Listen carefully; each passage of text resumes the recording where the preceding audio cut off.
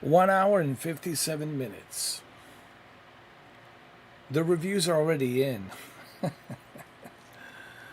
The reviews are already in, and it's not looking good. Especially from IGN. You know, my thing with IGN is IGN is such a strange beast. They'll give some other games like 10 out of 10. Some mediocre, in my opinion, games they'll give 10 out of 10 or 9 out of 10. But they give this 7 out of 10. I mean, is it really that mediocre? But how could you review the game? Because this is such a huge game. How can you review it? Don't you need like 150 hours to really get a handle on it? How big it is? What's possible throughout all those hours that you spend playing? So I think it's difficult to review this game because I guarantee you there will be a second review from IGN for this game. I guarantee you there will be a second review because games like this are very difficult to review due to its giant size. You know. And of course, as the game progresses throughout the months and the next year, first quarter, second quarter, third quarter, fourth quarter of 2024, there's going to be so many things, right? So many DLCs and other things, and people, modding their own things inside a game. So this is very kind of premature to be judging this game and giving it a 7. Thank you, Jose. Oh, it's definitely going to be epic. You know it, man. You know it. But while we were waiting, let's listen to IGN to see what the IGN has to say. Because I'm curious to hear what IGN has to say. So where is IGN over here? Let's see. They gave it 7 out of 10. But why? Let's see. New Game Plus after I'd finished the main story after around 60 hours. Like Skyrim and Fallout 4 before it, there's still an immense amount of quality role-playing quests and interest. Why? Why 7? Let's go to the IGN website to read more in detail why they gave it 7. Because I don't want to listen to this guy. I don't want to get copyrighted. You know what I mean? So I want to dive deep into why he gave it 7. I think you're right. Most likely he only played 12 hours. Probably. 60 hours. Dude, 60 hours, you're not even scratching the surface, dude. 60 hours. How about 150 hours? Then you can say I scratched the surface a little bit. But anyway, let's go to the IGN. Let's see how. Well, I want to see why he's giving such a poor score. All right, IGN. Let's hear it from you, IGN. Starfield review. Check it out right now. All right. For generations. Hold on.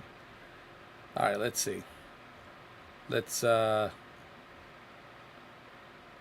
see why. I want to get to the bottom of it. Starfield has a lot of forces working against it. What do you mean, working against it? But eventually, the allure of its expensive role-playing quests and respectable combat make its gravitational pull difficult to resist. So hold on a second. So you like the game? So what is it that you don't like? Let's see what it says. How many hours did he spend playing? Let me see. I want to go to the top.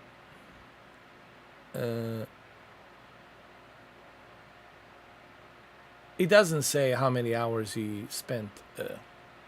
I don't see it. Let's see what else he says. Starfield problems are glaring. Let's see.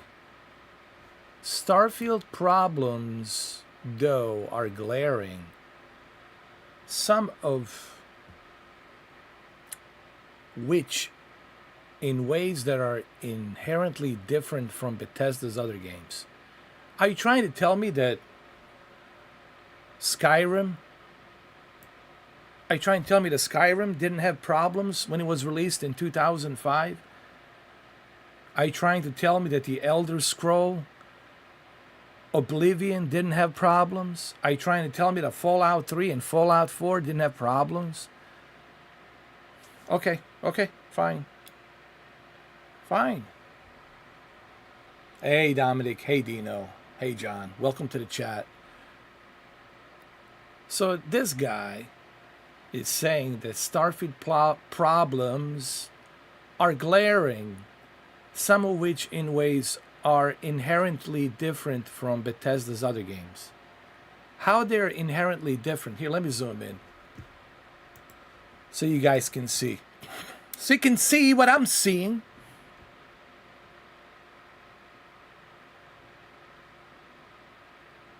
But how they're inherently different from Bethesda's other games.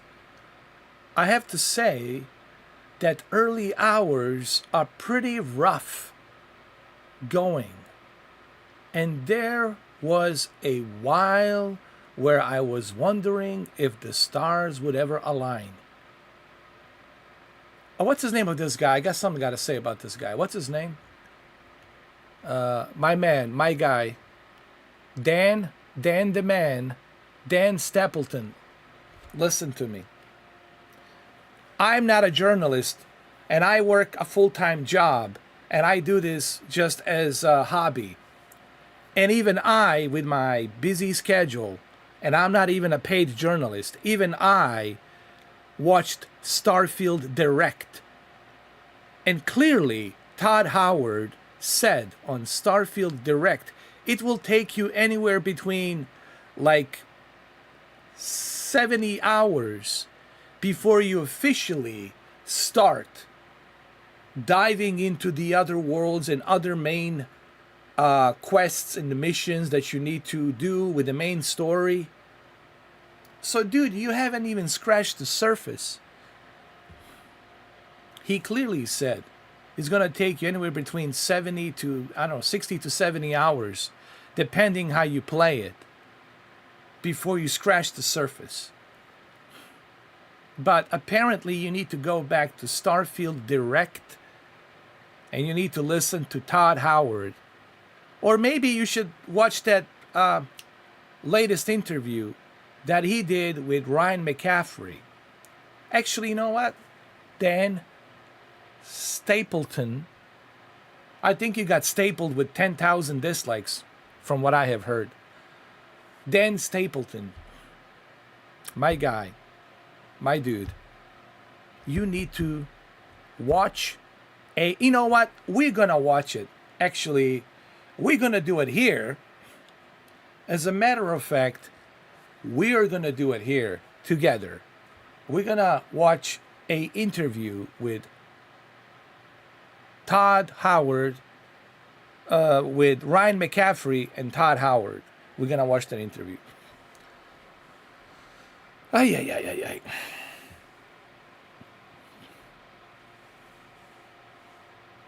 Unbelievable. Hold on a second, guys. Just bear with me. So this guy,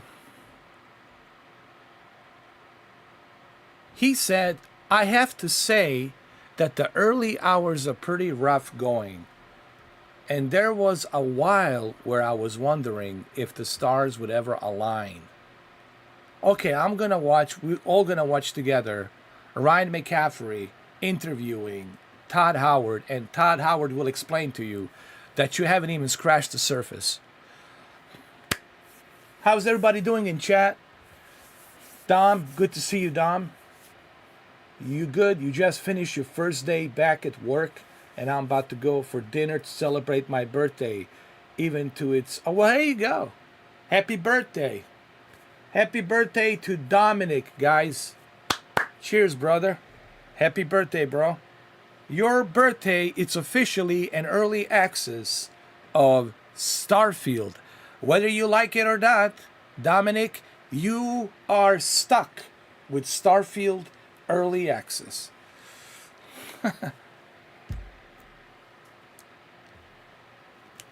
What's popping?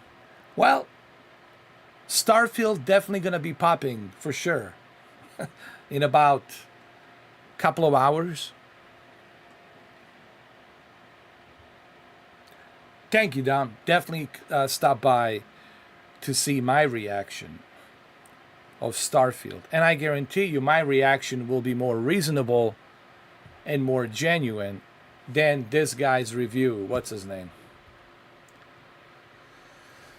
Dan Stapleton. Dan Stapleton. Oh, Dan Stapleton, what have you done? Do you realize what you have done, Dan Stapleton? You'll probably have to change your name. You'll probably have to do a plastic surgery. You'll have to disappear. You have 10,000 people within an hour. 10,000 dislikes. What have you done, Dan Stapleton?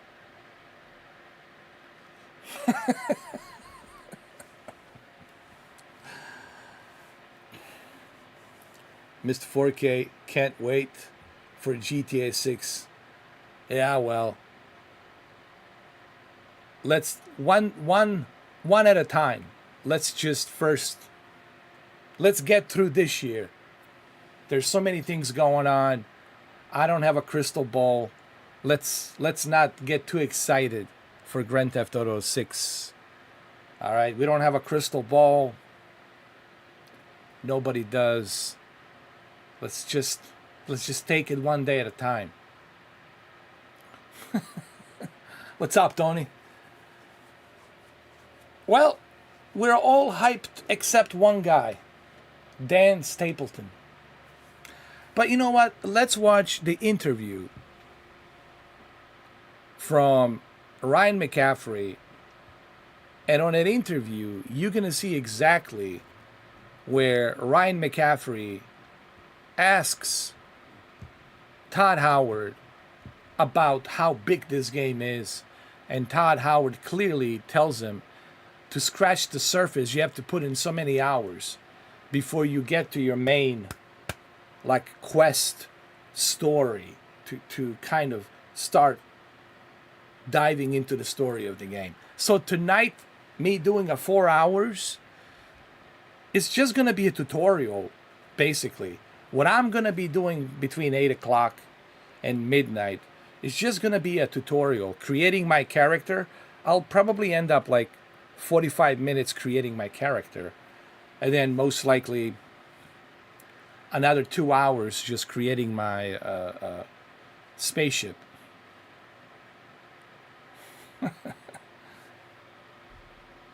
Yeah, he gave it a 7 out of 10. So anyway,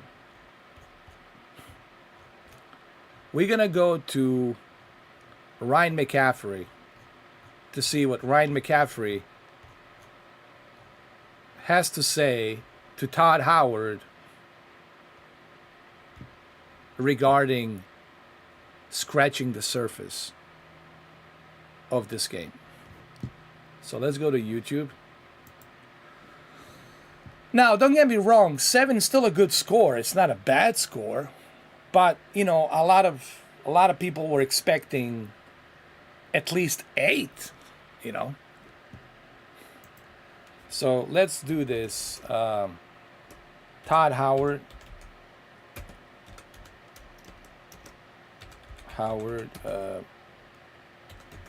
Interview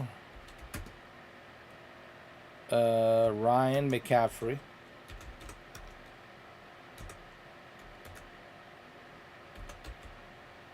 I don't know. I'll just put Ryan. Let's see. Trying to find that interview. Where's it? Where's the interview?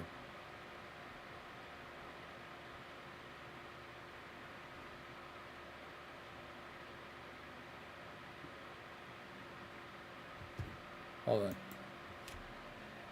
Let's do Gamescom. 2020, not 3030. 2023.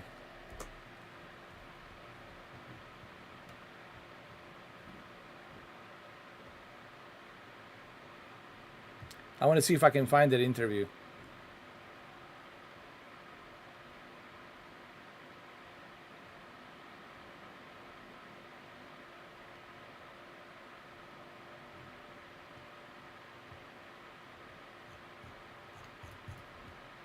Ryan McCaffrey, hold on.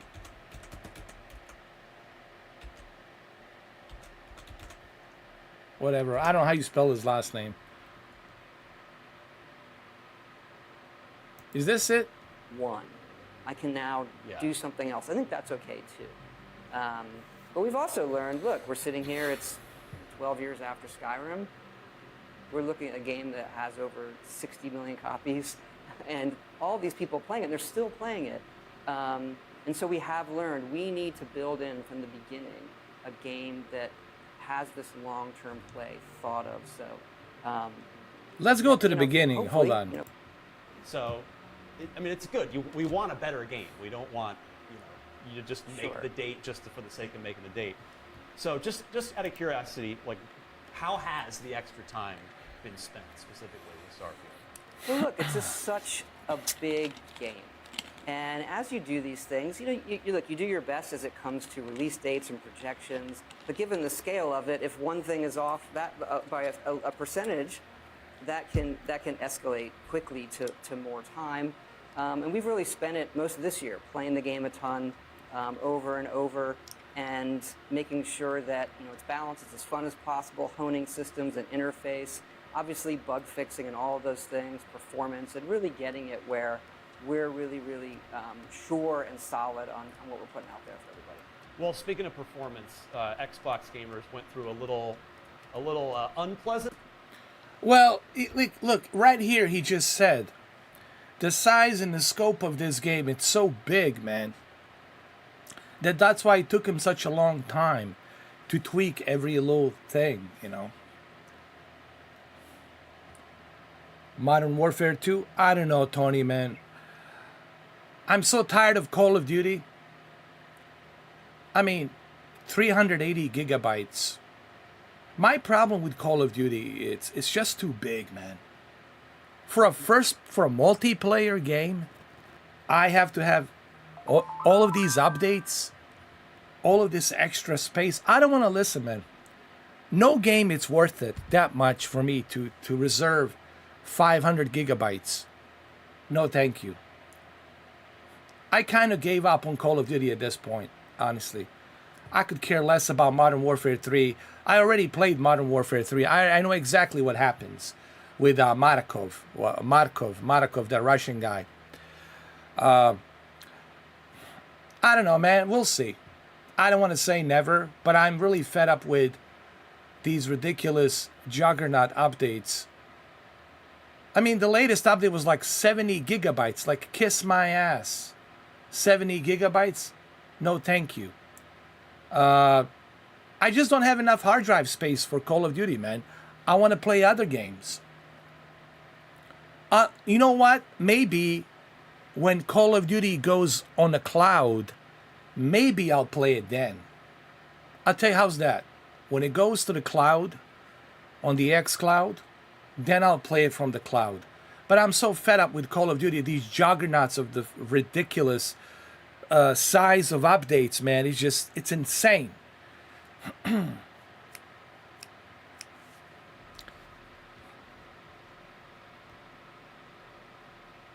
Yeah, but I'm not a huge fan of Nicki Minja either. I mean, I know she got a big boobzillas, but that's about it. Yeah, not like a big fan of Nicki Minaj or whatever. Minaj.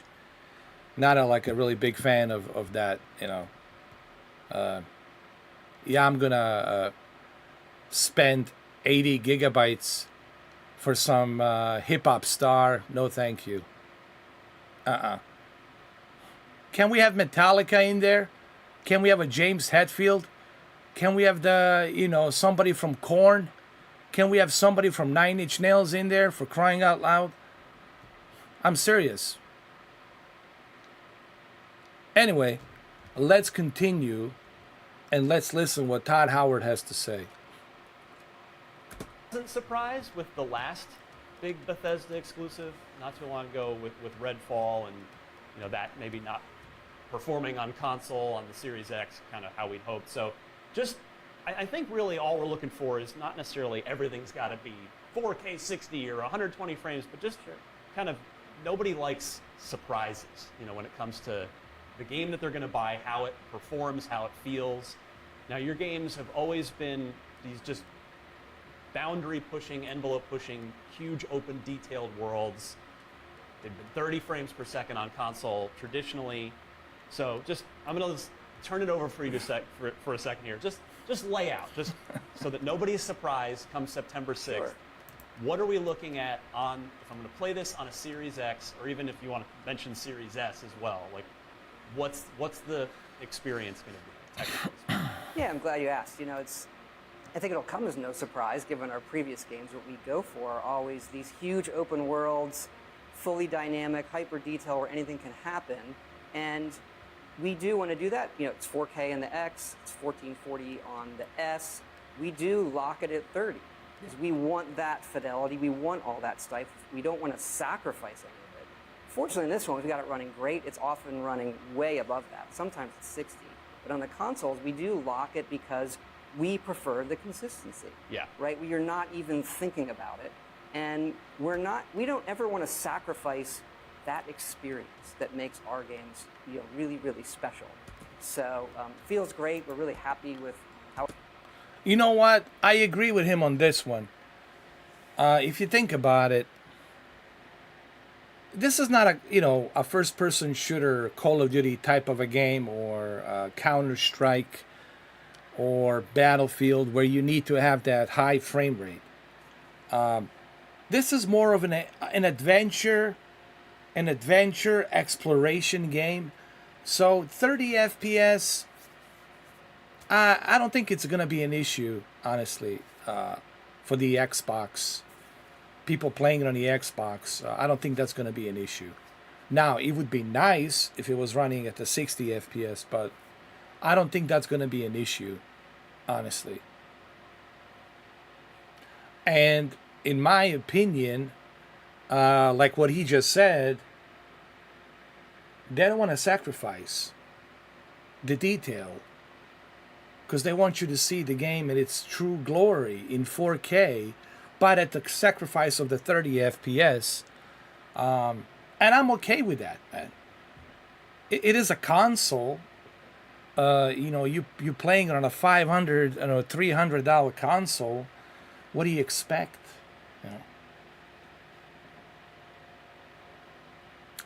Well, I don't think that's gonna happen, Tony, because they already said that they have it unlocked with Deep Learning Super Sampling 3, especially with the latest Deep Learning Super Sampling 3.5. So I don't think that's going to be an issue. Now, the issue you might have is the bottleneck of your PC, depending on your specs, whether you're running, AMD Ryzen, some older generation, or whether or not you're running iCore i7 9700K or i9 processor, the latest 24 core 32 thread 5.4 gigahertz. So it's going to depend. It's going to depend on your rig, most likely. But there is a new driver that was released by NVIDIA, as a matter of fact. It should be able to run it like on a... I mean, I'm going to test it on a 3090. Actually, I'm doing a bunch of tests. I'm going to first try it on a 3090 Ti to see how it runs in 4K. And then I'm going to test it tomorrow on the 4070 with an i9 processor with ultra wide screen to see how it runs on a 3080, 3840 by 1080, 32 by 9 ratio. And then after that, I'm going to see how the Xbox version is. And after the Xbox version, Asus ROG Li, oh my God, the amount of people, they're emailing me. Oh man, I want to see Starfield on Asus ROG Li. Guys, that video will be available probably sometime next week when I have chance to do so. But it's going to take a little while. How it feels even in the heat of battle. We need that headroom because, you know, in our games, really anything can happen. Speaking of tweaking and optimizing, there were some rumors going around that id Software was helping you guys out with the combat, with tuning combat. I'm just curious, was there any truth to that at all? They did not help us with the combat. Well, first of all, I'd say, you know, being in the company, knowing the folks at id Software for a long time, I'm like a huge Dune fan. I mean, they know what they're doing. That's why I ask. They're the absolute... So that's great. I just realized while watching this interview that id Software from Doom helped them with the combat. And I think that's going to be a great benefit for the combat system that they're going to be using in this game. You know, they know how to do a first-person shooter. When you look at the Wolfenstein and you look at the Doom, so id Software helping them out, it's pretty cool. You got a 4090 versus 3080. You should be okay with a 3080 Ti. 4090, I don't know, that's might be a little bit of an overkill, but you should be all right. I mean, 4090, I'll just, let's be honest, it's a little bit of an overkill, but with a 4090, man, you should be able to run this at 4K 60. You should be able to run it like at not ultra settings, but medium to high settings. I think you should be able to do like 4K 60 with a 4090 easily. What GPU do you have, Tony? Oh, you got a 2080? 2080 is pretty good. Man, let me tell you something. I still use my, dude, I kid you not, man. I still have 1070. I still run, dude, I can still run Microsoft Flight Simulator on a 1070 on my old Alienware laptop. I kid you not. I can prove it. So you should be all right with a 2080, man. You shouldn't have any problems. Steam Deck, I don't even know if you can on a Steam Deck, to be honest with you. I haven't heard anything. Look, I don't even know if this thing's going to be able to run properly on the Asus ROG Li, Jose, let alone a Steam Deck. Look, at the low settings, 720p probably, you know, like 30 frames per second, maybe, like at most 30 FPS.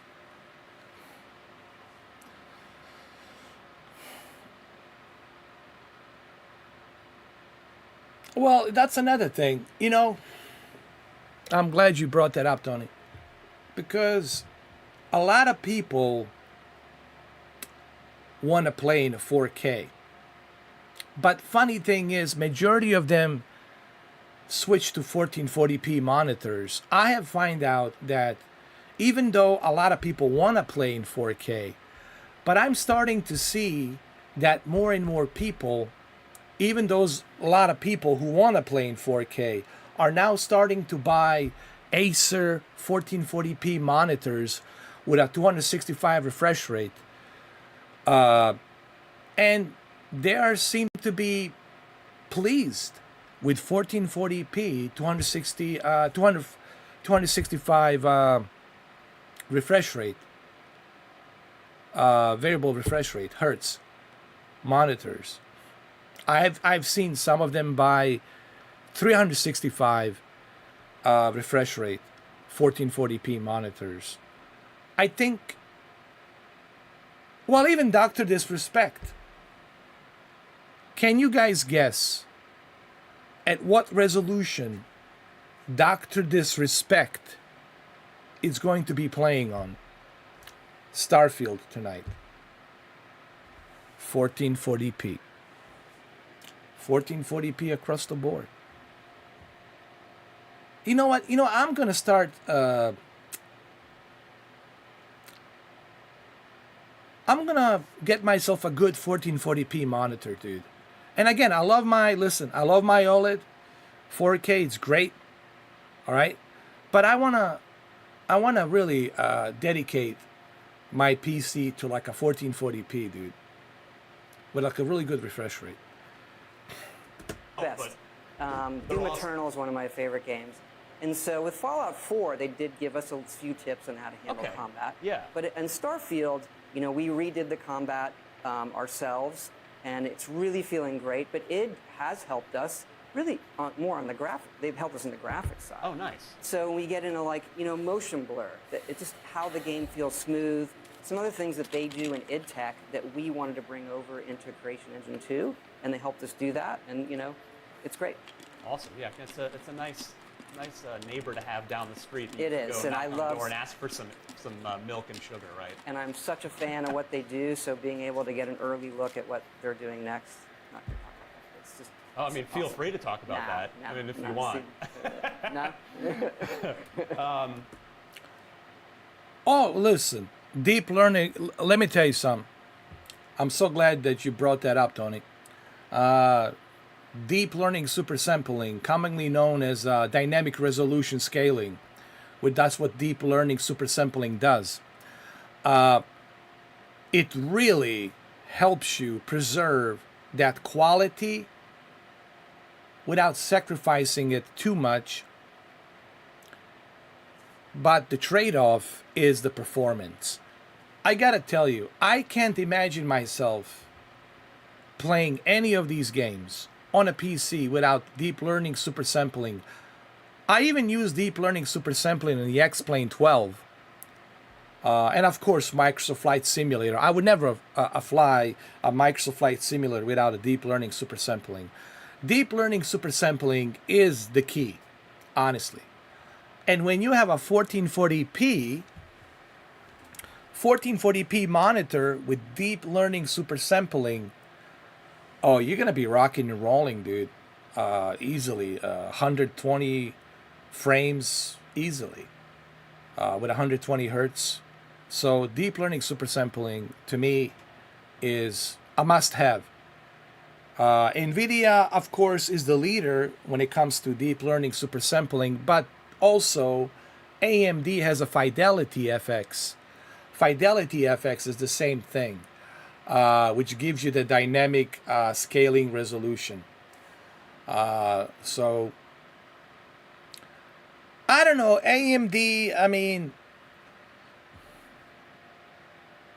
I don't want to tell people what graphics cards to buy. I'm pretty sure with the AMD you'll be, able to achieve that as well. But the NVIDIA is just better. NVIDIA is more smoother, is what I'm trying to say.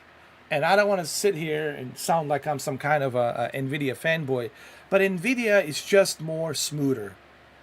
That's all.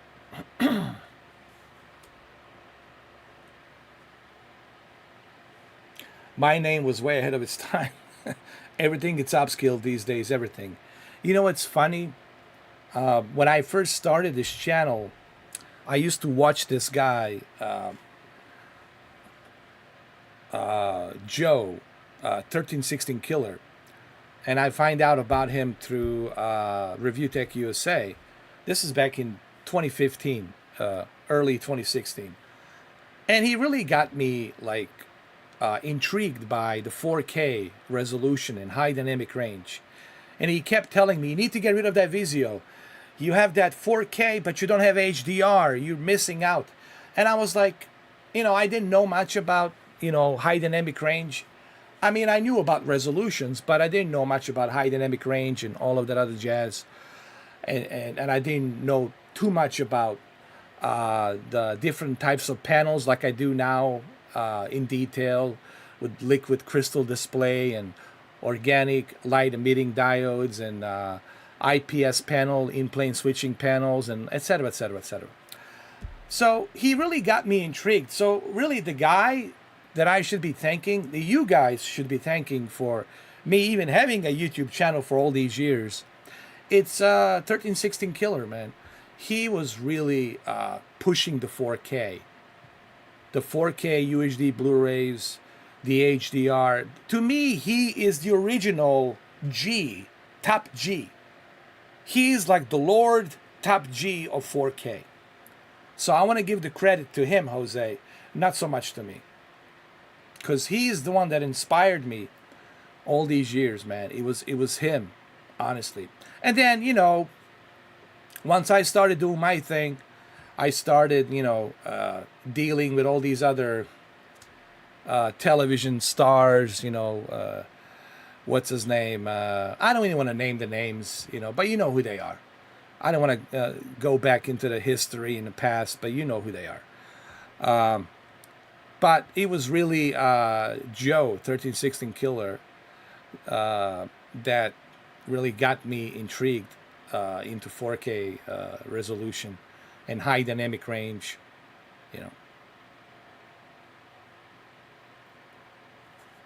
But everything is scaled.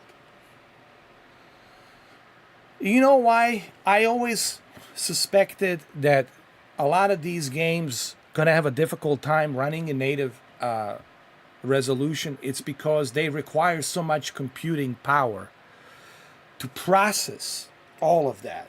And I always knew that it's going to be very difficult.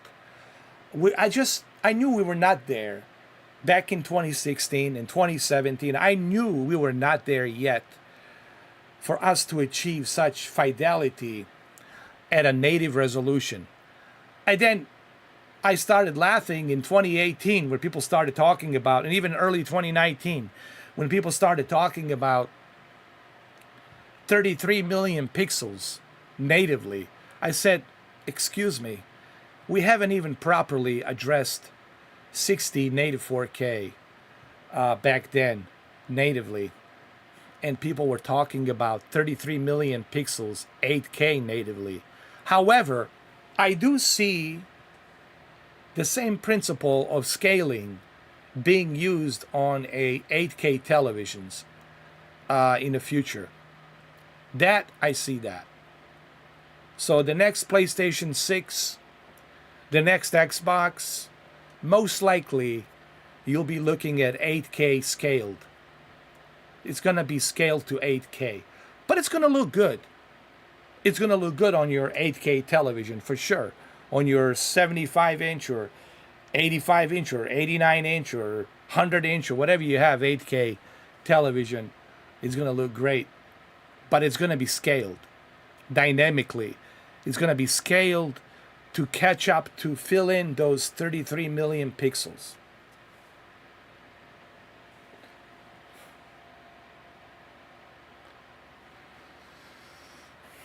And I got you into projectors. Hey, look, I still use the ViewSonic, Tony. I still have it. It works great. As a matter of fact, I was watching 47 meters down or whatever. It's these chicks, they got stuck in the cage and there's a shark circling them around. I was watching that movie, 47 meters down. It looks great, man. It was very claustrophobic in that cage. with a shark circling, man, on a big screen. I definitely want to watch Oppenheimer on my projector on a big screen for sure.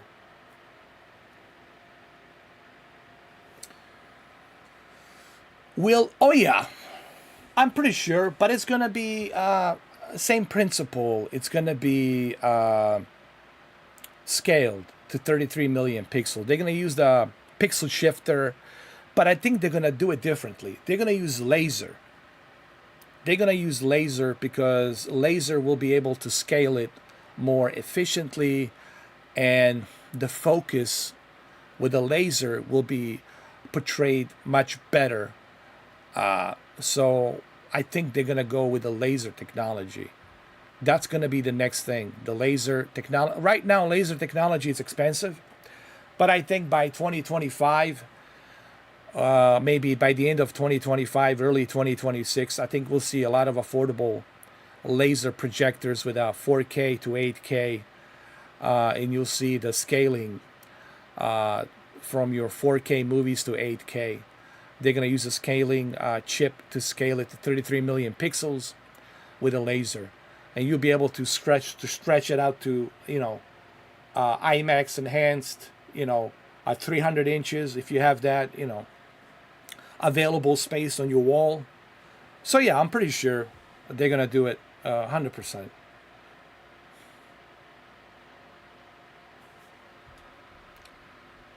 Immortals of Avium runs at 4080p.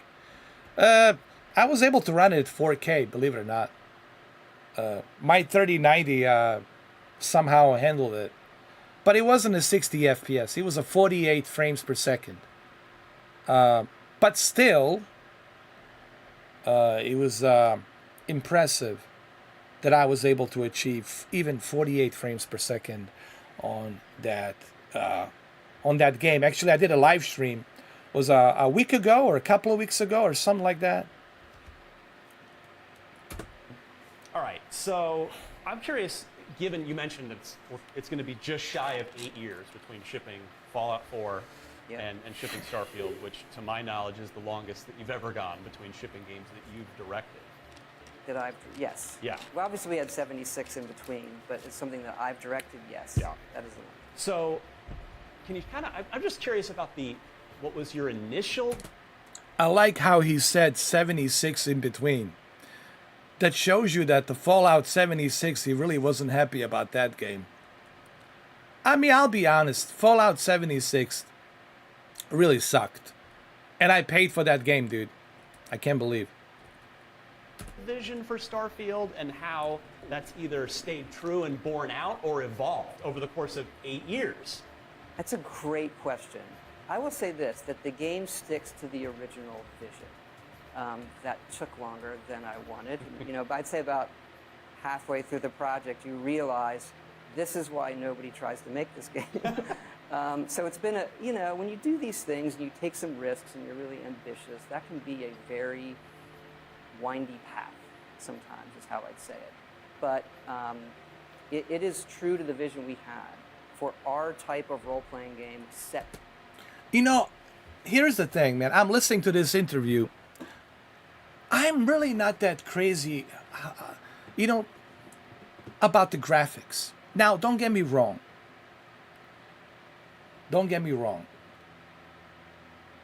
If you can bring photorealistic graphics and a great gameplay, more power to you. Kudos to you. But to me, that's not like a deal breaker for me. To me, the biggest deal breaker is the gameplay. Am I having fun playing this game? Am I enjoying playing this game?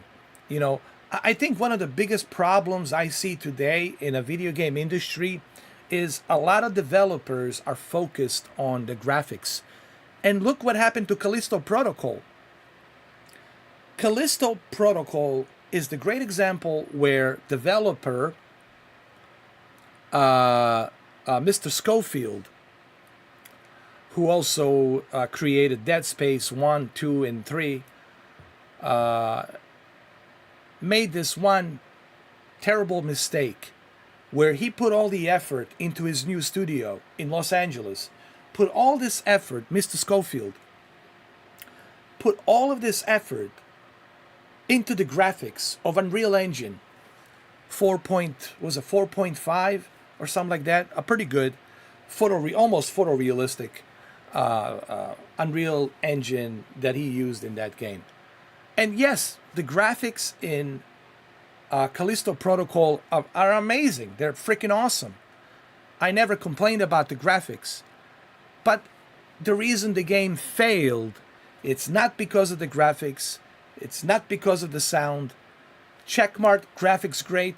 Checkmark, ambient sounds great. It was the gameplay. Lack of gameplay, repetitive, boring story, boring characters. Maybe there's 1 or 2, 3 characters and they're boring.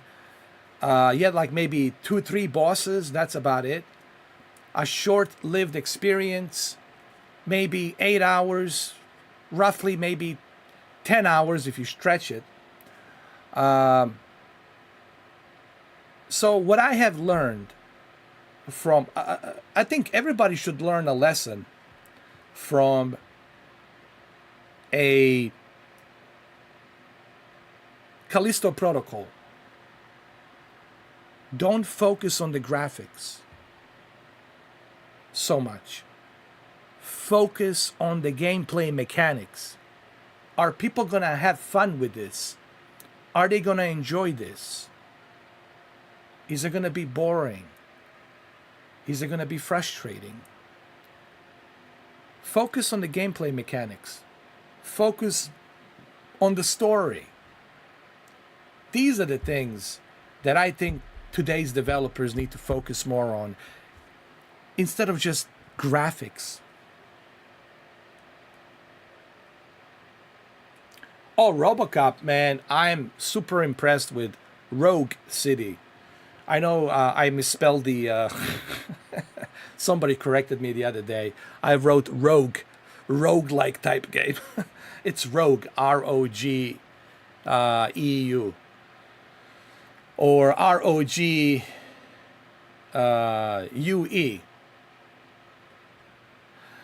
So anyway, I fixed the... I spelled it right. It's Rogue, not Rogue. Rogue. So anyway, I'm a huge fan of RoboCop. So for me, RoboCop, it's like, dude, take my money. You got Peter Weller in there, take my money. You got Nancy Allen in there, take my money.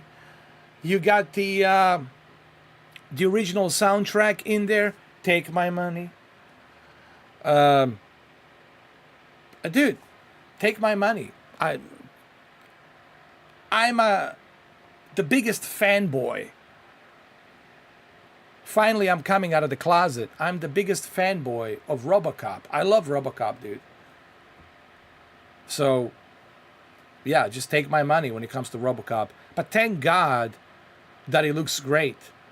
I'm really satisfied with what I was watching on the RoboCop 16 minutes, was it 16 minutes gameplay?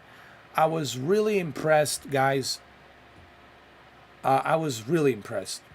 And I'm very happy the way it looks, the way it plays. I can't wait till November 2nd. That's my most anticipated game. Just in time for holidays, man. November 2nd, RoboCop. Dude. Dead or alive, you're coming with me. So I'm super fucking... sorry for the language. I'm super stoked for RoboCop. 100%. In space. And where your mind yes, kind of Zeno, goes, when you RoboCop want to as much all as the way, possible, man. Say yes to the player. Like, can I do this? Can I do this? Yes. I'll and buy that for $1. so the amount of content that we ended up making to have that really feel authentic. Oh, to man. that, How could you not like I mean, dude. That did grow and grow from where we originally I can't think of anybody not liking RoboCop, So, dude. you know, neither one of us. I can't is think of getting anyone, younger. dude. It's Both such a been doing great our movie, respective dude. things for a while. Yeah. So, like, are you okay with things taking 8 years again on in the future, or Not my plan. I don't think you would ever plan for that. You know, sometimes that's how it ends up, so that you know that what you're putting on the screen is what you want. But you're right. I'm not getting younger. Sort of start, you know. like how many games I probably do you have left in you? Yeah. How many games are ahead of me Yeah. versus behind me, and so that does. It's funny. He asked him, "Are we going to have to wait another 9 years, or 10 years, or 20 years till we see another Skyrim?" I think the game development will be a little bit faster as technology progresses, especially with artificial intelligence. With the help of the artificial intelligence, they'll be able to code the levels much more precise and better. But you know, artificial intelligence, the whole different subject that could put people out of business or out of jobs, because why even hire the programmer if you can just use artificial intelligence to program your code and just put it out there? So I still prefer to wait 5 years and have people work on it and do it manually and code it manually, you know. Ed 209, there's 3 of them. I like that the Ed 209, it's accompanying RoboCop, that it's helping the RoboCop now. I love that. Because we never saw that in the movie. You know, they should have done that in RoboCop too.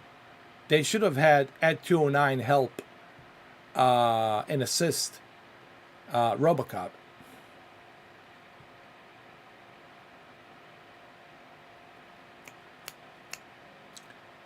All right, Tony, take your time. Will I ever return to HFW? HFW, what is that? That looks familiar. Oh, Horizon Forbidden West. I got you. Horizon Forbidden West. Or is it Horizon Forbidden Wet? Man, there's so many games. Mr. Defy, there's so many games that I want to play, including this one, including Armored Core 6. You know, I would love to play Armored Core 6, but I can't because I want to play this and some other games. There's so many games coming out. Maybe like when there's like a dry season, when there's no games and I have nothing to play, and there's nothing to play, I can maybe revisit Horizon Forbidden West for sure. 100%. I could see myself going back to it and finishing the game, you know. Play as Aloy. Dude, Aloy is such a lovely character, man. She has a beautiful voice. I love Aloy, man. She's such a great character. So I can definitely see myself going back to that to Horizon Forbidden West, but that's probably gonna be next year when there's like nothing going on. Like when it's a dry season during the winter, maybe February, mid-February or something like that. When there's nothing else to play, I can definitely see myself, you know, playing that, getting back to that. No, I never finished it, but I really want to finish it. As a matter of fact, I have it saved on my cloud, so I know exactly where I need to continue. Kane character. Hey, welcome, Holly. How are you?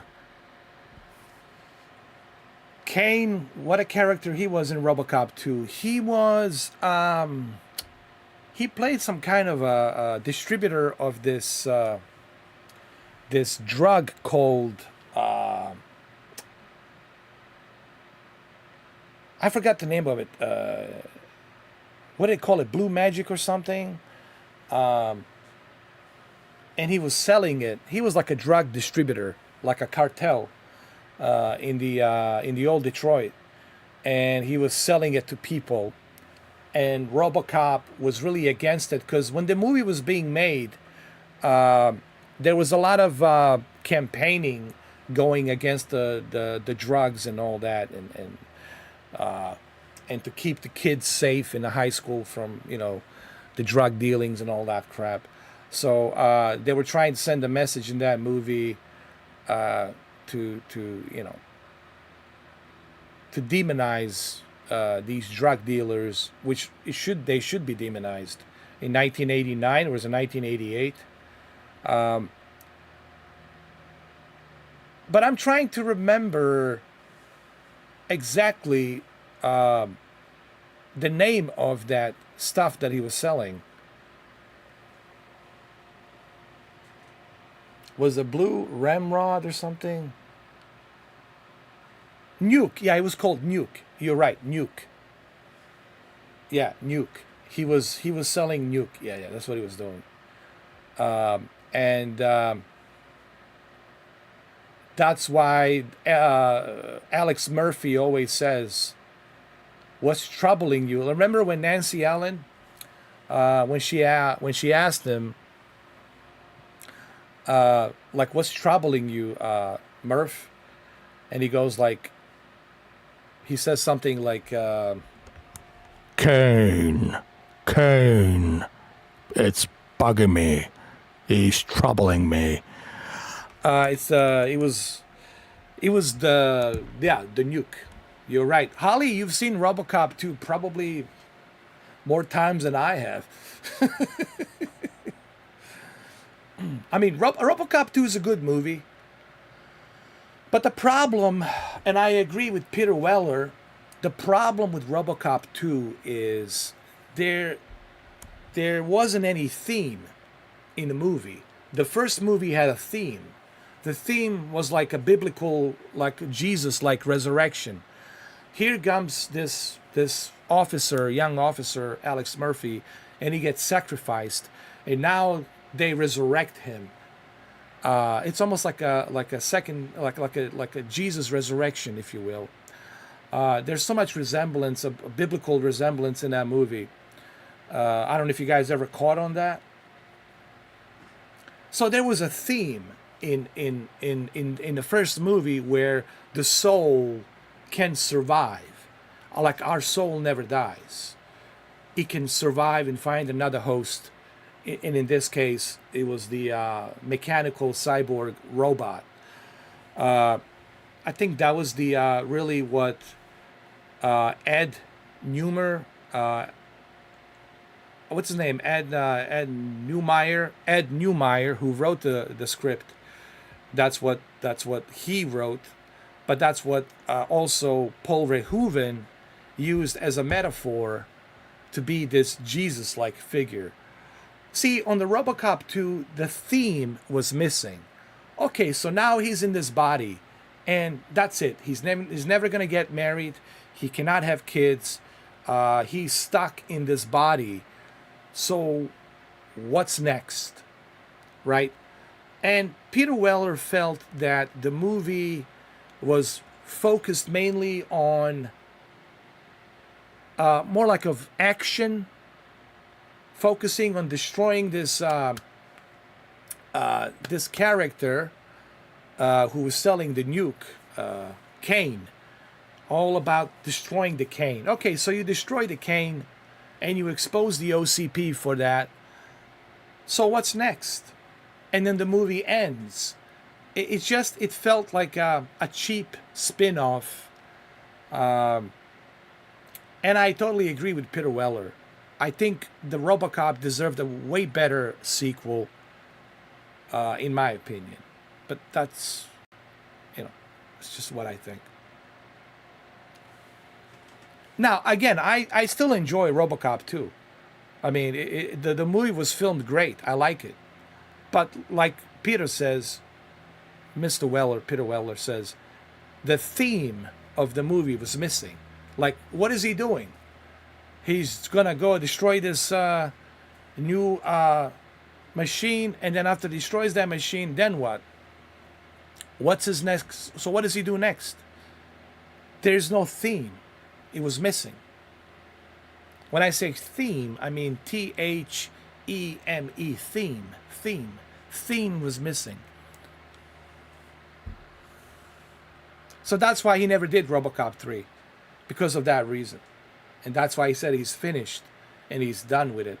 Hopefully this video game is going to give us a better theme of what Alex Murphy's trying to do.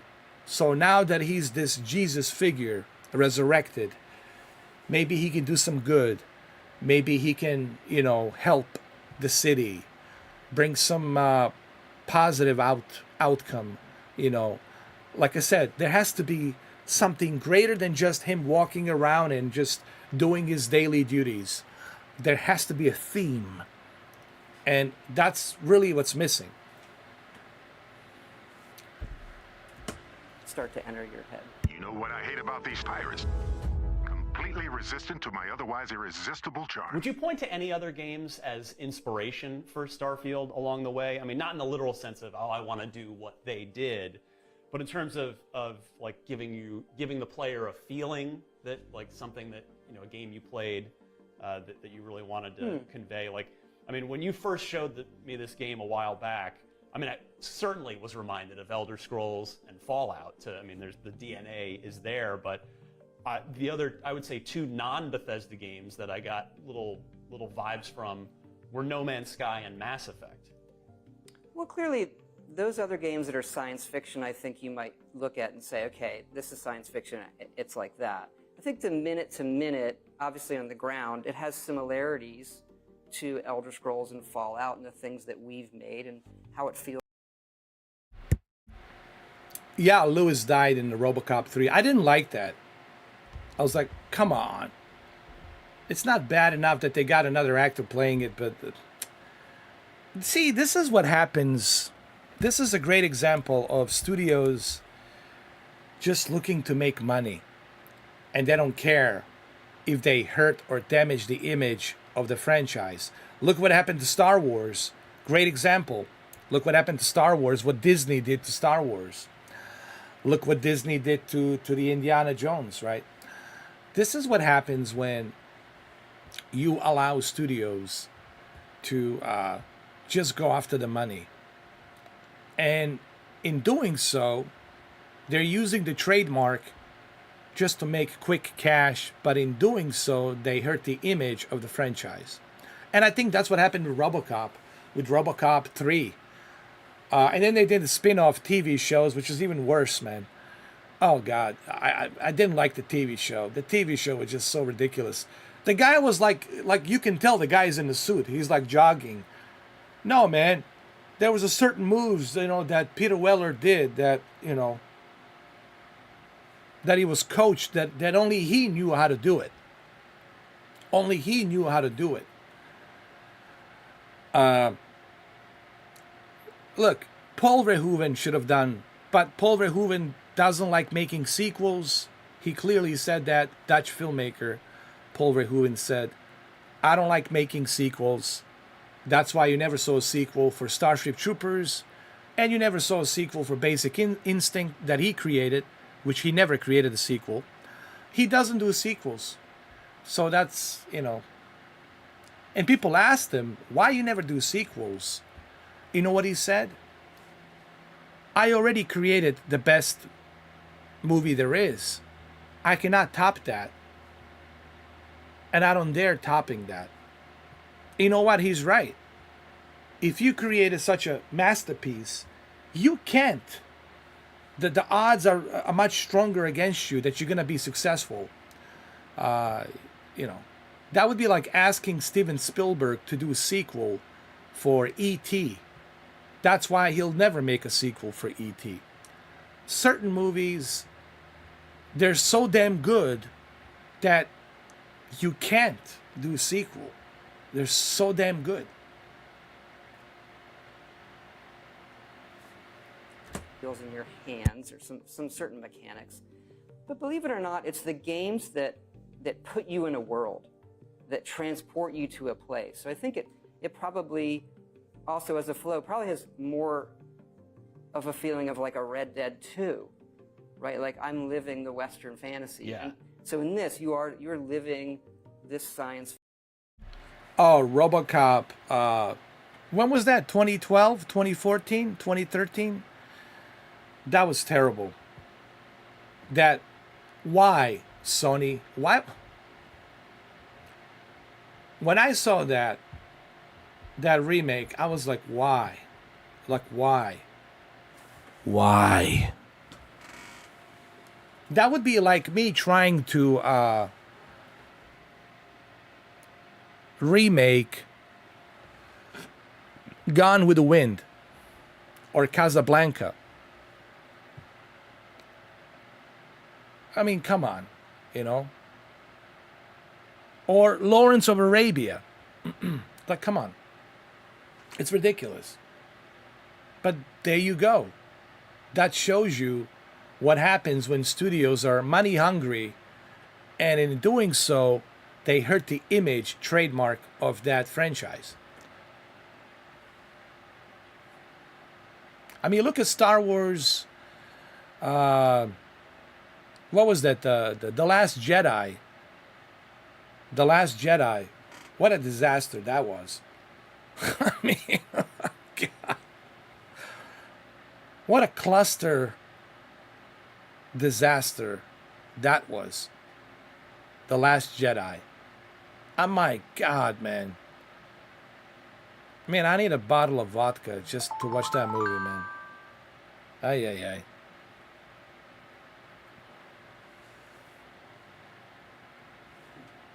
Well, there's been a lot of remakes of that one, though. That one you can find anywhere.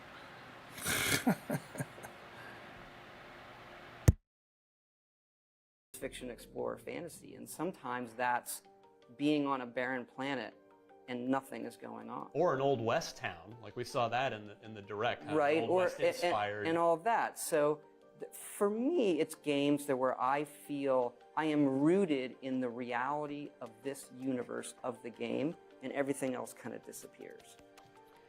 There was, like, I mean, as people have now seen, there was a lot in the direct, in the 45 minutes that were covered. A big takeaway for me was that for everything we saw, there was just sort of these hints of constellation, and that seems to be who the main story is going to revolve around. But separate from that, or kind of, I guess, adjacent to that, it seems like there's so much to do in this game that are you going to be okay if players just don't end up really necessarily even paying much attention to the main story and just end up kind of doing their own thing out there, or are you taking kind of greater pains to make sure that people want to stay and get through that main path before they get back out to the wild space frontier? It's a good question. I view our job as giving people the menu. Yeah. Here are the things you can do, and it's a very large game. You know, see, this is exactly what I was talking about. Regarding this guy, Dan Stapleton, who reviewed the game on IGN and gave it a 7 out of 10. Look what Todd Howard just said, and look what Ryan McCaffrey said. This game is so big that he said to Todd, "Are you going to be okay if people never finish this game, the main story, because there's so much to do?" See, this is the problem reviewing such a big, giant scope and size of this game. That would be like you trying to review 10 seasons of Miami Vice, right? Each episode. Try to do that in 10 minutes. Good luck, man. Are you going to sit and watch all 10 seasons every day? Good luck. You're gonna need a lot of free time, dude. So this guy is giving, what's his name? Dan Stapleton on IGN, the journalist, he's giving it a 7 out of 10. Now, 7 is still a good score. It's not a bad score. So everybody needs to relax. Everybody's acting as if, Starfield's got a bad score. No, no, no. It's got a good score. But the point that I'm trying to make with this interview is that the reviewer says, that he spent most of the time just doing other things and exploring this, exploring that. And he was like, when I'm going to start getting through with the story? Well, the game is big. It's huge. It takes a long time to finish it. So maybe you shouldn't have reviewed the game. Maybe you should have waited till October or November, and in November do a proper review. But I wouldn't give it a 7 just because you are not patient enough to take your time. Guys, you can't rush through this game. I'm going to be playing this for years, like Skyrim. Even next year, I'm going to be playing this. Even the year after next year, 2025, I'm going to be playing this. So how do you review a game like this? You can't. It's hard. Because it's always developing. You're always finding new things to do. Find a new planet. Find this, find that. There's always new things happening. It is difficult to review a game in such a huge size and a scope that this game is.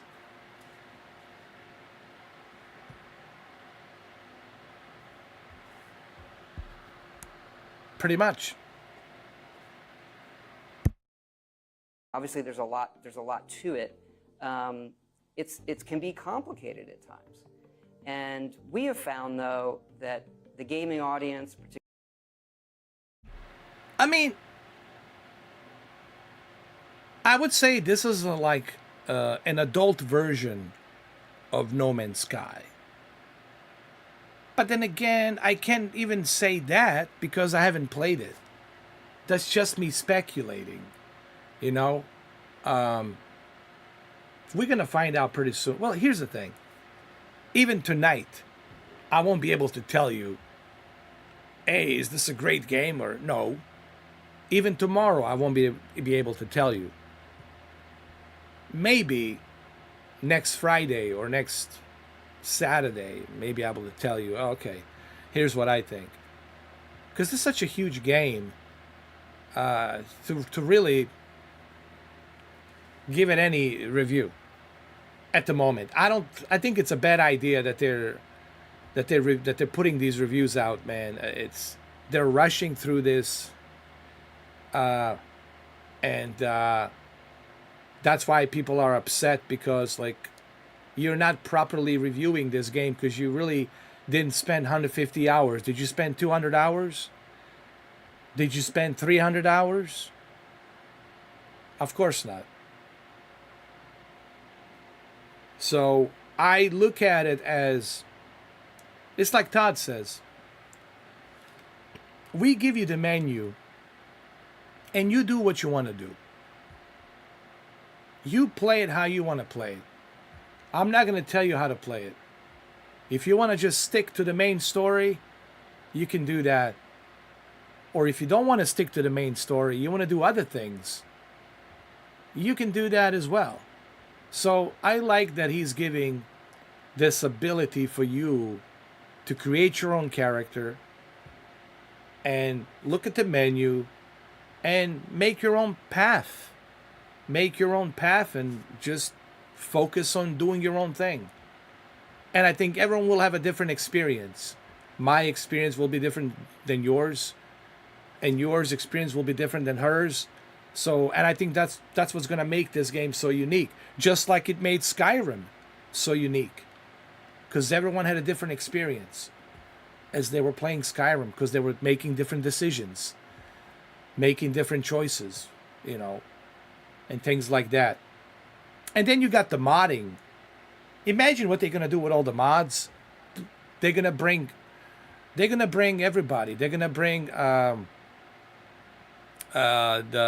what you call it, the Star Wars characters, Mass Effect characters, Shepard. They're gonna do all kinds of things.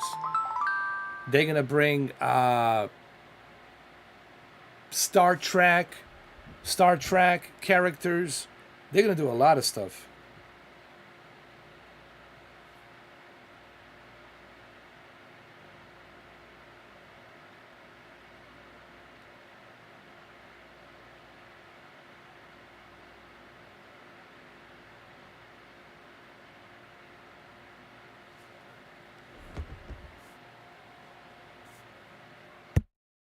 Particular our fans, they want to have all those options, and I do think more than anything we've done, I really believe this, that the more you give to Starfield, the more it gives back to you, and that was one of our goals. And so I do hope people play the main quest, and I hope people do this, but most of all, I want them ultimately to do whatever they want to do. Yeah. I mean, I know you don't want to give away a lot about the main storyline, certainly, and people don't want to have that spoiled for them, but what I would be curious of, given, again, the scale and scope of this that the Direct conveyed and that I barely scratched the surface of when I was playing a little while ago, of these 1,000 planets, of all this stuff you've got going on, how much of it will the main story lead you towards? Like, you know what I mean? Like, because you probably want to show as much of the diversity and as many of the cool places that your team worked really hard on over the course of the campaign, but you can't show everything. You can't lead them up to 1,000 Right. different planets, right? We want to keep it sort of, manageable. That's what I would say in the main quest. So we hit some high points, but not even, it's still a small fraction, like you're saying, to what's in the game. And for us, like a main quest, we want it to sort of pay off. There are people that do want to come to a game, do the main story, and feel that, okay, I've won. I can now do something else. I think that's okay too. But we've also learned, look, we're sitting here, it's 12 years after Skyrim. We're looking at a game that has over 60 million copies, and all these people playing it, and they're still playing it. And so we have learned we need to build in from the beginning a game that has this long-term play thought of. So that, And he's right. One thing Bethesda is known well for is the longevity. If you look at Fallout, if you look at Skyrim, even Elder Scroll, Oblivion, people still play. Dude, the other day I was playing Oblivion, dude, on the xCloud, and the Elder Scroll, which is the same thing, Oblivion, Elder Scroll, Oblivion. So people still play it, and that's an old game. Elder Scrolls, Oblivion, it's an old game, and people still play it.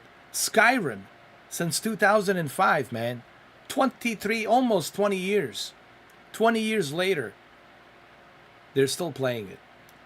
Now, fast forward 20 years from now with this game.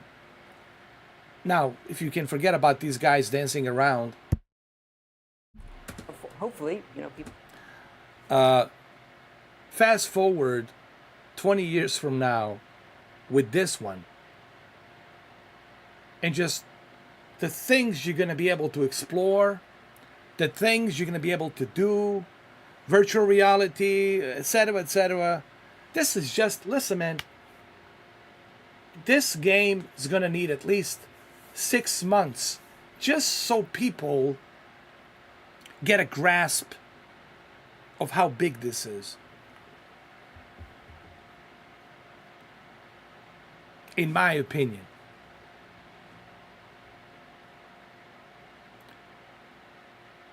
What's the best looking game currently? That's a tough one, though.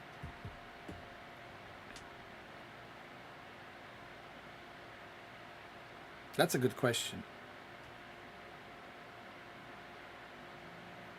I would say in terms of art, And the design, I would give it to The Last of Us, easily. The Last of Us, in my opinion, in my opinion, is the best looking game out there.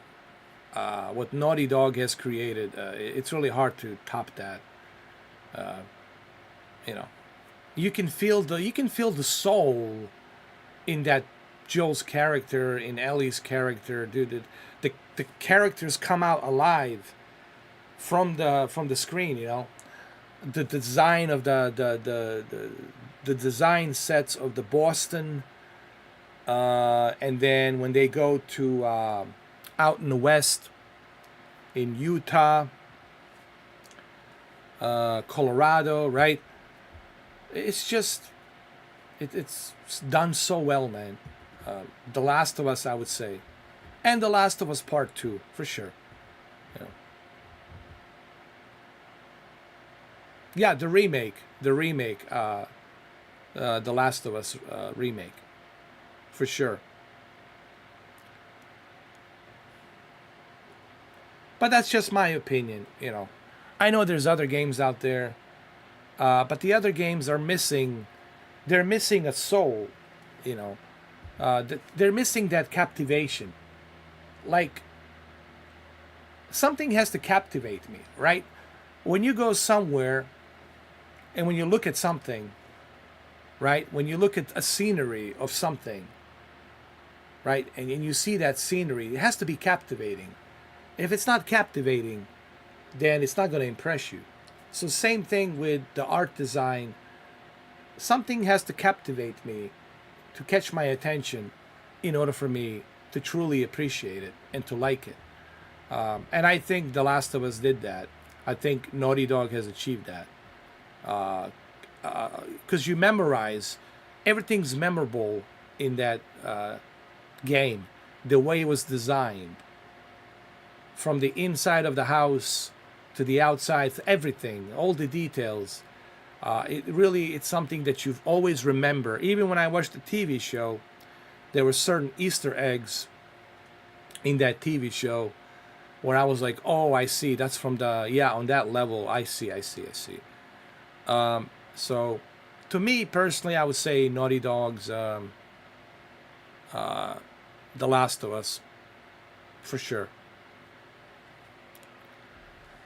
People are playing Starfield a long time from now. Well, you know, on that note, you guys have always done post-release content. You know, if you've had like major paid, bigger expansions, you've had smaller scale stuff.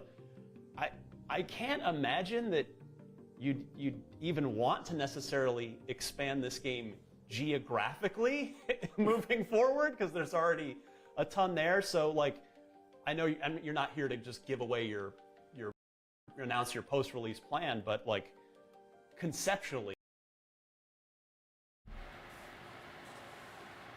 Oh yeah, Guerrilla Games for sure. Horizon 2, especially the first Horizon. The Aloy character when she's younger, and then her looking at her growing up. Horizon Forbidden. Yeah, Horizon Forbidden West and the first Horizon, for sure. It's a great.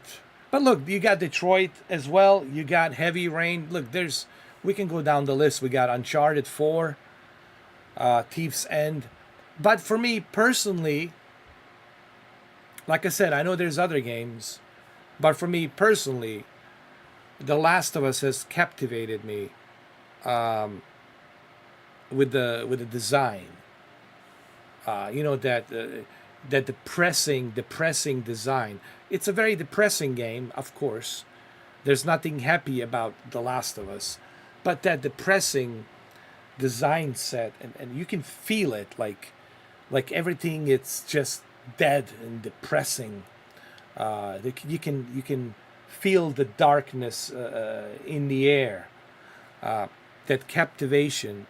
The captivating atmosphere of those designs, and then going through those corridors in the building, trying to avoid the those zombies and clickers and all the other ones, right? You're trying to sneak around and watch out for those spores on the wall. Put on the mask, get the flashlight, things like that, man. In The Last of Us, it's really captivating. So to me personally, most memorable design sets and the art in general of the graphics for me is The Last of Us. And of course you can put Last of Us Part 2 in there as well.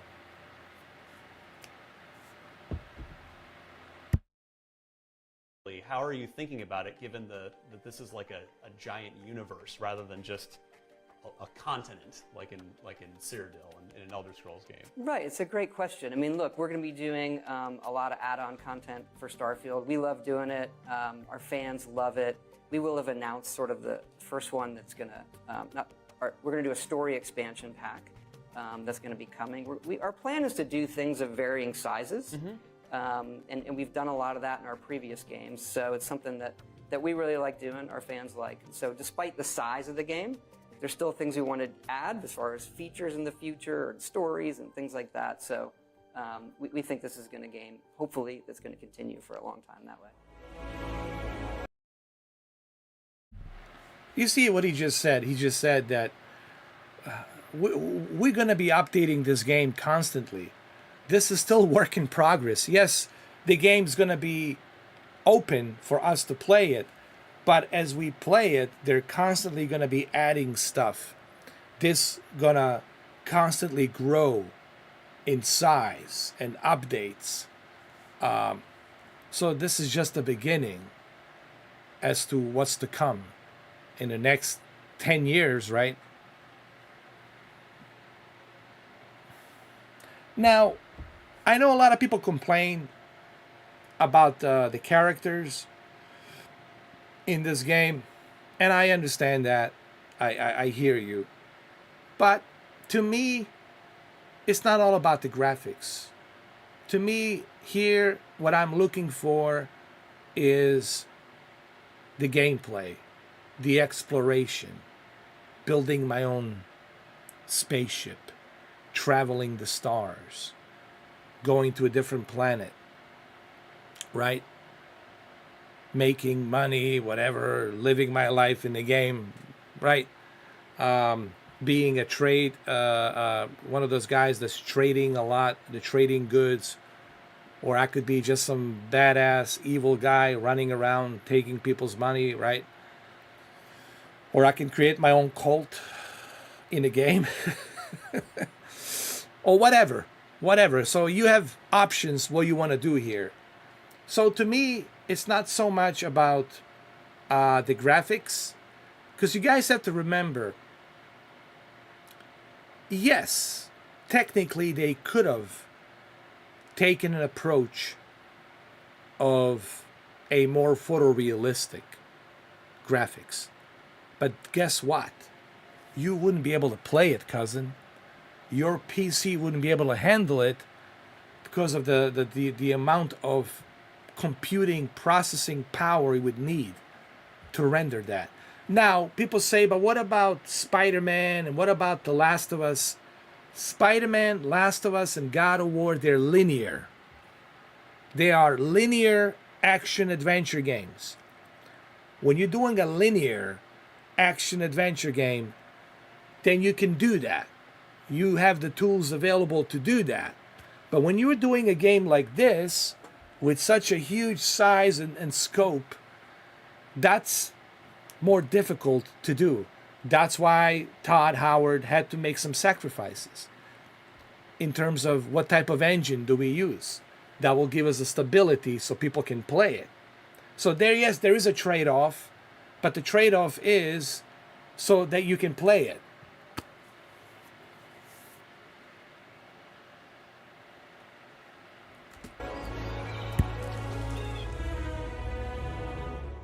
At the end of the direct, we heard from a bunch of folks on your team about their favorite moments that they've had while playing. can you paint me a specific picture of a memorable moment for a character that you've rolled that you've been playing in recent months? Like some just memorably cool scenario. Let's see, just a few weeks ago, I had landed on one of the early planets, and this sandstorm blew through, and I went to run away from it, and this, ships can randomly, once in a while, they can randomly land, like enemy ships can land. So I'm going through the sandstorm, the ship landed, and I get in this firefight, and I got on the ship, and while I'm shooting the guys on the surface of the planet, the ship took off into space. So now I'm in outer space on the ship, and I was just like, can that happen? I guess that can happen. Yeah. One of my favorite moments from Oblivion, which I've told you many times is my favorite game of yours. That's the one that I have the most positive memories with. Was randomly finding a unicorn in the forest. Yes, you can do that there. So, are there like 50 of those kinds of things There's a in good this number. game where There's there's a just lot. stuff that's not a quest, you'll just randomly happen upon this memorable special. I don't want to spoil what they are, but yeah, of course, we love that stuff, and we have some really, really special ones in this game that I think I'm very curious to see. Well, that was interesting. He just said like he was fighting this one guy, and he took off on a spaceship, and now the guy's out in the space, and now he's fighting him in a space. They're traveling, and they're continuing the fight in the space. So there's moments like that in the game, which I like those. I like the unexpected surprises. And I think we're gonna see that with Starfield. I think you'll see a bunch of videos on the YouTube where a lot of people are gonna post certain things that have happened in the game where they didn't expect that to happen, right? And I think that's the interesting part about this game that I think we're all going to experience when we play it.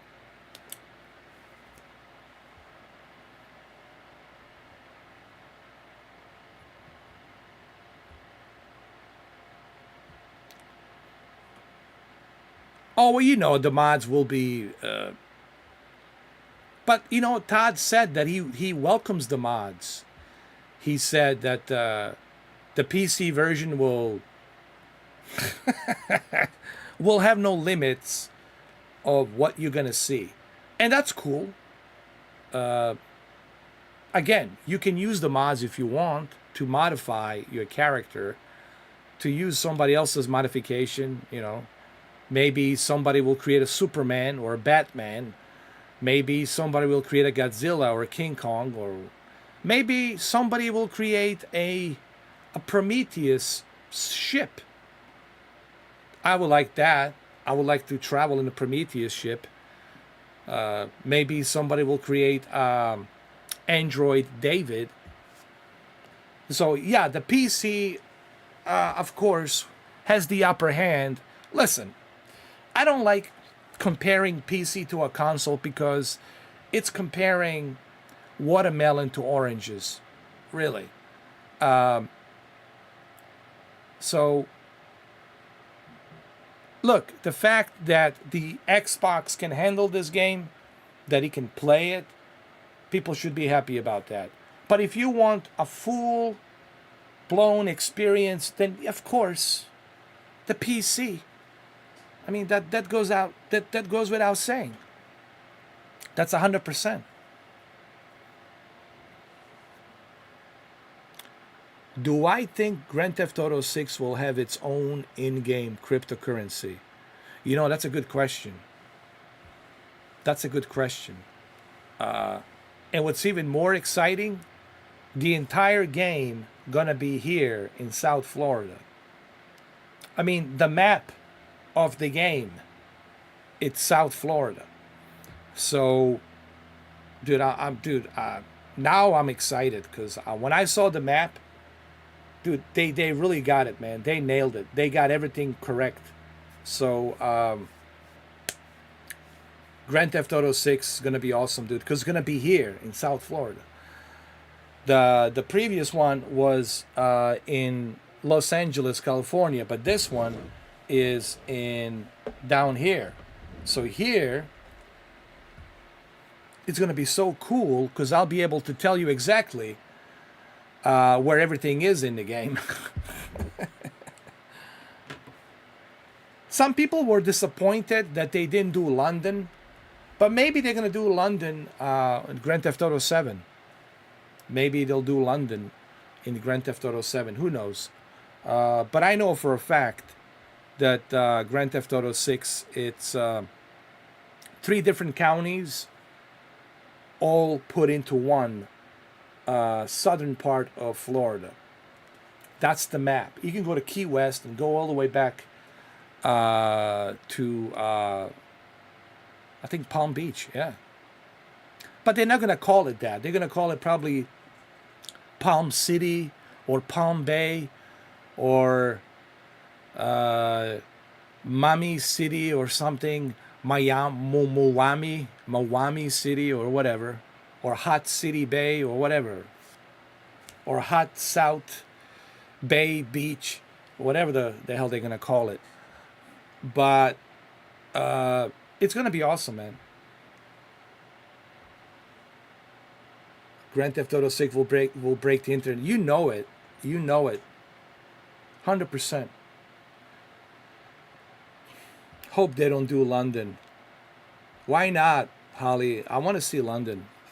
I want to see the chapel. I want to see the all of those Victorian era old towns, and there's a lot of history in London.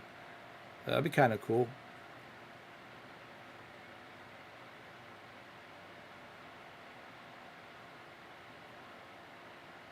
But we'll see.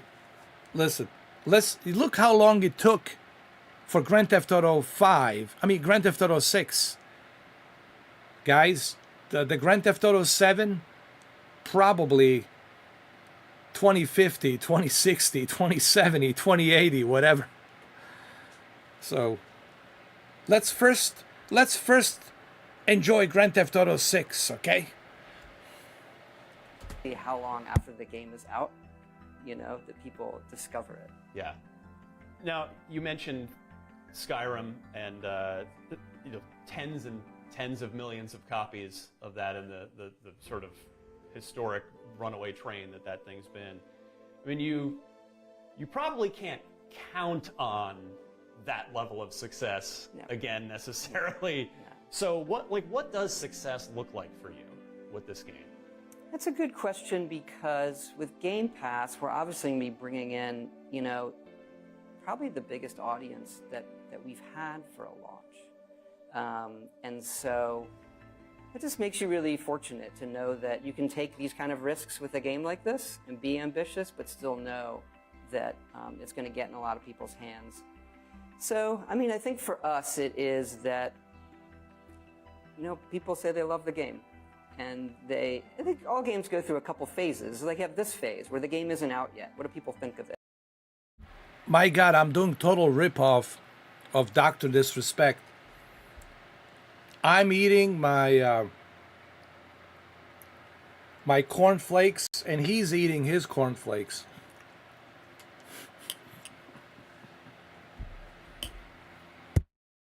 And there's what do they think of it the first week it comes out? But then you got to think about, what do they think after a year? What do they think after year 2? And so I hope that, it sort of stands the test of time, like our other games. I don't focus on the number of users in that way.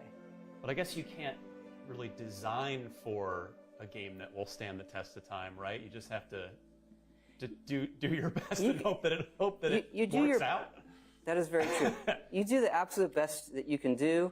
Again, the whole team is we have really poured ourselves in this one over a lot of years. And, you cross your fingers, you do everything you can. There are systems you can design that say, hey, look, this system is going to work over a long-term play, over hundreds of hours, like a character. Mallory makes the best cornflakes, man. He's the official MI6 certified cornflakes. System versus, after 30, you've burned through everything. That's certainly not the case here. It's clearly not, based on what I've seen so far. The 1,000 planets number is the big one that you've been throwing out. What's the ratio of the procedurally generated stuff to the handcrafted stuff? Well, the planets themselves, the landscapes, pretty much all procedural. We kind of make these large, think kilometer-sized tiles we've generated, and those get kind of wrapped around the planet. As far as handcrafted content, more than any game we've done. I've stopped giving out numbers. Hey Tony, did you already download this game? Because there's an update. It's going to be available in about 20 minutes. No, 18 minutes. But there is an update. Well, I'll have to check on it.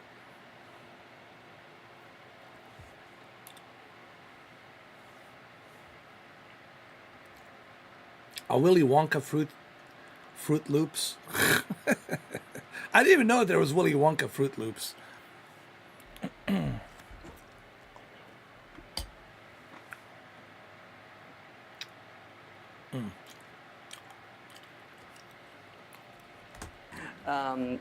But just in the dialogue, it's more than it's more than Skyrim and Fallout 4 combined, just in dialogue, right? So as we get into locations and art and everything, we've done more of it than we've ever done. Wow. Is it reasonable to suggest that if Starfield is as awesome and successful as we all hope? Man, this peach has all kinds of vitamins, dude. Check this out. Is it reasonable to think that a Starfield 2 is 10 plus years away? Because and the reason I bring this up, not to bring it back to how much time do we all have left, but you have always kept. Is this going to get depressing? No, I hope not. Okay. But you've always kept your team clearly on purpose as one team. Bethesda Game Studios, your team, and you had been alternating between Elder Scrolls and then once you acquired it, Fallout, and you've gone back and forth. And now you've had this 8-year Starfield thing in here. You've already committed to Elder Scrolls 6 as the next thing. You said it's in pre-production. And I know. Last year when we talked, We got 15 minutes left. Fallout 5. I want to do that. That'll be next. That was more of I think we're gonna have a good time with this game, man. I think Elder Scrolls 6. It's people got to be more optimistic. Okay, You know? let me clarify that. All right, go ahead. At some point in the future. But if Elder Scrolls 6 is the next one. Yeah, but if Starfield's awesome and you want to do another one, and the team wants to do another one, and the company wants another one, it sounds like it's probably going to be a while. I don't have a great answer for you there. Todd is looking at him like, bro, do you know how old I am? And you're just telling me, what if Starfield if it's okay, or if it's good, or if it's great, are you going to make another one? Dude, the guy just spent 20 years making this one.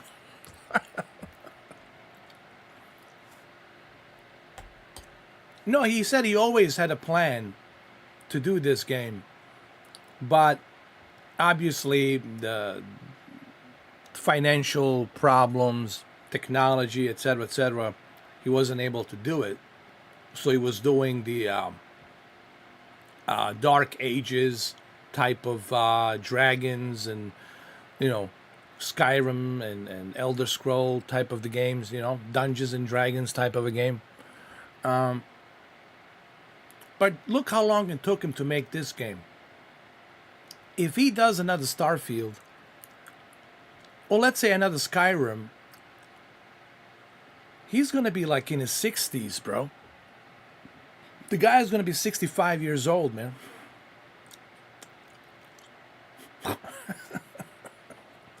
Astute observation. I mean, I'm not trying to get you to unveil the roadmap. I'm just because again, you've kept your team smaller. You have to date not grown a second team within the studio unless you have, and that's well, we have what I would call a full-size group team on 76 still. right. Updating that game, it's doing great, very fortunate. But you're right in that we have gotten bigger. We have 4 studios. We have the one in Rockville, we have Montreal, we have Austin, we have Dallas. So we have gotten bigger to handle all this. We work with a lot of partners on stuff. But that doesn't speed things up necessarily, right? You need a certain size. We're relatively small comparatively, Right. to do these things. And I think if we look at Skyrim, again, not the plan to have an Elder Scrolls 6 this far after Skyrim, but in today's day,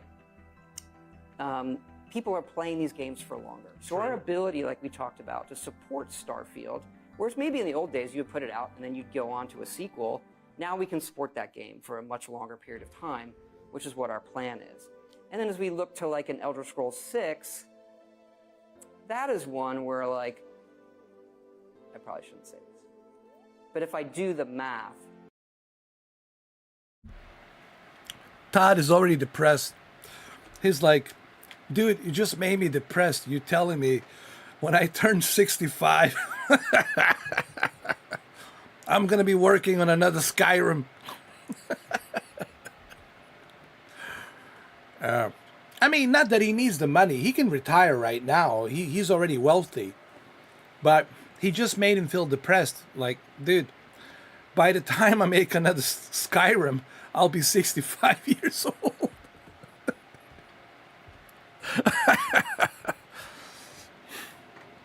In another 20 years. Listen, let's survive 2025, okay? Don't make me pull Al Bielik out of my ass. All right? Listen, Al Bielik, that guy, man. I'm telling you. I didn't want to mention him too much because just he gives me anxiety. Every time I watch Al Bielik, he gives me the anxiety because he's so articulate the way he talks about the future, you know? So nonchalantly, oh, it was just a brief nuclear war between East and West. But it wasn't a brief nuclear war. It was actually the climate change, the volcanoes, the super volcanoes, and the tsunamis and the earthquakes that have really caused more of a damage than the brief nuclear war. And the way he said it so nonchalantly. It's like so scary, dude, and it's so terrifying. The way he said it so nonchalantly, you know, like a Dracula. Oh, it was just a brief nuclear war, and nothing to worry about. But it was really the earthquakes and supervolcanoes that caused all the depopulation.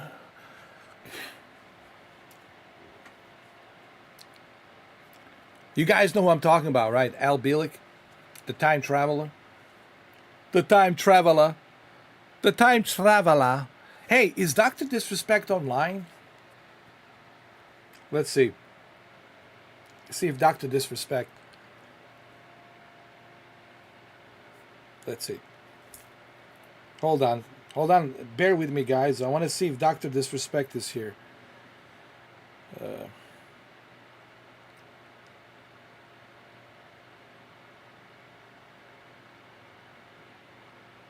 Oh, he said Friday. My bad. Doc says Friday. He's not doing it tonight.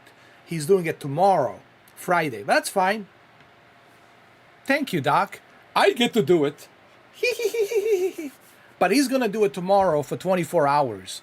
The entire day. Maybe. The entire day, dude. Anyway, let's continue. We got 10 more minutes. I am not getting any younger. How long do people play an Elder Scrolls for? That may be the last one I do. I don't know. The last Elder Scrolls. The last Elder Scrolls. Yeah. Yes. I don't know. I mean, I do the math as a gamer, and it's like, am I even going to be playing Elder Scrolls 6 on the Series X, or am I going to be playing that on the next thing? Because it's crazy how long the games that you make. You might be playing Elder Scrolls in a bunker. With a Fallout. It's going to be the real Fallout. By the way, there's a Fallout movie, a TV show coming out. And Todd Howard is the producer. Can I even talk about this? I think we can. Todd Howard is the producer of the TV show. It was made in partnership with Amazon Prime Video. So it's going to be a good TV show. I think it's coming out this holiday season.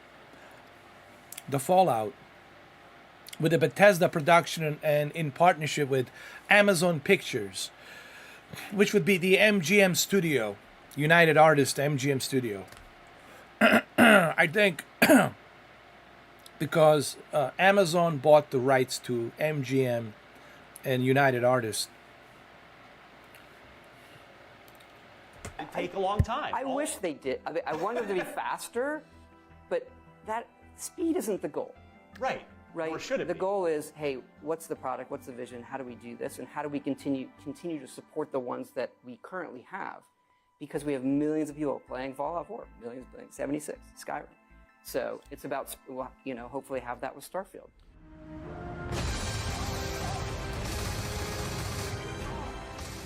You had told me last year that you want to direct Fallout 5, like that you want that to be your game at some point down the road. But now with the Microsoft, Bethesda, Xbox Game Studios family getting a lot bigger, you did work with Obsidian years ago with New Vegas.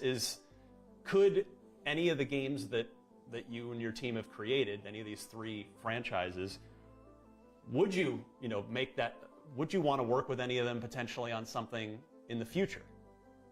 I mean, I can't say never to any of that. For us, it is what's going to get us the best product. Yeah. How do we stay focused? I think there's a lot of times where you can get unfocused and try to do too many things at once, and then they don't end up necessarily the way you want. And so if I look at other franchises or I look at entertainment in general, I haven't noticed like the time gap between things being a negative. Right. Right? They can be a negative when you think about it and you make a calendar. Yeah. Hey, when well, Starfield 2. Look at Grand Theft Auto. Exactly. That hasn't suffered in the Or, slightest. the gaps between, I think Half-Life 3 will do fine. Right? So, so even though in the moment, you're like, how do I bring that closer to reality today? Because I want to play it. Those gaps, these are still evergreen franchises that I think when they come, it's about just doing it right.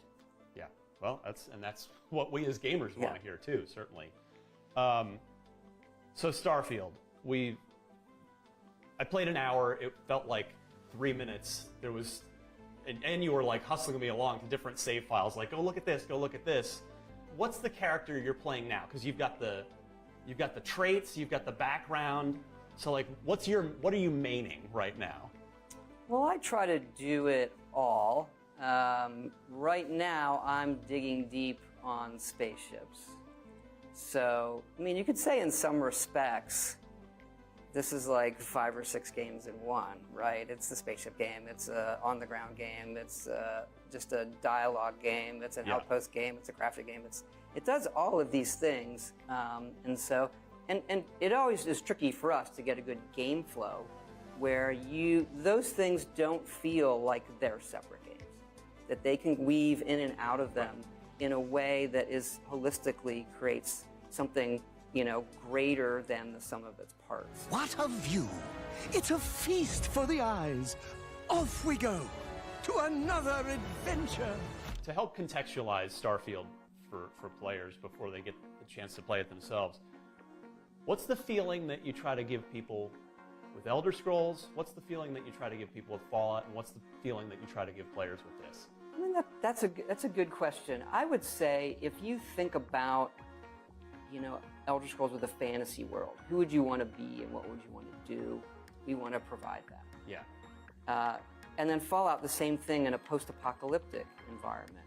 How does that factor into the things you find? And how does crafting is very unique in Fallout when it comes to that. Or what's the vibe of the people? What are they sacrificing to stay alive? And then when you get to Starfield and science fiction, same sort of thing where if you were to open it up and you could do anything, how are we providing that experience? And we love exploration, so when you get into a game like this, that's why people say, why do you have 1,000 planets?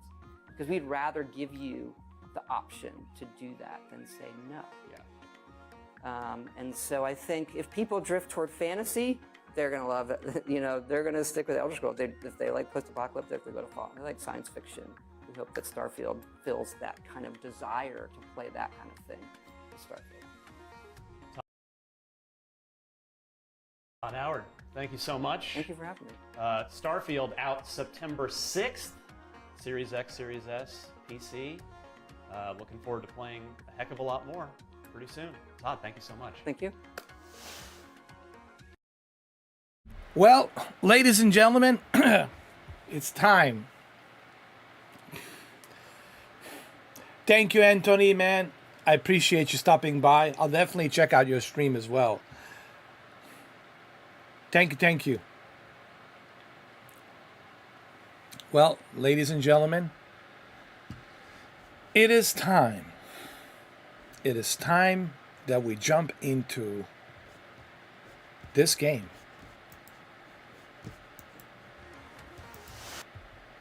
Hold on. It is time for me to get myself situated here. Oh, there we go.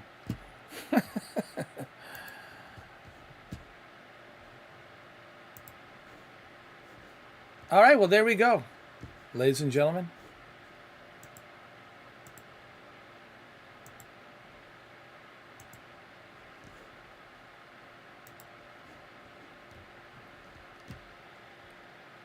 One minute and 44 seconds, my friends.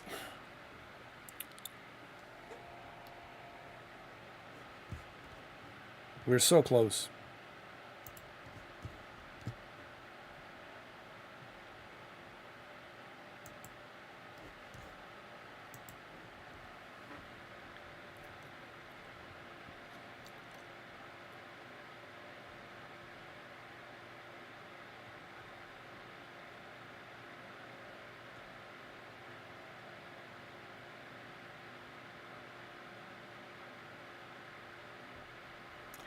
One minute, 2 seconds.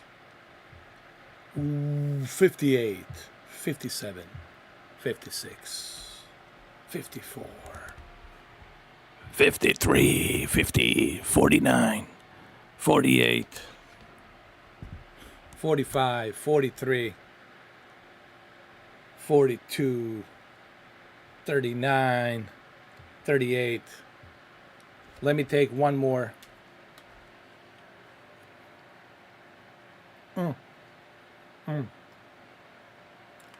Here we go, ladies and gentlemen.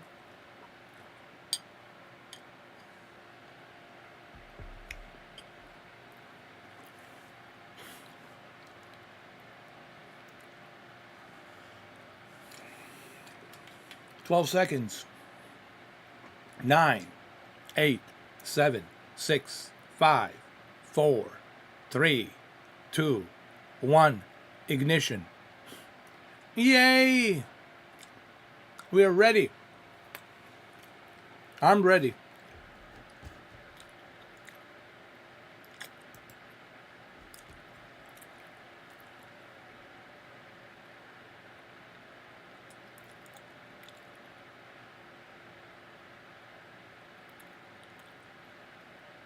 Excuse me, I said I'm ready, sir.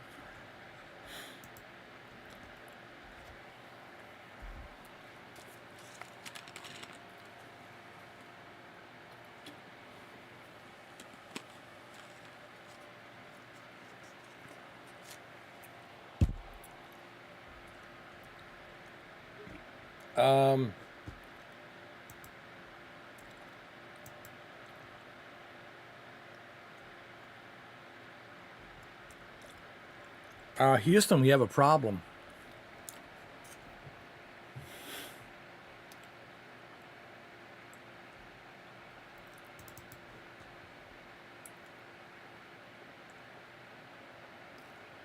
I can imagine how many people are trying to play this game all at once, dude.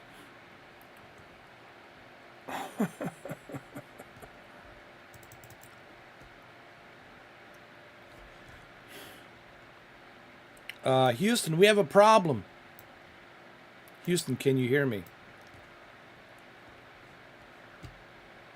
Pineapples and coconuts. All right. That's a tropical food right there, man. Nice.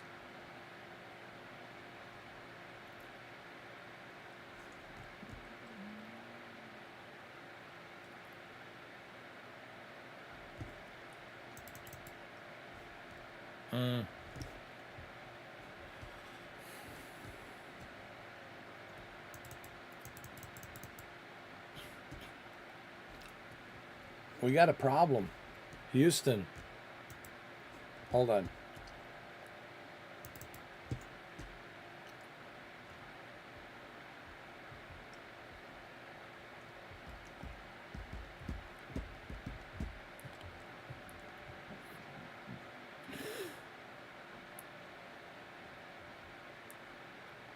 What? I'm too early? What?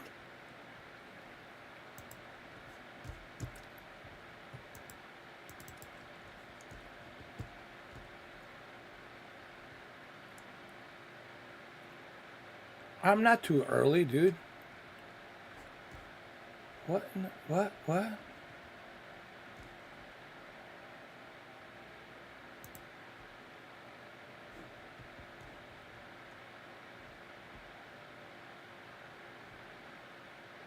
Are you kidding me?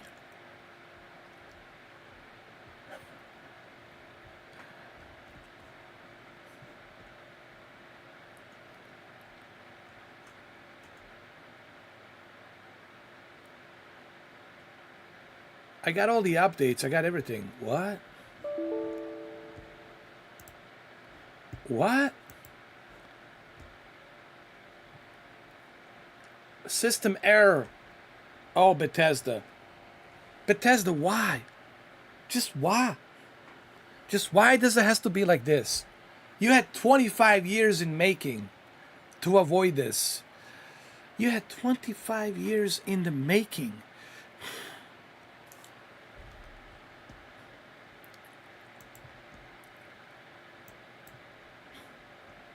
Something went wrong.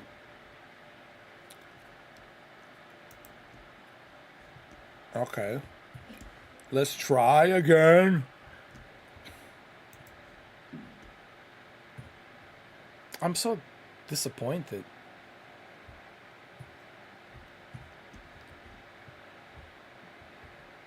Same thing here.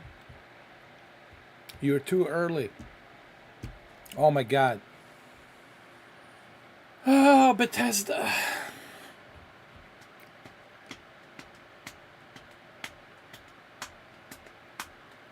Oh, man. Come on.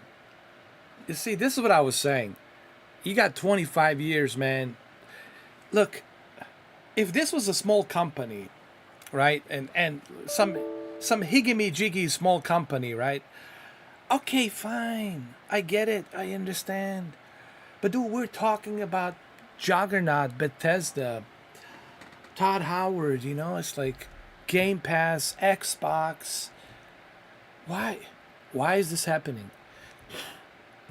You had 25 years to avoid this from happening.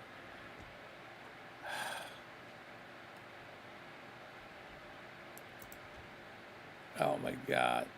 Oh my God, no. Oh, great. This is wonderful.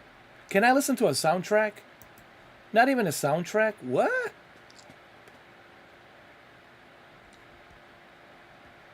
Oh, I can look at the art book at least.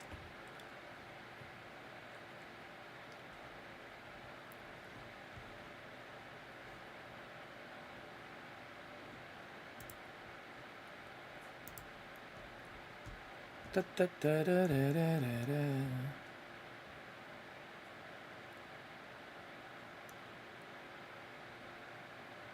Well, since I can't play the game, maybe at least I can look at the art book, you know? That's what I'm trying to do, Shadow. Let's see if that works. Even for a soundtrack, says I'm too early. Oh, this is wonderful. Hey, cheers, guys.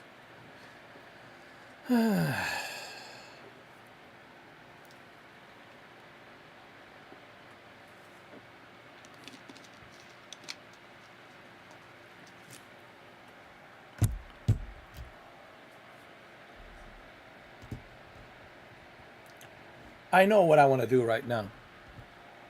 I'll tell you right now what I want to do. I want to...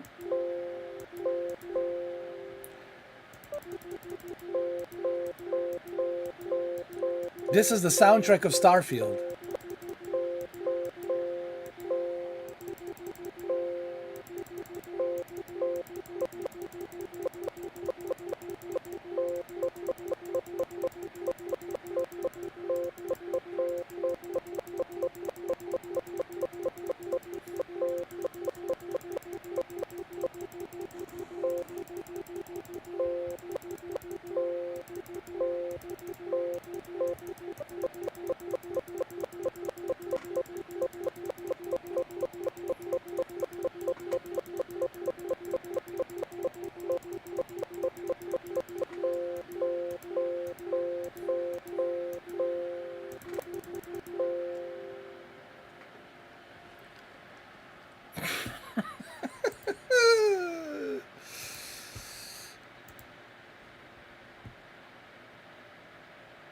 Oh my god.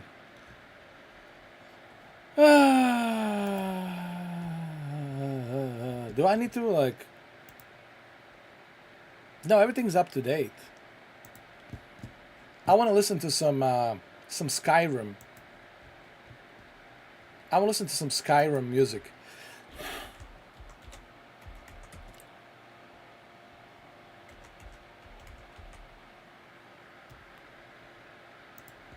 This is what I want to do. I want to listen to some Skyrim music.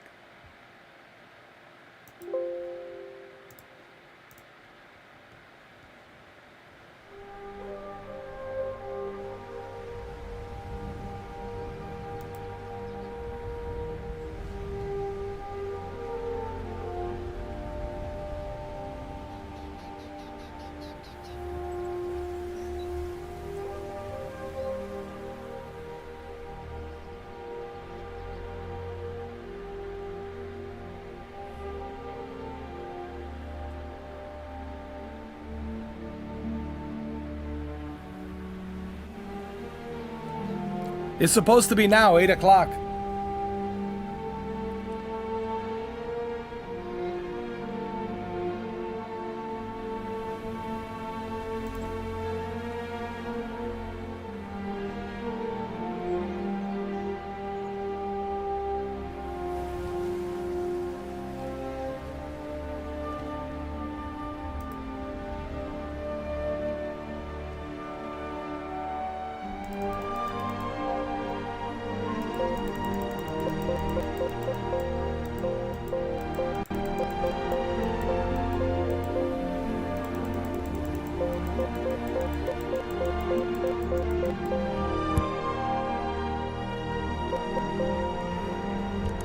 Need something, stranger? Need something, stranger? Need something, stranger? You thief! Get your hands off of me! You thief! Get away from me! Guards! Guards!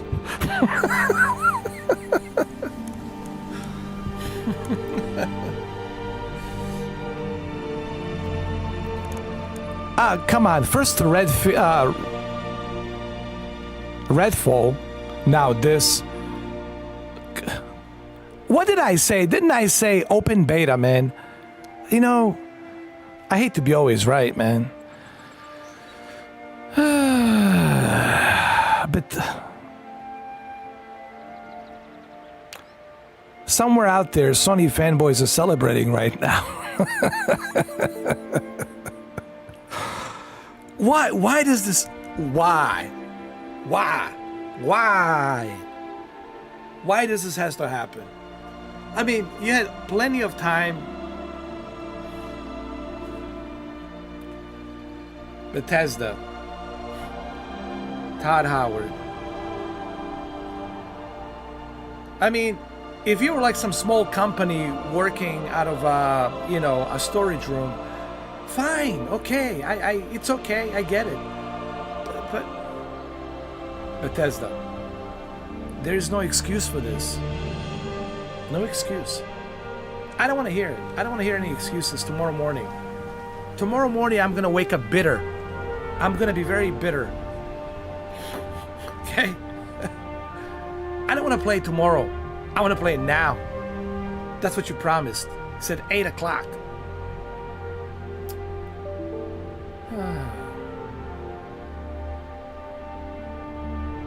It says 1 a.m. there, but it says you're too early. Yeah, well, that's what it says here too. Oh man, this is so bad.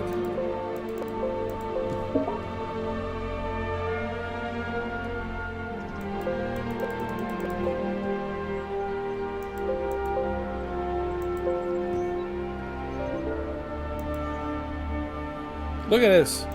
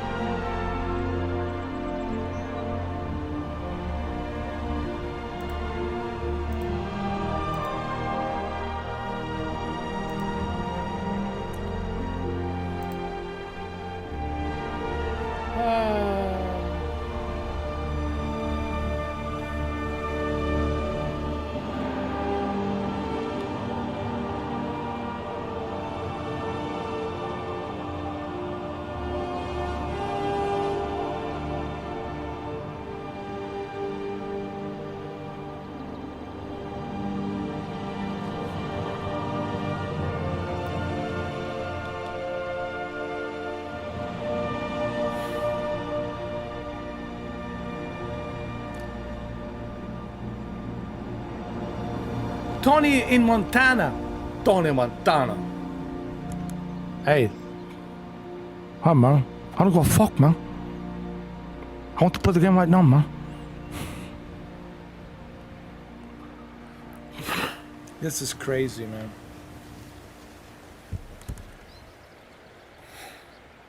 This is some nonsense. Really bad nonsense. What do you think? Tell him, Wilson. Tell him, Wilson, what do you think?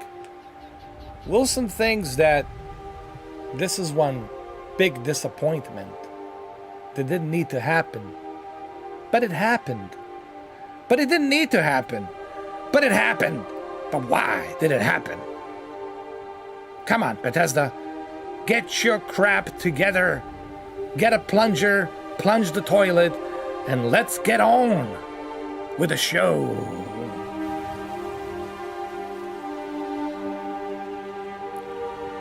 Oh man, this is ridiculous. No, man. Wow, what a good way to waste time. Bethesda, I could have played Armored Core.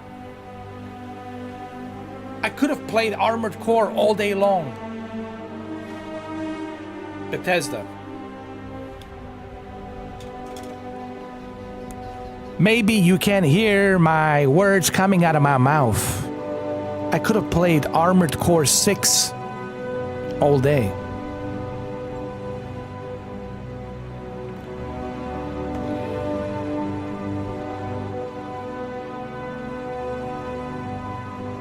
This is crazy, man.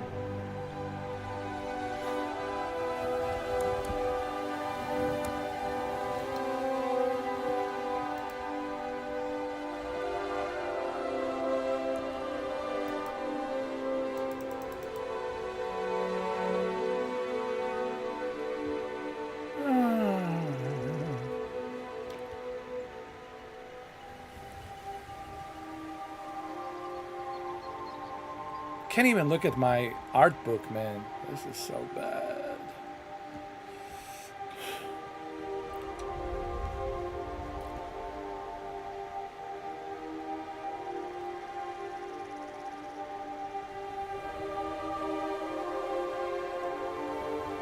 Let me try sign out and sign in. Hold on. Hold on a sec.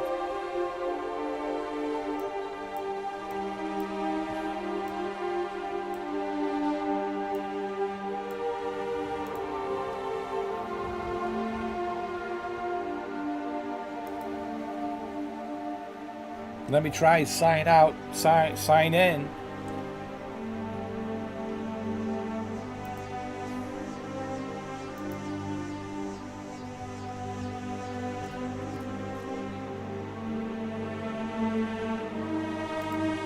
This is so ridiculous, man.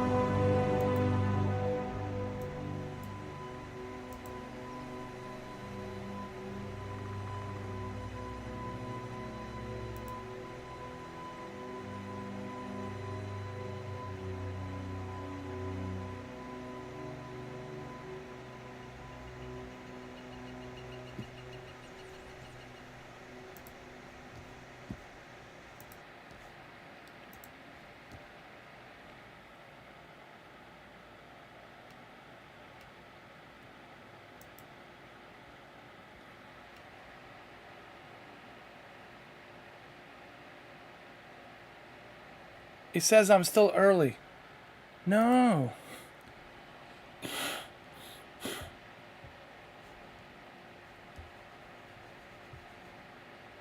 How can I be? I'm not early. I was on time. I was on time. Oh, look, here we go. Uh-oh. Hold on. Yes, I accept everything. The Art of Starfield. Ooh. Let's see if the game is working. We got the Art of Starfield. Let's see if the game is working.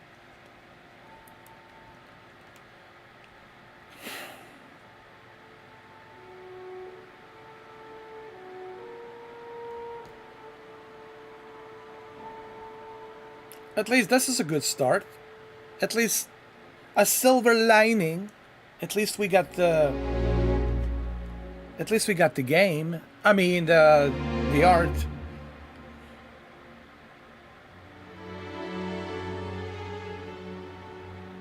I think so, Holly. Everybody's trying to get in on it, like on the London tubes, you know, like on a subway. Everybody's marching in. Let me in! Let me in! Now I want to go first. All right, let's see if it works now. Third time's the charm, right? Let's go. Let's do it.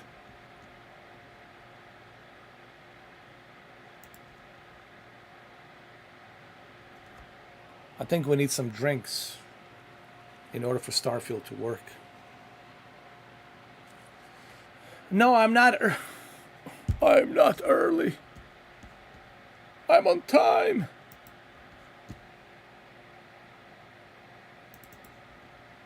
Come on, come on.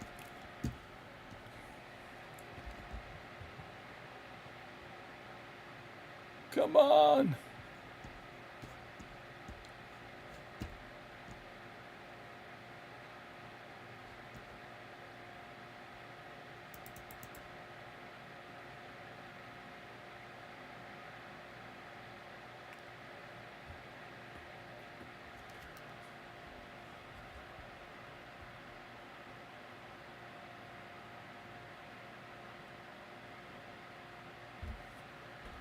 Oh no. I'm frozen in time. I'm frozen in time. And I don't even have a dime. For every time I say I'm frozen in time.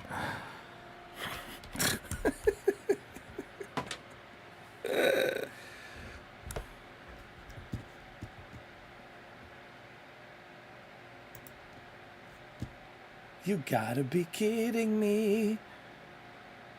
Oh no, no, no. This is my favorite song. Just listen to my piano. This is how I play my Starfield. With the blue message that says you're too early. We know you really want to get started, but you'll have to wait a bit longer.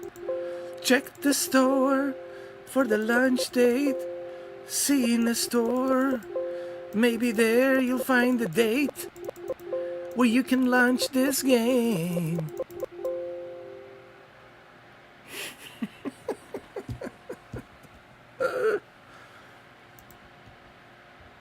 Oh my lord.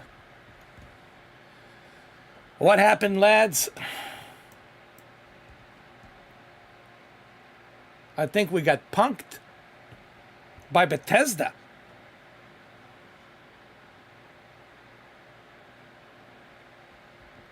Oh, Bethesda. You're such a Bethesda. You know that? Wow.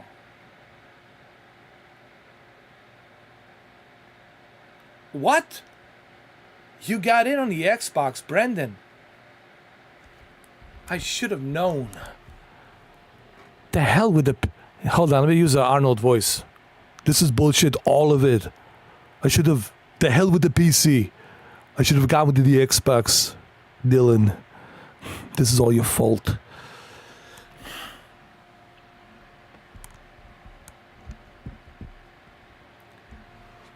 Brendan, you see? Xbox rules. Forget the PC, man. Just stick with the consoles. It's cheaper. It's easier. It's more convenient. Right, Brendan? Consoles all the way.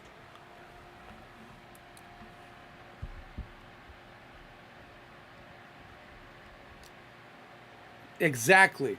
See, I should have used my console. That's what I see. Now I have to download it on my console. Oh Lord. Oh Lord. Well, I guess where I'm gonna be playing Starfield tomorrow.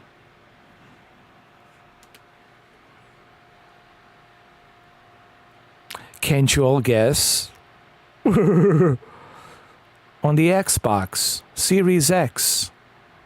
That's right.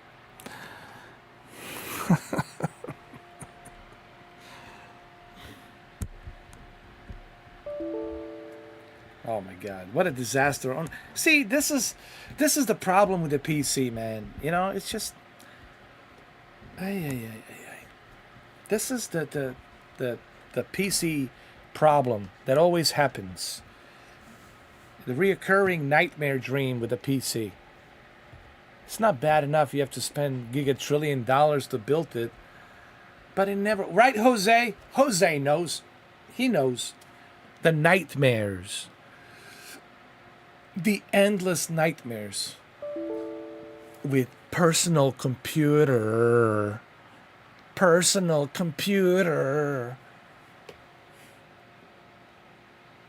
Consoles are cheaper, simpler. It's just more convenient. Ay. Let me sign in, sign out again. Hold on. I'm going to have to go dark. I have to go dark again.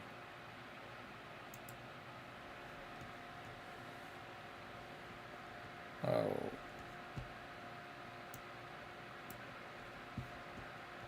Well, that was the first thing that I did. I installed the premium upgrade. See? See right here? There it is. Here, let me show you. Hold on.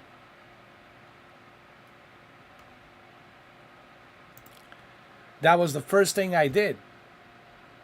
There's right there. Premium upgrade.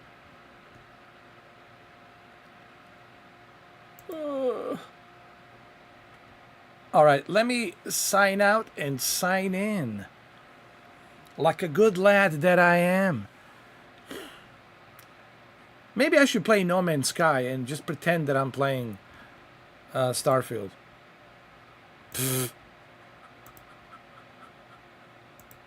This is ridiculous. Oh my god. Oh my god. All right, let me sign out and sign out and sign in really quick. Oh Lord. Oh Lord, hold on. Did I froze? No. No. No. No. Oh my goodness.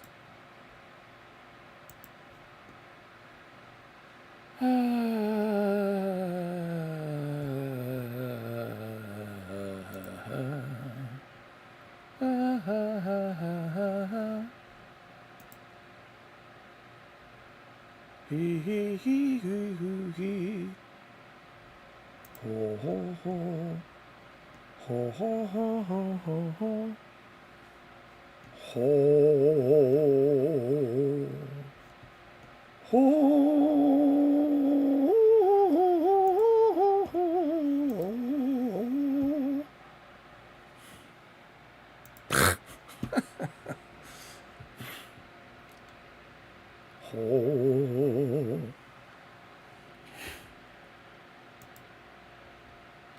I don't want the art book. What is this? Not the art book. I don't want the art book. No. I don't want the bloody art book. No. No, no, no. No, no, no, no.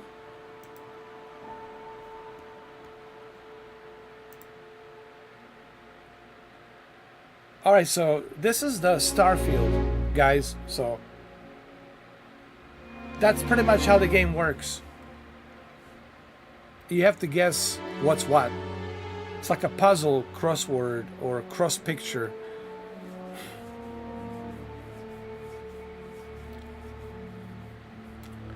You got like maybe 3 seconds to acknowledge what it is. It's a wonderful game.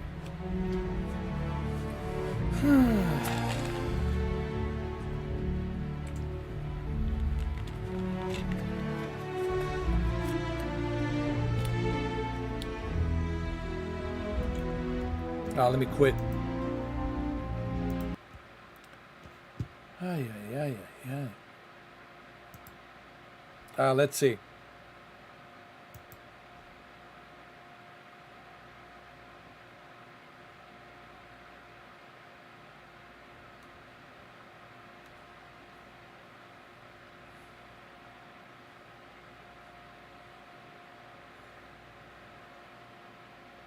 Let me try that. Well, I don't have Forza. Maybe I should try Flight Simulator and then Starfield. Let me try Flight Simulator and then Starfield. How's that? All right, so I'm gonna try Microsoft Flight Simulator and then I'm gonna try Starfield.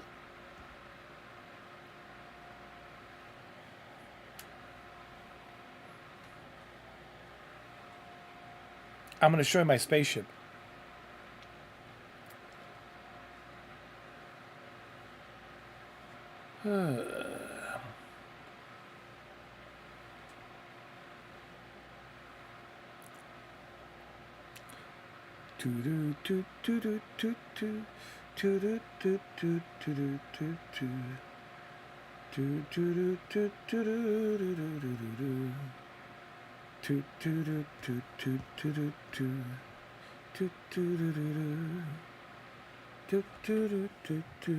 I need some elevator music.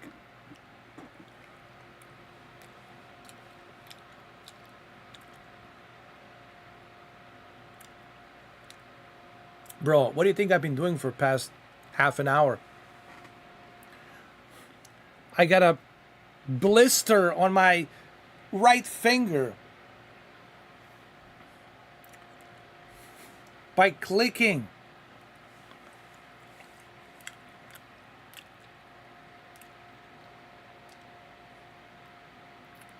I want to try this option. That flight sim lad from Arsenal, he tried Forza Horizon, and then he quit Forza Horizon, and then he was able to get in. But since I don't have Forza Horizon installed, I have Flight Simulator installed. I'm going to try the Flight Simulator and then get to the menu and then quit out of the Flight Simulator and then try the Starfield to see if it works.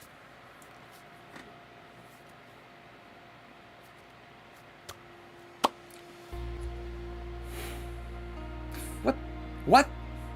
What? My game needs an update?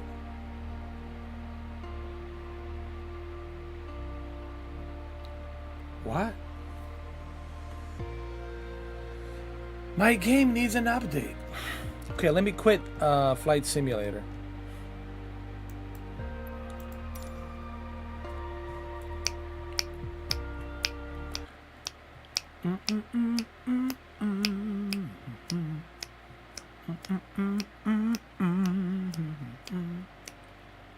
You see, the Flight Sim lad was right. It's a glitch.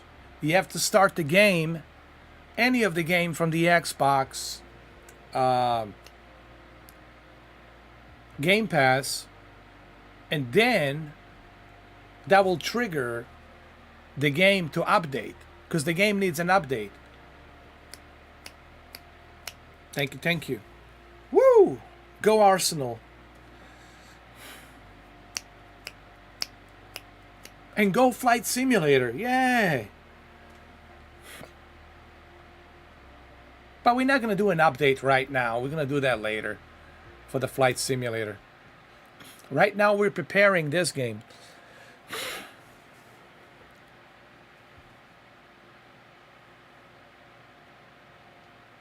Are you kidding me? Am I seeing this correctly?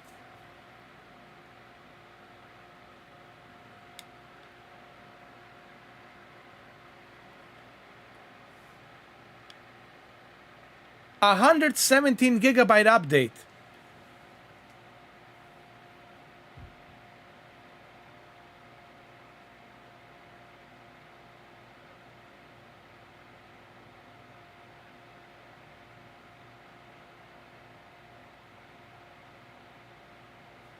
Are you serious?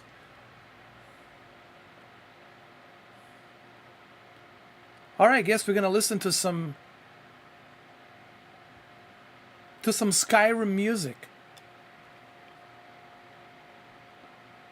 This is ridiculous, man. You got to be. Whoa. What was that 137 gigabytes for? So this game, it's 248 gigabytes. Holy mother of God. 204.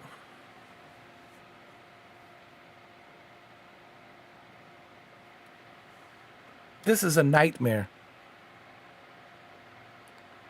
Where's Stadia? Where is Stadia when you need one? Oh, dude. Oh, this is ridiculous.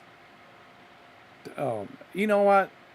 I'm gonna end up playing this game on the Xbox. PC can kiss my behind. This is just ridiculous, man. This is just ridiculous, man.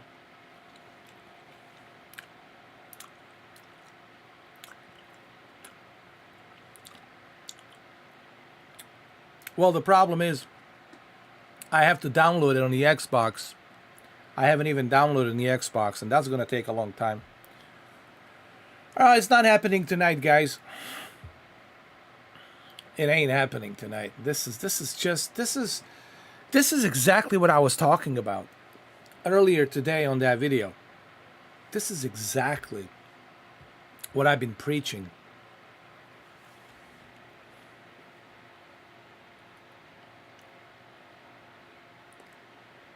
No, it says your game needs an update.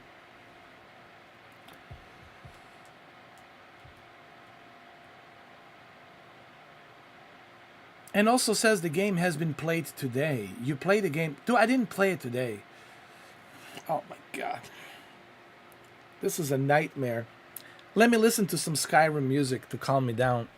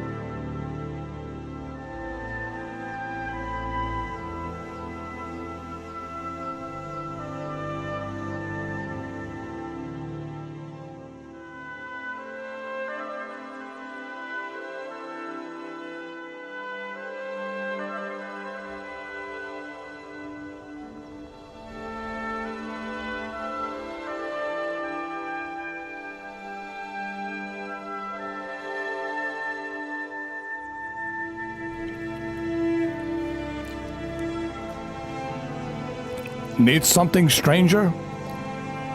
Get away from me, stranger. Guards! Guards!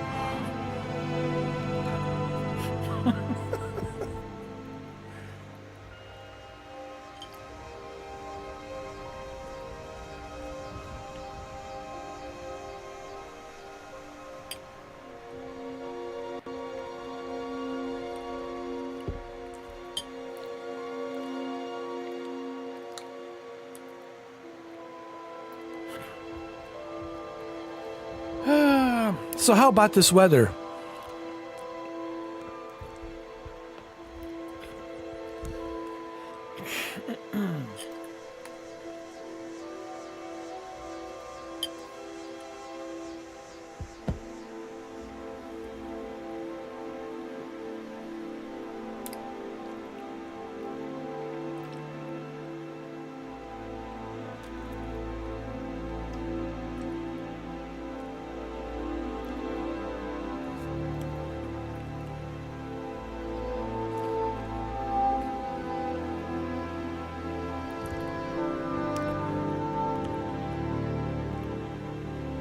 Need some coin.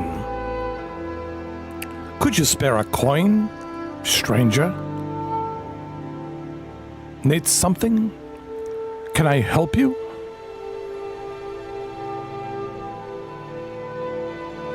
Excuse me? This is a Skyrim field. Beg your pardon, stranger?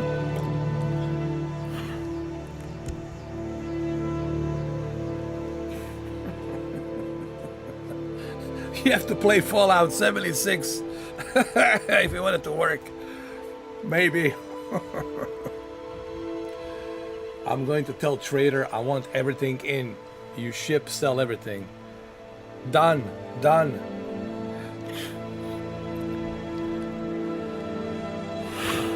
I want to play Fallout 76 so badly right now. You know what I'm going to play while we wait? I have an idea.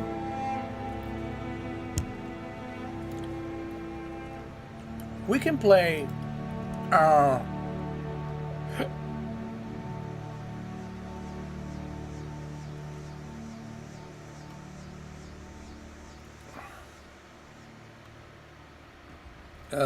we could play Fallout 3. There we go.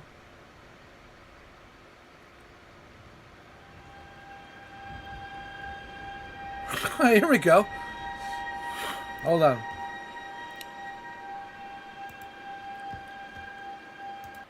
We're gonna play Fallout 3, guys. Here we go. I got a pretty good internet, man. We all good.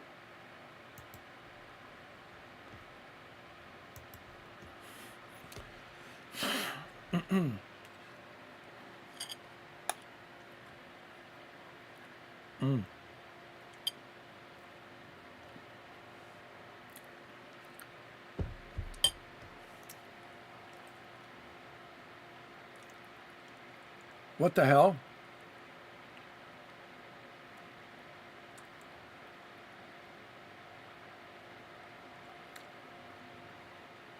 Even the Fallout 3 is not working. Jesus Christ, Bethesda. Does anything work?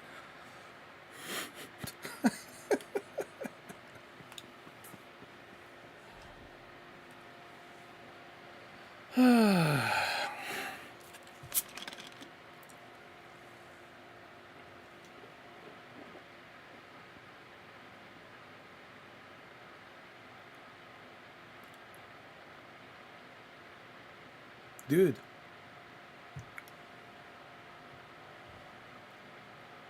I can't even play Fallout.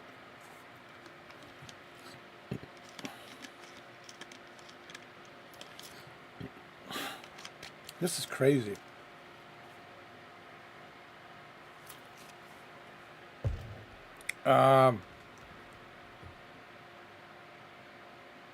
Not sure.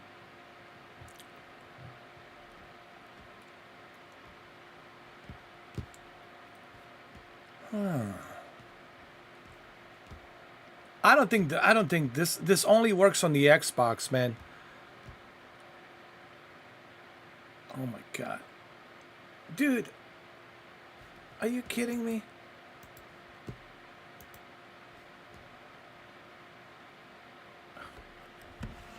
Wow. Even your cloud, it's not working. Oh my god, Xbox. Xbox. You know what, Xbox? I hate to be always right. I mean, I hate to be always right. I can't even play Fallout 3 on your cloud server.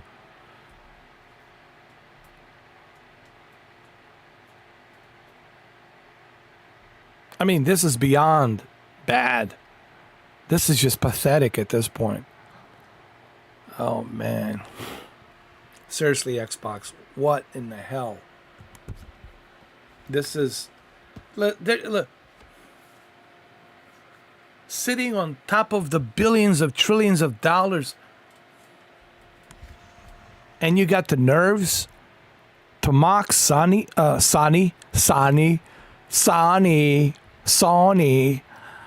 And you have the nerves to mock Sony? The nerves that you have to mock Sony? The nerves, Microsoft, you have to mock Sony. Look at this disaster. Can't even play Fallout on your xCloud service. That's supposed to be click and play right away. You just made Stadia look fantastic. I wish I had Stadia. I wish that I had Stadia. At least it worked. Oh, man, this is getting from bad to worse. And I can't even speak. I'm gonna lose my speech. I won't be able to speak anymore because I don't know what to say. I'm running out of vocabulary words.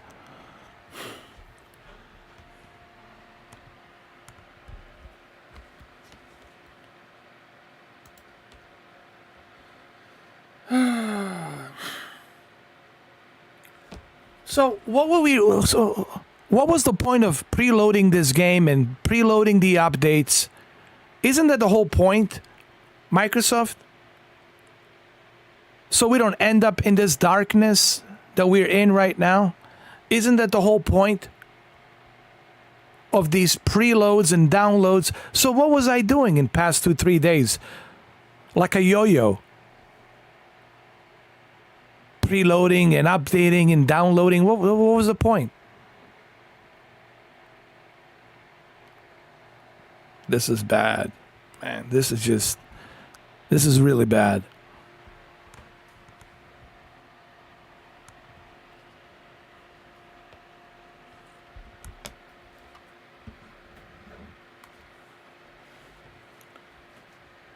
Wow. You're kidding me, man.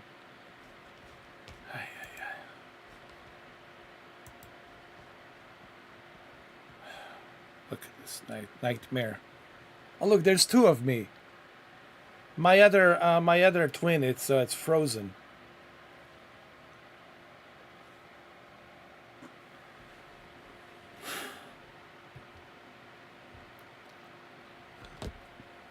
Man, I don't even know what to say, man.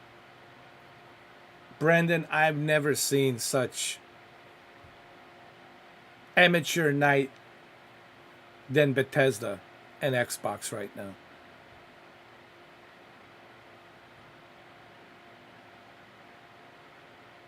Unbelievable. Thank you, Brendan. Well, don't worry about it, man. It's just a game. How you doing? How's your health? How you feeling? How was that hurricane, by the way?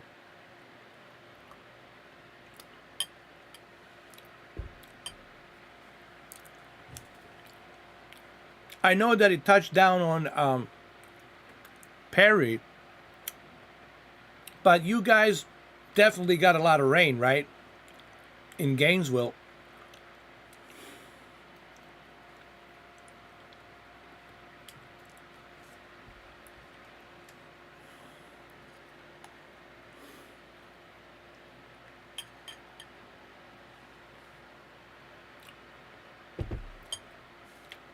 Well, that's good that it passed your town, man.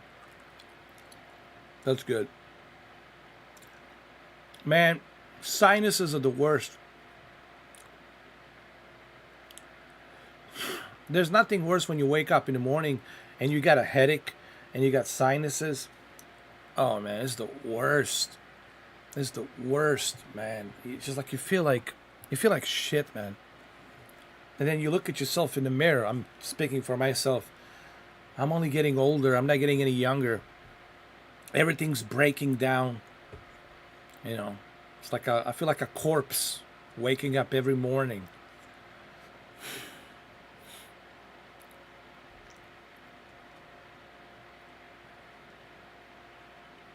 But, you know, you got to pull yourself together, man. You got to keep on moving, and you know what I mean? It is what it is. We're old geezers.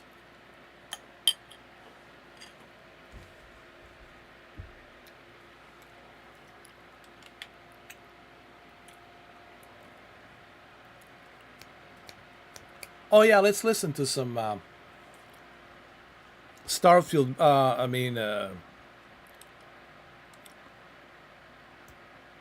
Skyrim music.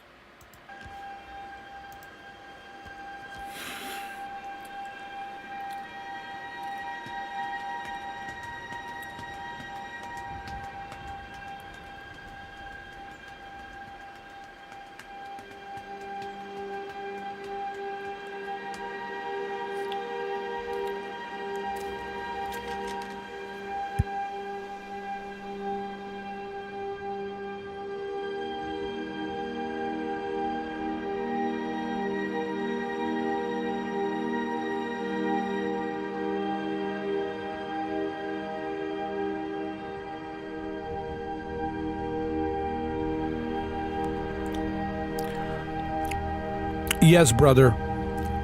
I will. And I'm also going to do a party chat. So I can chat with you, talk with you, and talk to Dominic. And I'll try to add Mr. Mike in there as well so he can come in. And others as well, and Tony and everybody. But yeah, it's going to be Xbox, for sure. I'm not going to waste my time with the PC nonsense, man. This is just ridiculous. This is just it's such a downer experience, man. I was waiting since 6 o'clock. Dude, Brandon, I could have played Armored Core 6, man. You know that mech game, Armored Core 6? I could have played WWE. I could have played a bunch of different other things, man. And I wanted to play Armored Core 6. I was like, dude, I want to play Armored Core 6. But I was like, no, I can't. I have to wait for, the the launch of this game, the most anticipated game. And then this happens. By the way, I should have, you know the mistake I made, Brendan? I should have downloaded the Xbox version first. That's what if I have downloaded the Xbox version, I would be playing it right now. PC. Man, I'm so done with PC, man. Oh my God. I'm so done with PC. Really. I know PC has its advantages when it comes to simulators. I understand that. But my God, this is exactly why I don't like PC. Because of this kind of nonsense, man. This kind of ridiculousness, man. 2023, almost 2024. We have 4 months left. September, October, November, December. Almost 2024. The year of our Lord. And look at this nonsense, man. What is this? The dial-up era, 1999? 1994? 96? 97? Man. Yeah, man, Armored Core 6, that's what I want, man. I want to play that. It's like really good game, dude. GeForce Now is better, that's what I heard. Hey, have you heard about Shadow? Shadow had like an outage. Like a maintenance outage for like I don't know how many hours. And they're asking for like $50 a month. Like, this is ridiculous, man. Come on, Shadow. I think Nvidia GeForce, man, I think they got their act together, bro. They're getting better and better. They just need more games. The only thing with the GeForce Nvidia is they need more games. Once they get a lot of games, then I think we're gonna be rocking and rolling, dude, with GeForce Now. With a 4080, you know. I'm done with Shadow, man. And they never accepted my partnership, dude. Like, yeah, I'm sick and tired of asking them for partnership. And I'm kind of glad that they never accepted it. I don't care. But, you know, I gotta be honest, Brendan.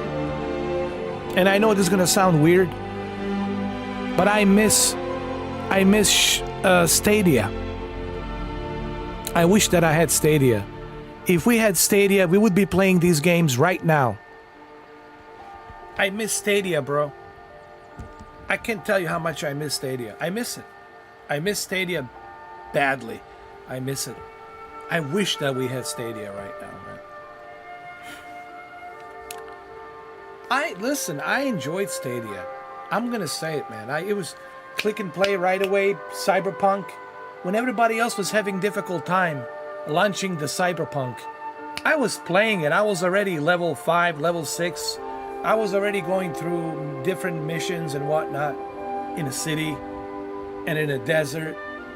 I was already leveling up, going through the story. I was rocking and rolling at 60 FPS. Cyberpunk 2077. Yeah, me too, brother. I miss Stadia. I miss it so much, man. It was I enjoyed it, man.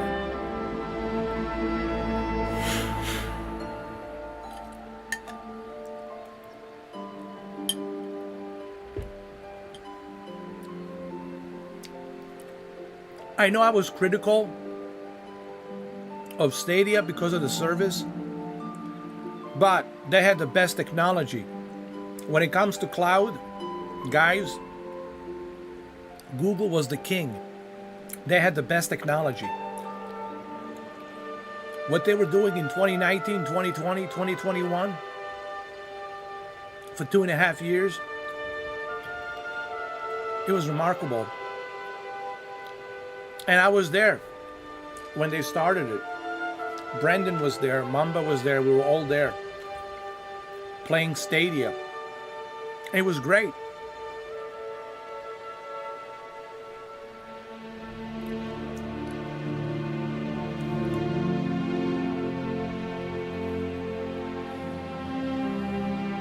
Google Pixel Fold. I might have to try that. That might be my next phone, actually.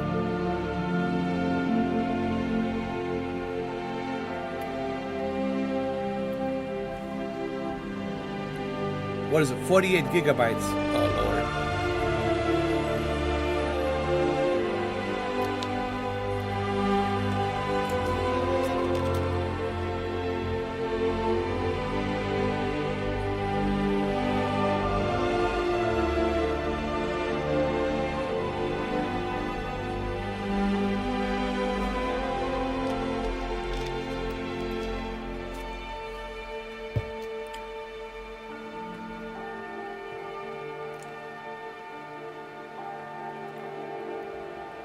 The reason I mentioned that Google Pixel is because I've seen videos, I heard that it's really done well.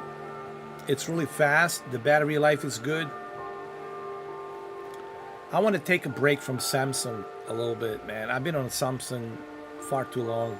I want to try out other brands like a Google Pixel Fold. That's the one I want to try out. I'll probably trade in my old Fold 3 sometime maybe in October. We'll see.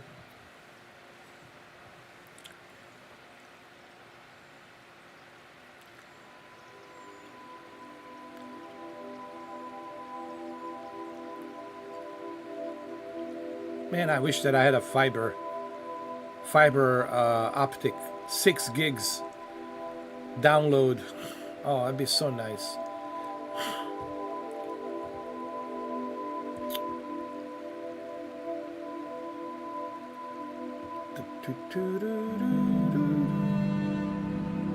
Wow, we wasted 3 hours. 3 hours of this live stream.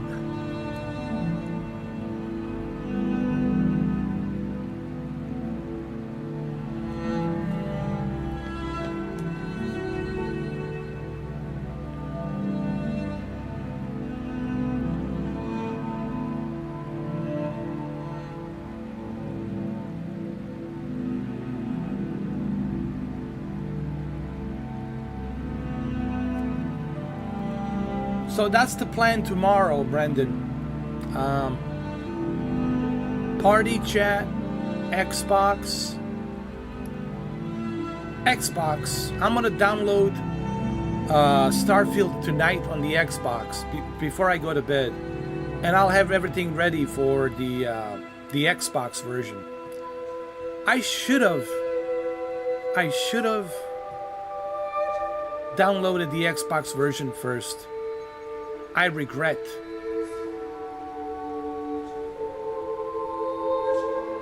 I will. Xbox is fanboy. Let me write it down.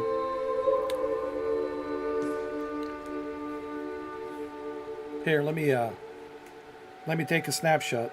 Hold on. I'll take a snapshot so I can remember it. Hold on.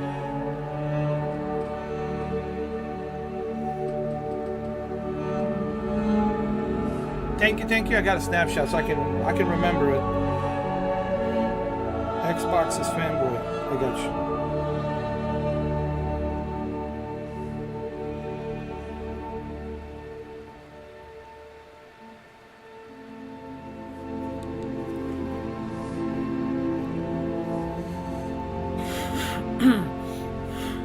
This way, instead of me writing it on a paper, I have it on my phone so I can always look at it and add you.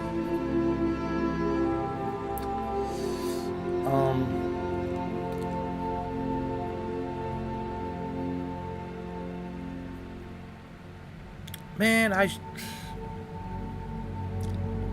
what a waste of day today. Oh my God. What a good way to waste Thursday. Thank you, Bethesda. I could have played Armored Core 6, have some fun with you guys playing Armored Core 6. I could have already be playing Starfield on the Xbox. Instead, PC. I'm so done with PC, man. I'm so done with this nonsense, man.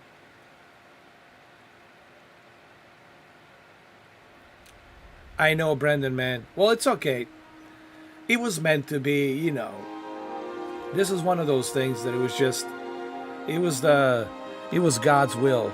It was the fate for me to be playing it tomorrow and have a party chat with you on the Xbox. I know. It was the God's will. It is what it is.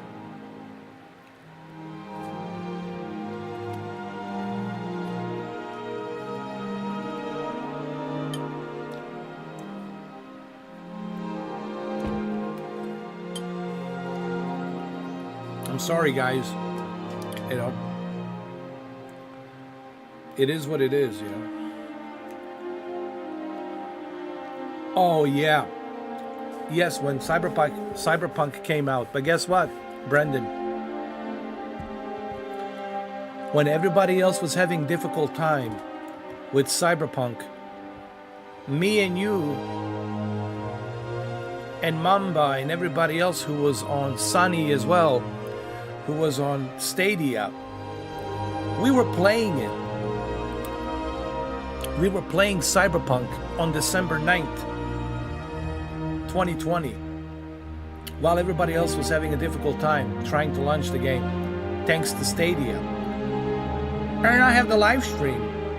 By the way, I have the live stream of that. I still have it. If people want to look into it, December 9th, 2020, I have the live stream. You guys can go check it out. That's why I miss Stadia, dude. That's the beauty about the cloud. And this is, again, why I believe that the cloud will be the future. The cloud is going to be the future, guys. This is the reason why the cloud gaming will be the future, because of this nonsense. All these updates, and you need a storage space, and need this and need that. You spend the entire day just updating and tweaking. You're not even playing. Cloud gaming will be the future, guys. I predicted 2030 by 2031. I still stand by that statement. 2030, 2031. Cloud gaming, this is exactly the reason why the cloud gaming will be the future. Well, it just takes time. But it'll happen. Also, Amazon Luna is not that bad. I've been playing a lot of Ubisoft stuff on Amazon Luna. I had a great time playing some Amazon Luna. Looks great. You know?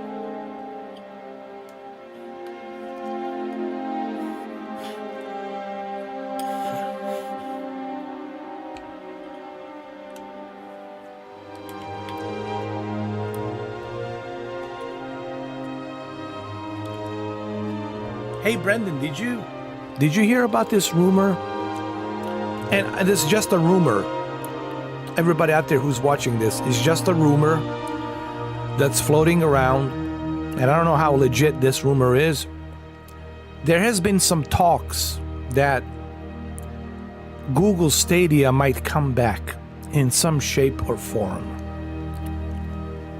That Google might have a comeback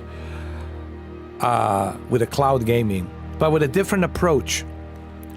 Now, this is just a rumor that I heard. I don't know. Take it with a grain of salt. But have you heard anything about this?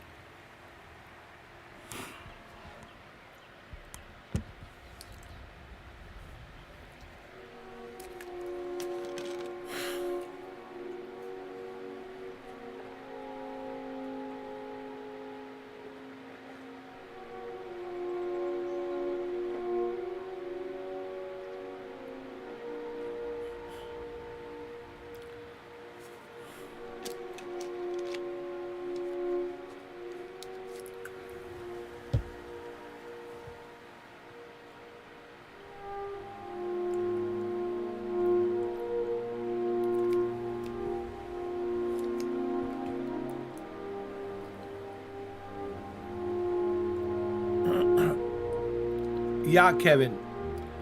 But you're gonna need at least like 240 gigabytes, because You have to download the base game, which is 130, and then you gotta go through a 15 gigabyte update, and then after that you need to download an additional 117 gigabytes. So you're looking at like 250, 260 gigabytes. So you're gonna spend the entire night just downloading and updating. Yeah, pretty much. It's ridiculous. This is why we were talking about cloud gaming, and the beauty about the cloud gaming is you just click and play right away, dude. You just click, and that's one of the things that I miss about Stadia. And I know people don't like hearing the word Stadia, but that's the part that I miss about Stadia. It's like click, play right away, dude.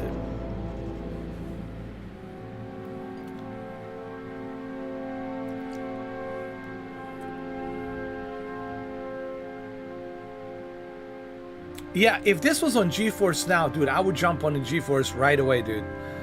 I would be like subscribing to GeForce right away. Why didn't they put this on the xCloud? Microsoft. What the hell? Seriously, Microsoft. Why didn't you put this on the xCloud? What the heck? What the hell? Sorry for the language, but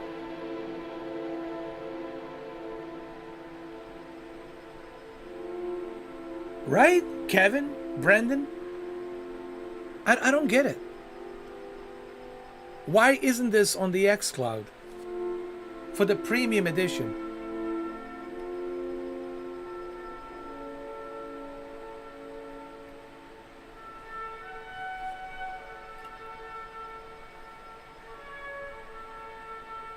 I'm just speaking out loud. I'm just wondering, like what's the point of having the xCloud service and the Azure and all that if you're not going to put this game?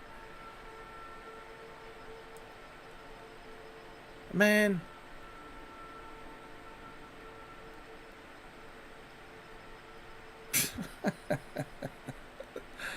It makes you wonder, man. It really, I mean,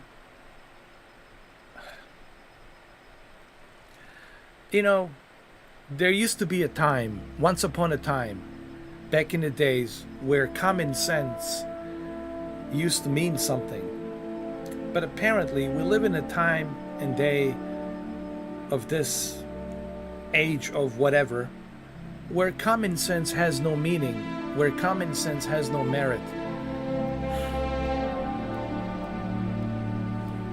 Welcome back, Dominic. I just finished the Starfield. It was a wonderful experience. It was so quick and short. Everything was dark. I couldn't see nothing.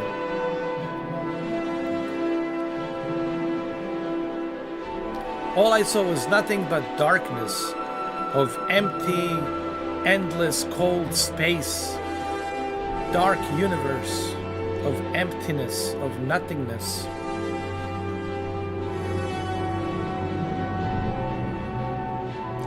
Ah, King Zoa, yes. Good point.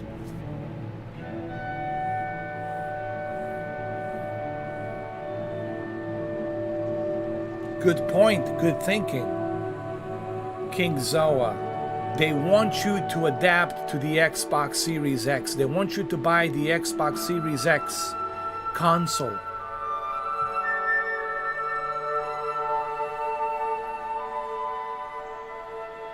Yes. That's what it's all about. That's what they want, man. Yep. That Starfield, nothing, space of hope. Oh, Lord. Oh, God. Oh.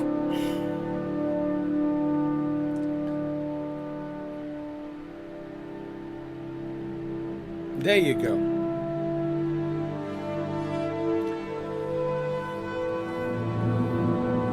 Did you fly anywhere specific? Or are you talking about chicken wings?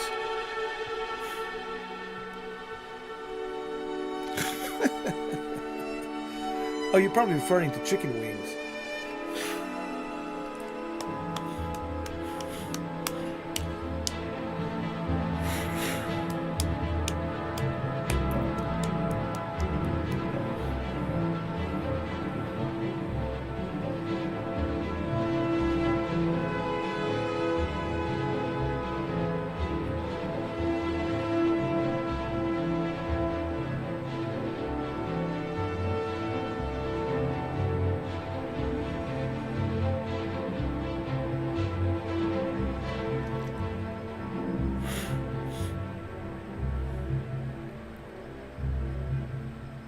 Yeah, it's pretty dry, but there's still some cool third-party games we can play. I'm looking to play Armored Core 6, man. That's something I really wanted to play today, but you know, I was waiting for this and wasted my entire day just because of Starfield, man. It's ridiculous. Thank you, Starfield, for ruining my Thursday. I'll never get it back. I could have played Armored Core 6, do a party, chat. I could have done so much more.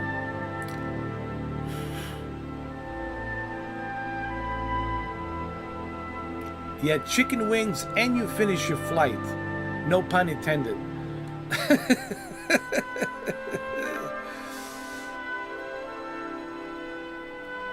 Oh, Todd Howard.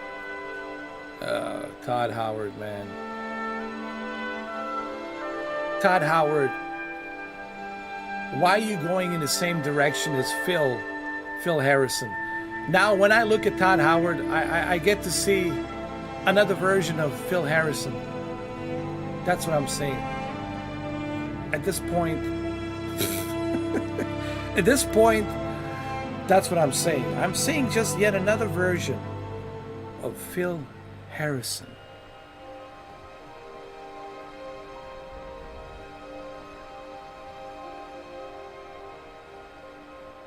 Well, that's what they all do, right, Brendan? They take the money and run away. And that's what Phil Harrison did. Took the money and ran away, living in some big mansion with a yacht, having the mistresses put all the oil on his chest and rubbing it, you know. Put the lotion and some oil. Enjoying the sun somewhere in Bahamas, you know. Having a good time. Yeah. Probably. Maybe to Baja, Mexico. Or Cancun. Maybe Cancun. Cancun's beautiful.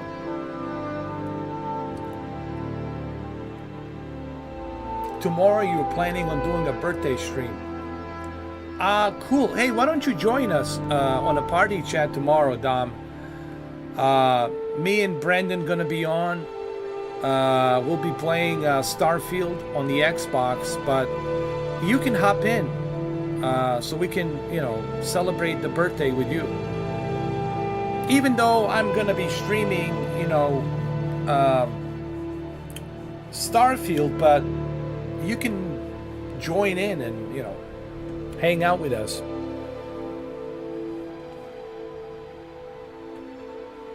Yeah. We can have some good time tomorrow, man. Well, happy birthday, bro.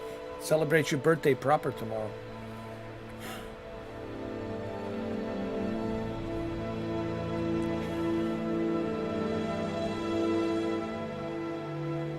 August 31st. It's a special day, man. August 31st.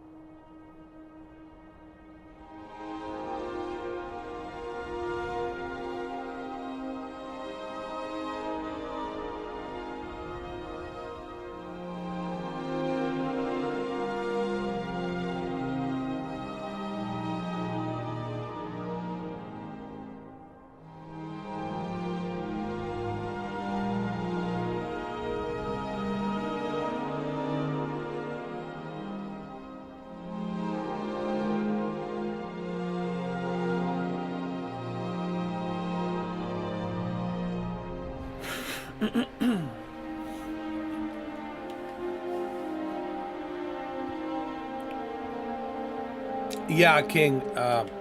Yeah, King Zoa. It's pretty bad, man. And there's this error that says DirectX something code error leaking memory. I don't know. And then we had to start Flight Simulator to trigger the update for this game. Can you believe that? I had to actually click on a Flight Simulator to trigger Starfield to update 117 gigabytes. That's how bad it is. I mean, it's really bad. Maybe the guy from IGN was telling the truth, you know. Maybe it's really bad, that bad, you know.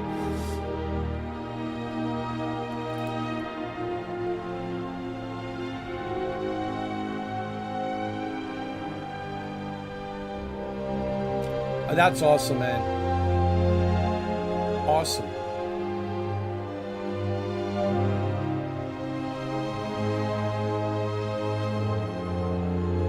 You can have a nice birthday party on Saturday, man. There you go.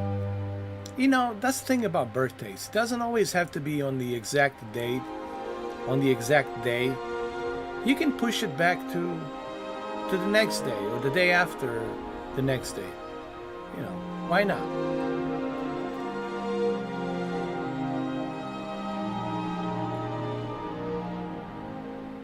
Yeah, you can invite us to your party, Dominic. And we're gonna fly. We're gonna go with the Air Canada. Me and Brendan's gonna charter a plane to to Toronto with Air Canada. Imagine if Dominic, we see Dominic as a pilot in there with a pilot suit and the hat, and he turns around and says, "Hello guys, it's me. Welcome to Air Canada."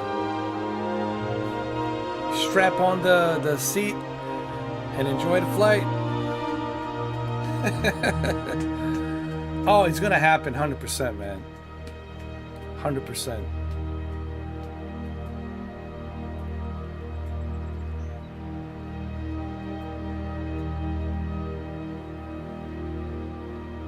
Oh, but the Pearson, Toronto airport, man, that thing gets busy. Especially on the Saturdays, right? It's even more busy. Oh, you'll pass that medical just like that. Just like that.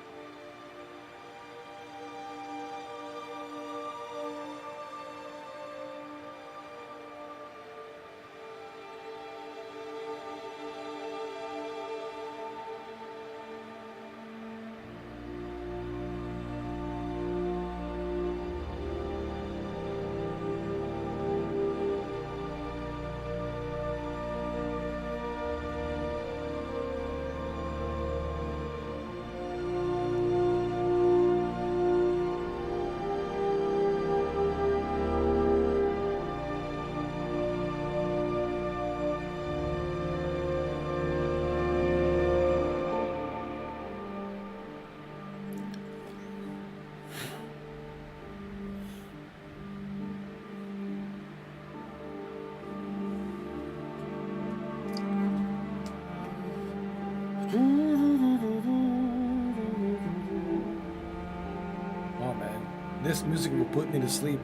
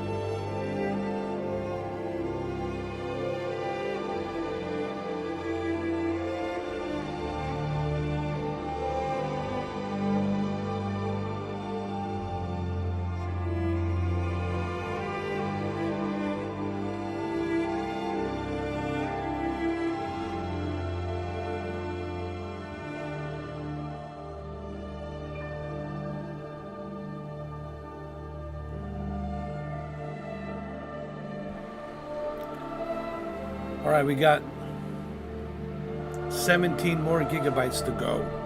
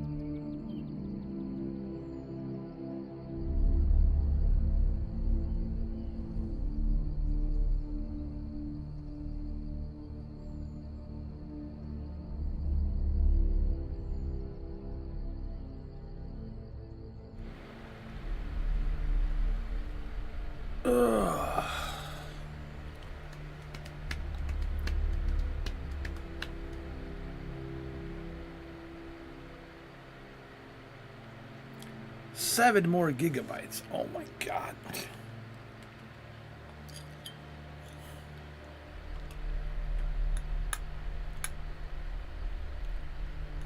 What a waste of time, dude.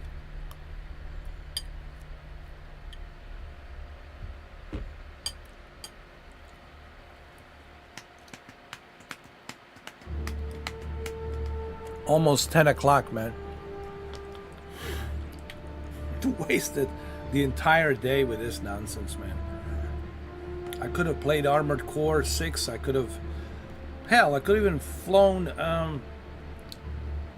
737 or Airbus 320 Phoenix. Dude, I could have done so many different things.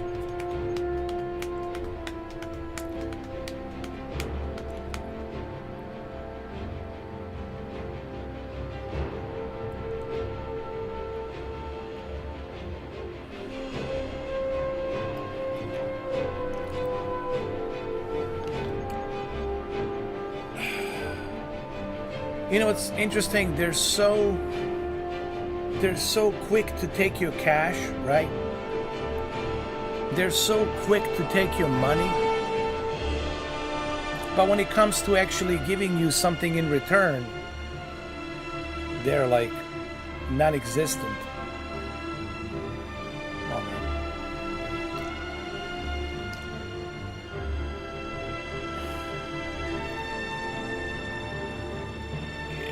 This is ridiculous, man.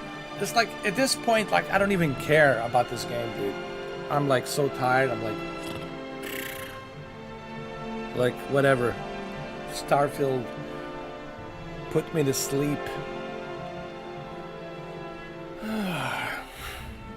Like, what was I doing, man, in the past 2 days updating this game, preloading it?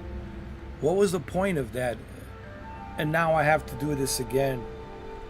Now it's 260 gigabytes. This is crazy, dude. If I had known, I would have gotten the I would have downloaded the Xbox version, dude, if I had known. But I really wanted to see 3090 Ti, to see how it works on 3090 Ti, you know. But man, I regret that I didn't download Xbox version. Well, that's what I'm gonna do tonight before I go to bed.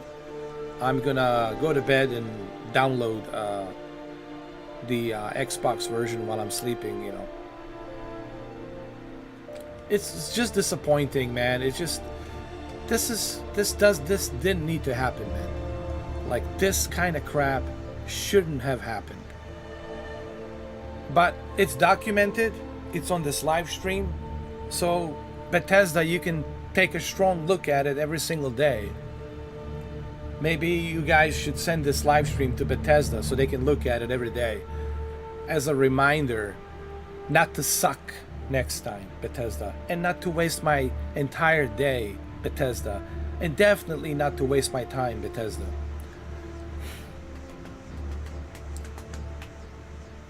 With this nonsense, man.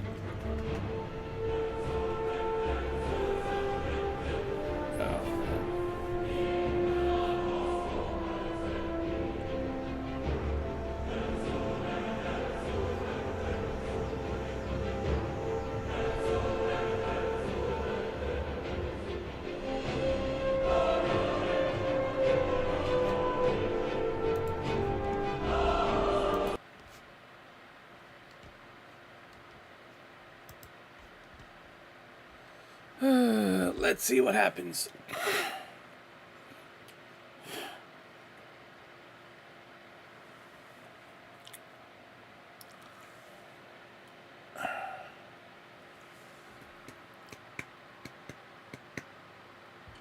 Oh, you didn't miss nothing.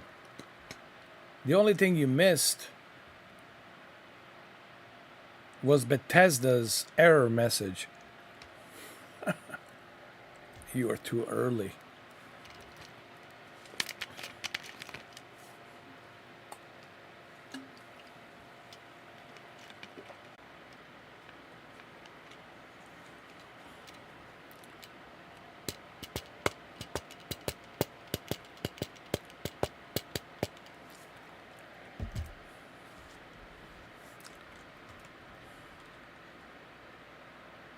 Oh, this might take a while, depending on the game and your PC. Oh, God.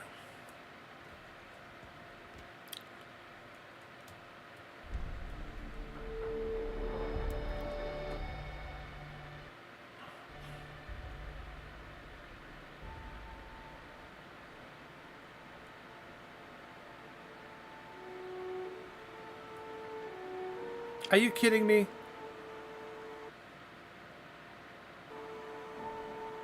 What is this now? Building shaders? Oh, God.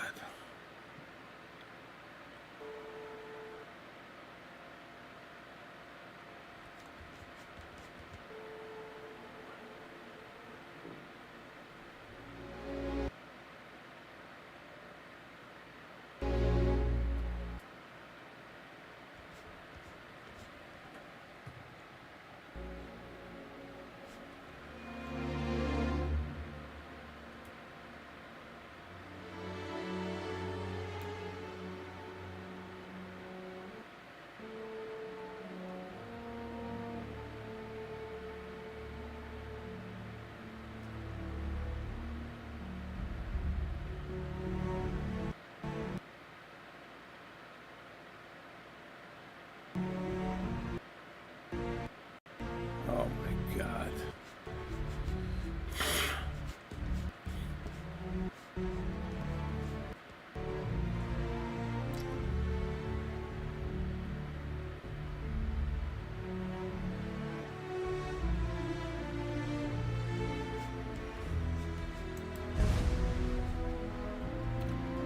Do I accept? Yes. Welcome to Starfield. It means the world to us to have you exploring our brand new universe from all of us at Bethesda Game Studios. Thank you so much for waiting this much and ruining your entire Thursday. Now you can bend over, Mr. 4K. We have this big ding dong called the Bethesda. We want to shove it in you a little bit deeper. We can't wait to discover to see what's in your anus.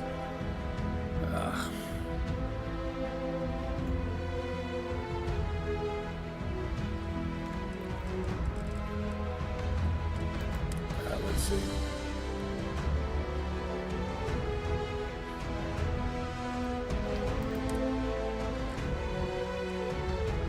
$38.40 by $21.60.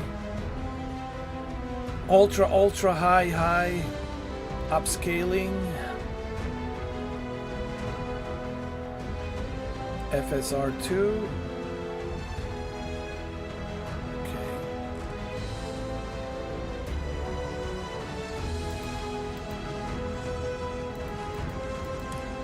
Oh, they don't have... What kind of nonsense is this?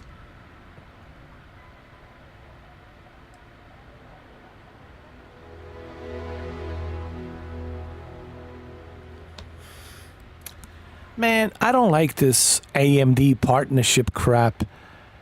Because of the AMD partnership that they have on their GPUs, they don't support deep learning super sampling from NVIDIA. Oh, this is such a... And now you have to buy AMD GPU. Bethesda.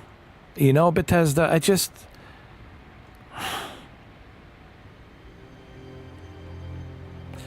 You know, Bethesda, you're lucky that I'm in a good mood. Otherwise, I would have said something really nasty right now.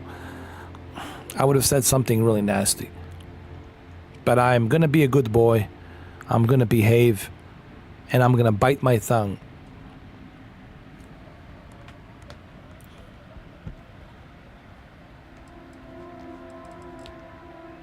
Alright, so I got everything set to ultra high, ultra. When it comes to scaling, I'll have to do this natively because I don't have Fidelity FX, so. But it should look good. Everything's set to ultra.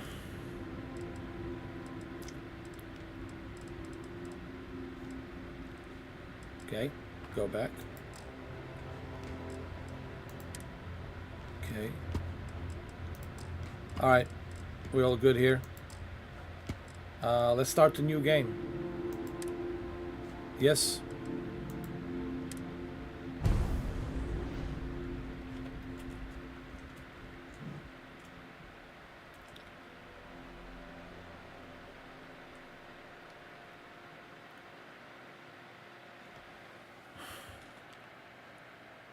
So much for the deep learning super sampling, huh?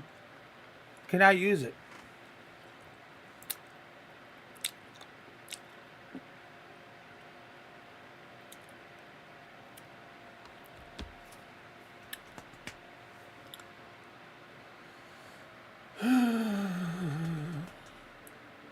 Bethesda Game Studios presents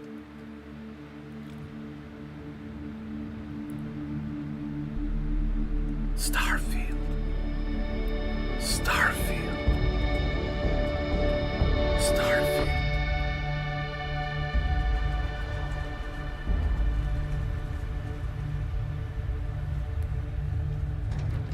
Starfield.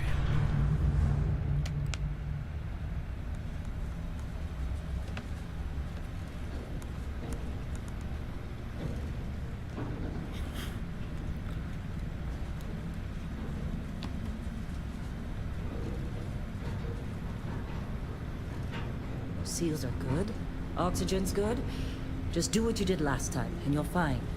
Follow my one simple rule. Hella, what's my one simple rule? Listen to Lynn. Boss lady knows best. Exactly. Listen to me. Mining's just like any other job. Go steady, go safe, go home with a pocket full of credits at the end of the day. Yeah, totally. It's just like, I work in the Star Dock. Except, with more cave-ins, lasers, and accidental dismemberment. Very helpful. Thank you. You're gonna be fine. Your first outing was solid. And, let's be honest, it ain't exactly astrophysics. That's why I keep him around. Good pep talks. Yeah, and the fact that I can pinpoint a helium deposit from 300 meters. Not untrue. A shame we won't find any down here. But the metal deposits alone should pay for our own helium. Hell, after this, we'll have enough jump fuel to bounce from one end of the settled systems to the next. Hey, more minerals, more money. And so the cycle repeats itself. Just no more unauthorized jumps in the house for room space, okay? He's just a big baby. There are worse lives. You know, most Dusties don't even make it this far. I have a good feeling about you. Group hug now or at the end of the shift? One of these days, Hella, I am going to leave you behind. Promises, promises. Actually, the graphics looks pretty good on this thing. Okay, let's see what we've got. How are we on time? A little longer. Grab some samples? Always. But not you. Check on Isabel. Make sure she eases up on the breach. I don't feel like getting buried alive today. Roger that. Remember, Dusty, keep your breathing steady. And never take that helmet off down here. Oxygen processors don't extend this far. Yeah. 3090 Ti is running this pretty good, man. I ain't gonna lie. Everything's set to maximum settings. Not bad, dude. Not bad at all. Dreams of red tape.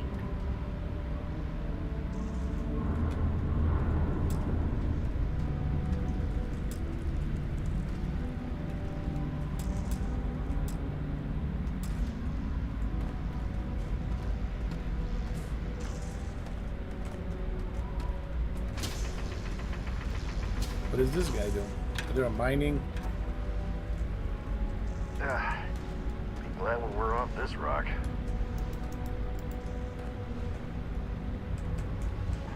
Take care of yourself out there. Busy. Yeah?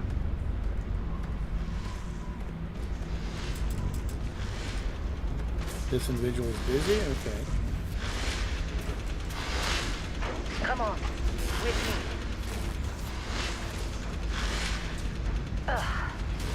This one over here. Calvert! No! No. It's a laser, not a sledgehammer. Ease up. Benning, if you got paid per break, you'd be a millionaire. Let's go. Yeah.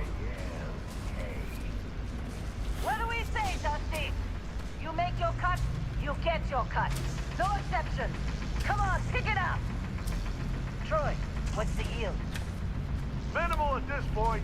Occasional glimmer, but it's weak. What do you think? Stay the course? No, ma'am. Juice ain't worth the squeeze.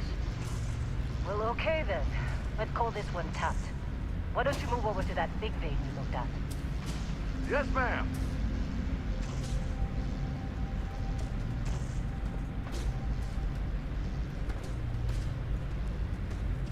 This looks pretty good, man.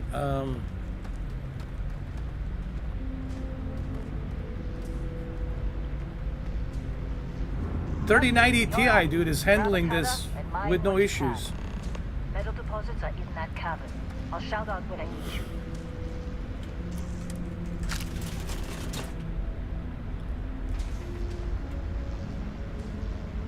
Press mouse to fire.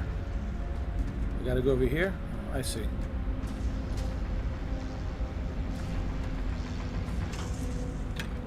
You think we'll be done here soon?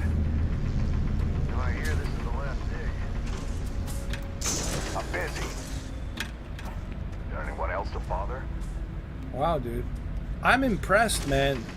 Do you guys realize what's going on here? My 3090 Ti, bro. Native 4K. Everything set to ultra.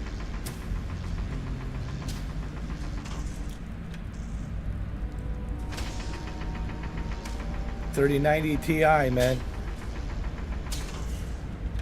I knew this card was the beast. I knew it. I knew it.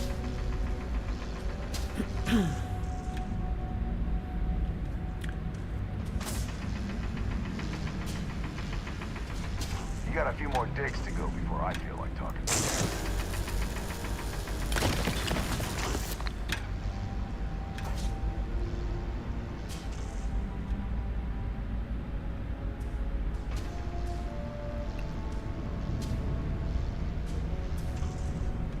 Oh, what's funny thing is that I don't even have the DLSS available here. I'm using the FSR, but it's running really good, man.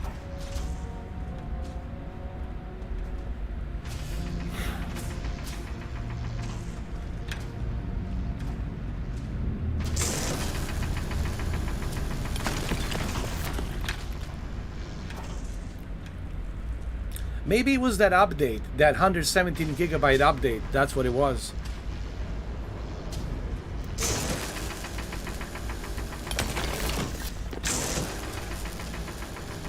You ready, boss? Get back up here. Yes, ma'am. Trying to get through my shift. I'm coming back, ma'am.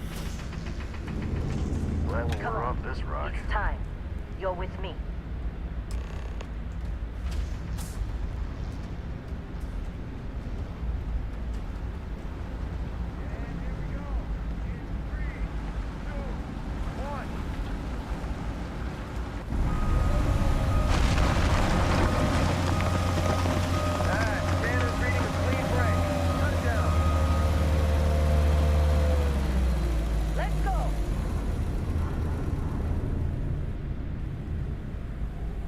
Get the readings.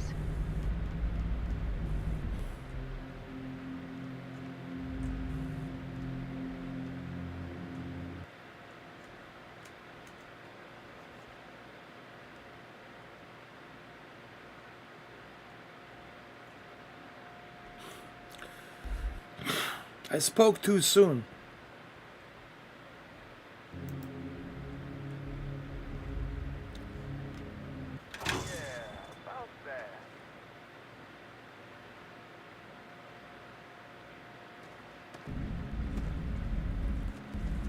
Problem? Not if you consider a spike in gravity readings a problem. I don't. You don't? What we're after, it'll read as an anomaly. That's what I was told anyway. Okay, now you're starting to freak me out. Relax. It's just another job. Come on. We're getting close, I think. Yeah, everything is just... Lynn, seriously, there's something really effed up about this. Where is it, Hella? Through there, I think. Okay, you're up. Something goes wrong in there, we'll come get you. Why would anything go wrong? Would you shut up? Both of you do your jobs. Client is on his way. Hey, don't look at me. I've done my part. What are you waiting What are you waiting for? Nothing. I just want to make sure I'm okay. Good luck in there. Why is he saying good luck in there? What's going on? Do your job. Okay. Hey, don't look at me. I've done my part.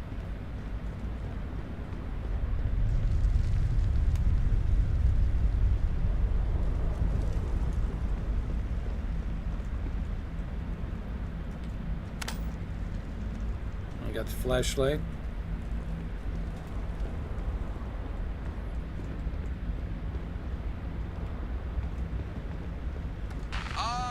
Still getting weird gravity readings.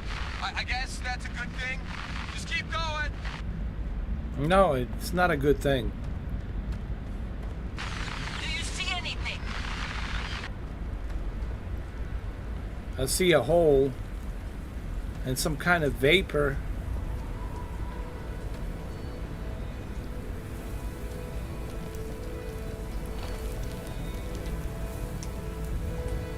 What the hell is this? Some kind of particles?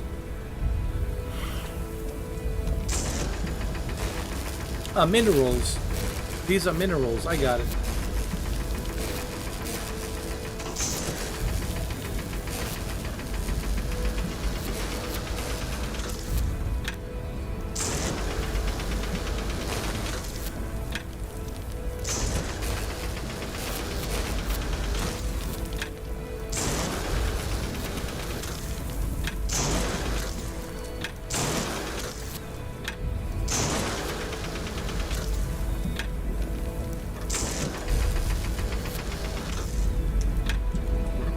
The hell is that?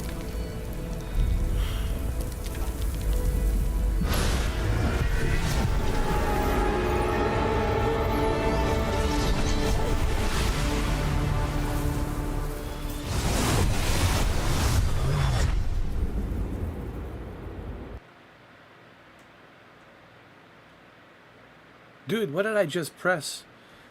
Time travel?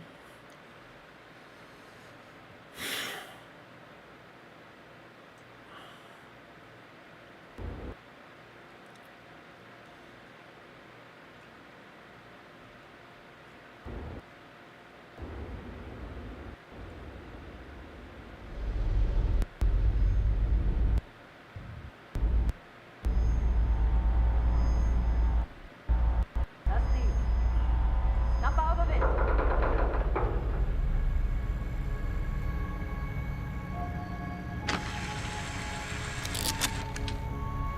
Hey, come on. Come on. Okay, take it easy. You were out cold. No physical damage. Mentally, the jury's still out.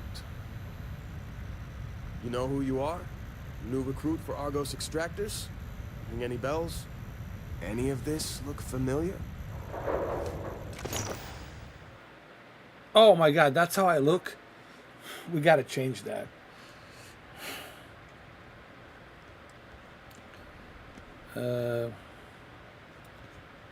Let's see. Change. Oh my god.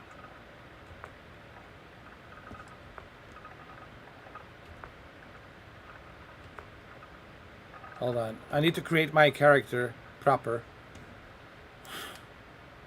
Hold on. Head shapes.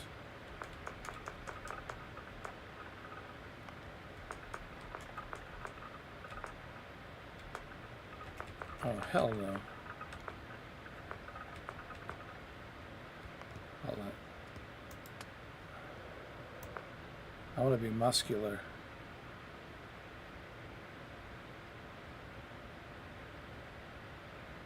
Like that.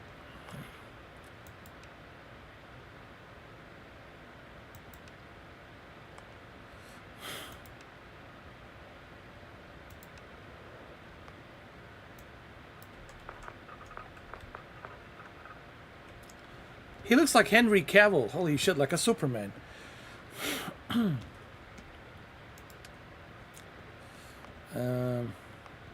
Facial hair.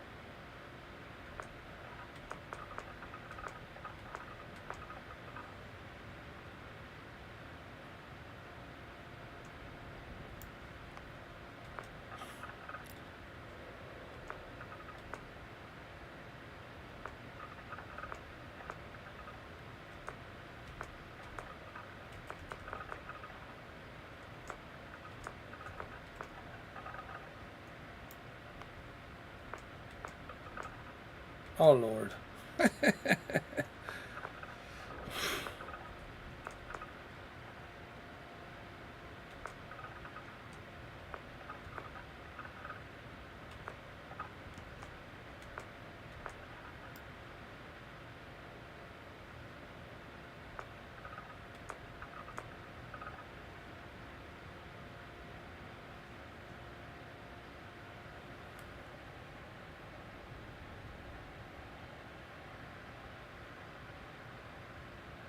Christopher Lee.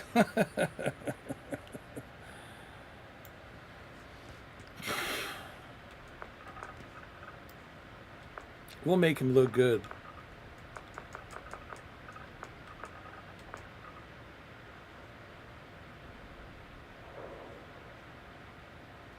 We'll make him look real good.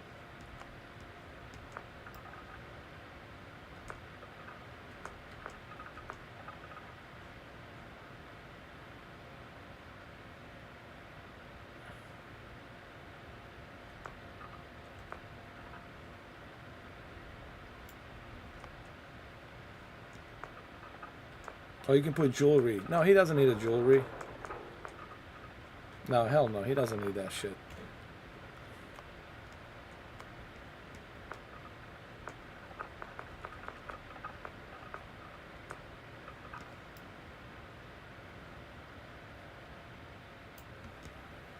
It looks good, man. I like what I'm doing here with this guy. Oh, Jesus. Make him look like a zombie.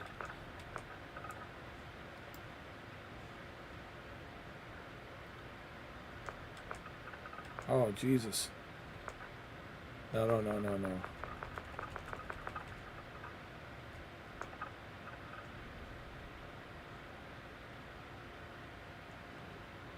Kind of like that.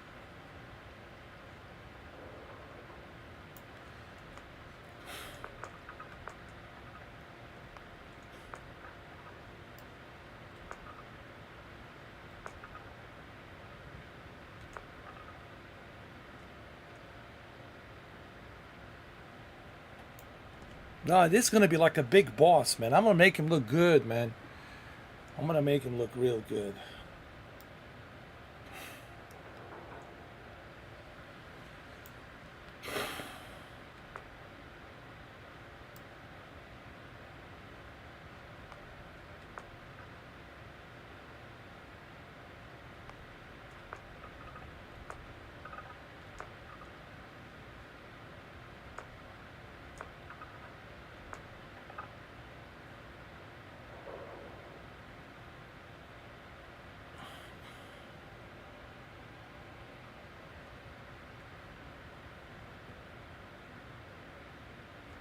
He doesn't need any tattoos right now at the moment.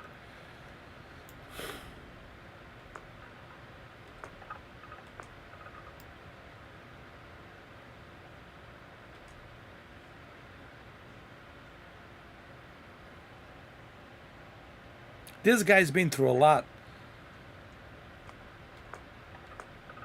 He's been through a lot of stuff.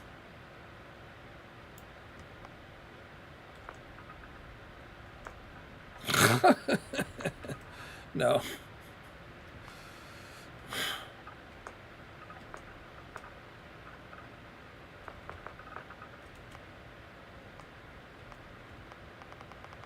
Hold on.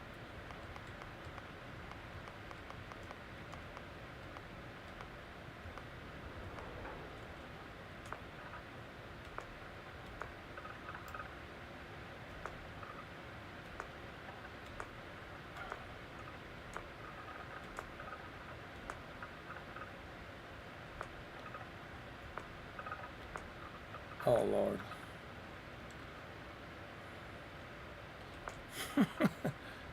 Oh, there we go.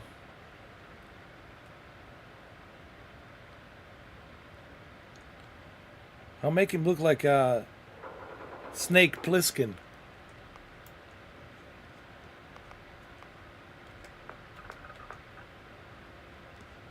Oh my God, he looks like Hugh Jackman. Oh!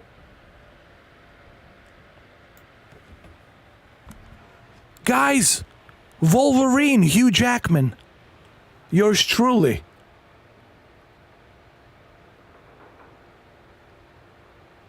Holy shit.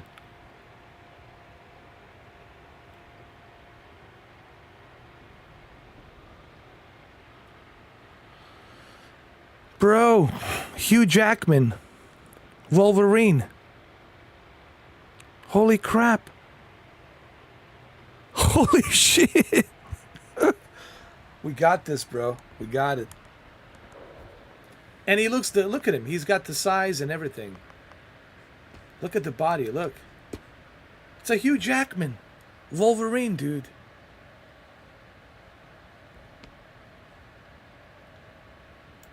Holy shit, man. Wolverine. Whoosh. This is it. I'm leaving it like this, bro. This is Wolverine, dude. He's a big guy. Can you believe this, bro? Holy crap, right? Dude. Holy shit, man.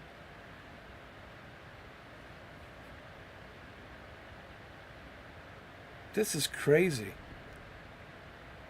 I'm gonna leave it like this. Okay, you guys all agree. Yeah, we're gonna leave him like this.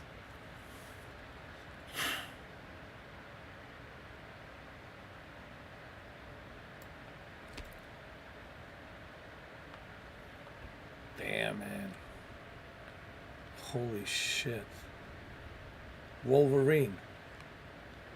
Holy crap. Oh, man.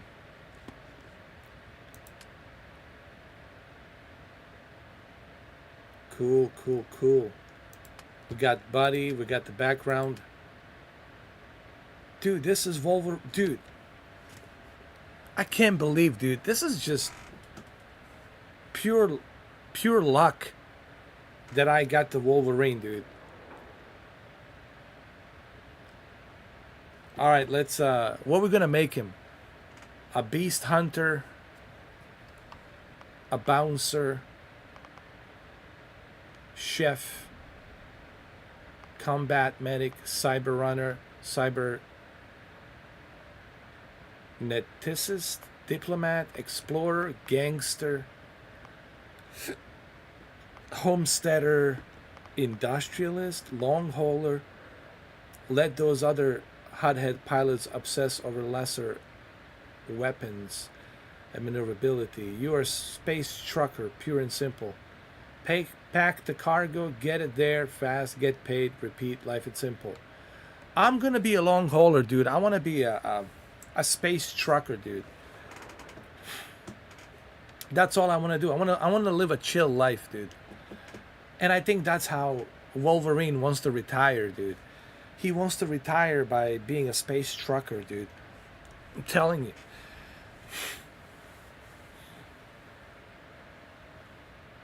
Oh, you playing it on Twitch? Cool. I'm gonna check it out later on. Yeah, I'm gonna be a long hauler, Brendan. Yeah, for sure. Long hauler. And yep.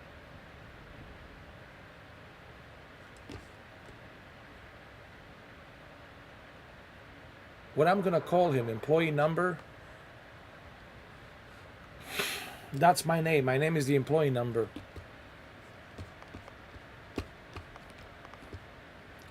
Okay, I'm gonna finish it. I'm a long hauler.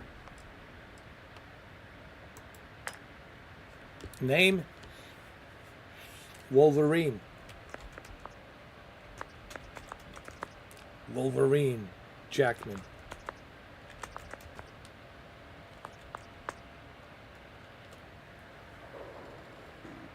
Hugh Jackman.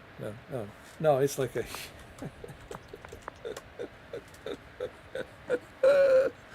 Wolverine Jackman Hugh.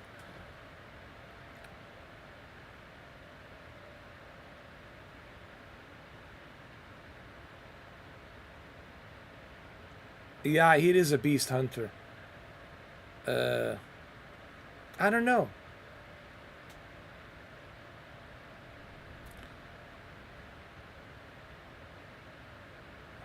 All right, Dominic. Thank you, brother. We'll see you tomorrow. Get some rest. Yeah, hold on a second. Bill Clinton's right.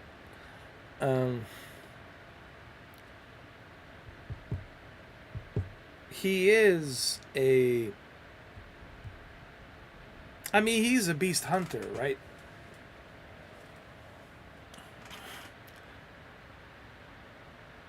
We need him strong, dude. Hold on. Long hauler is just a pilot. A beast hunter is more stronger.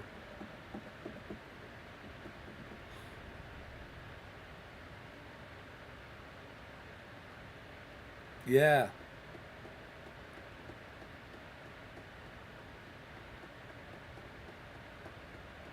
I think you're right, Bill. I think you're right, man.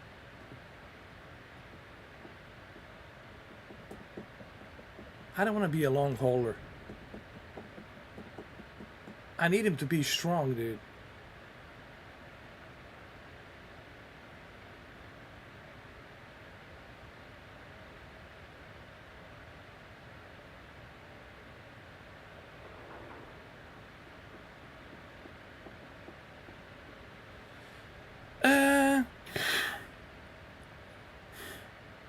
You know what?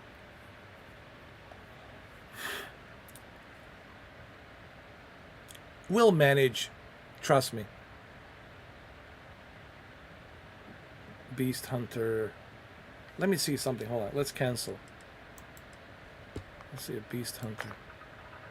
From the Ashta to Aquila to the terror morphs that plague the whole of the settled system, hostile alien life abounds. You learn the skills to track them, find them, and take them down.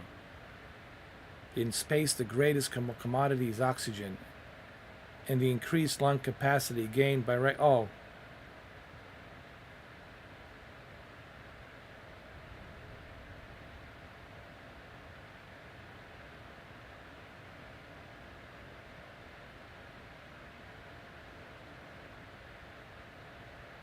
Yeah. We'll do a Beast Hunter, man. He's my guy, dude. He's a Wolverine, dude. Yeah. Look at his agility and ability and lung capacity. Yeah, Beast Hunter, dude. Yeah. Oh, yeah. That's right.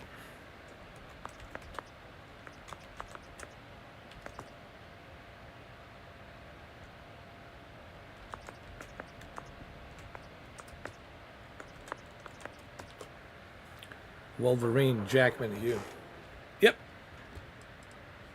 Yep, that's him, guys.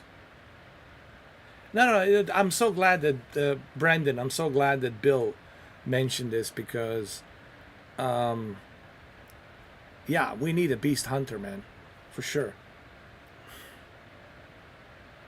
Especially for Wolverine.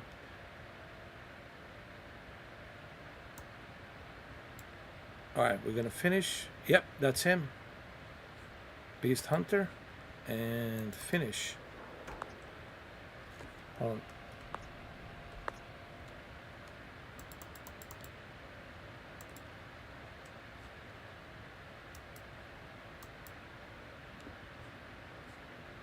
Wait.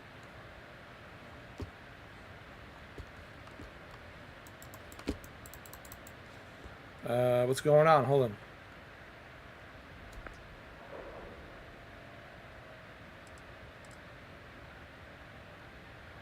He, him, pronoun, name, character, Wolverine, Jackman, Hugh. All right, we good, guys.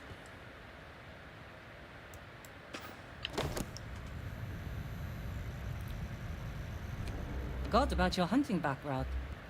Not much use here on this damn rock, that's for sure.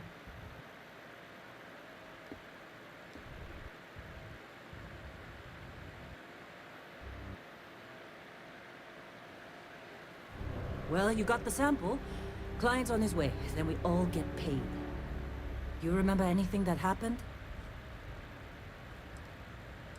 There was this light and music. It was incredible, like a dream or a vision.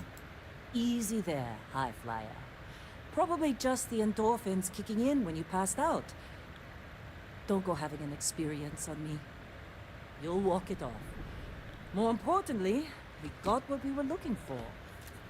All this trouble for that stupid thing? Sure don't look like much. Never mind what it looks like. It's worth more than this mine has pulled in all month.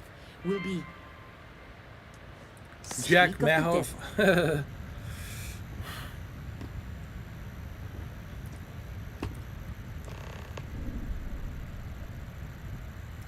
Wow, look at me.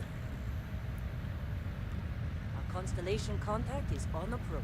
Damn, Hugh Jackman. The explorers? Wolverine. Kind of a joke. Not a joke. You're just too young to know better. Hey, I'm just saying they got a reputation. Hell, I bet half the crew here doesn't even believe they really exist. Half the crew doesn't believe Earth exists, but it's still there. Same with Constellation. Yeah, but come on. Exploring space? Who does that anymore? Ain't the space we've already got complicated enough?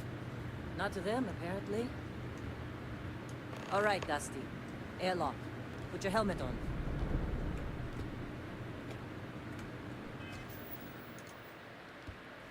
Put my helmet on. Okay. Select the area in the lower right to access your inventory. Okay.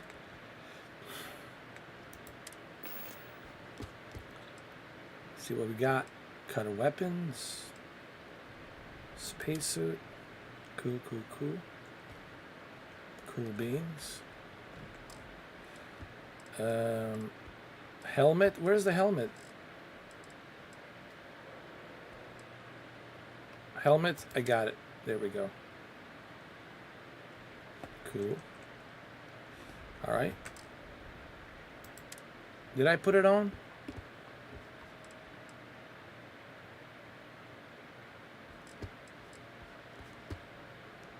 Select home.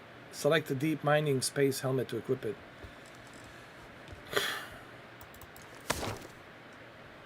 Okay, got it.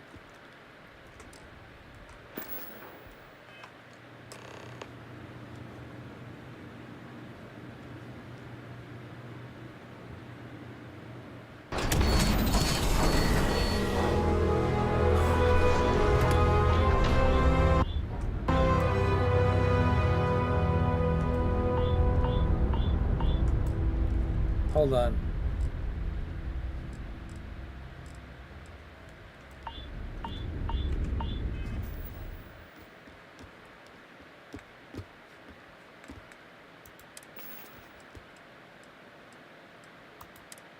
I thought I equipped this shit.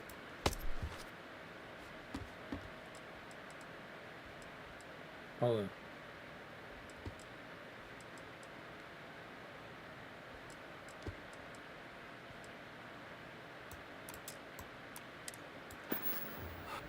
I got it. Jesus.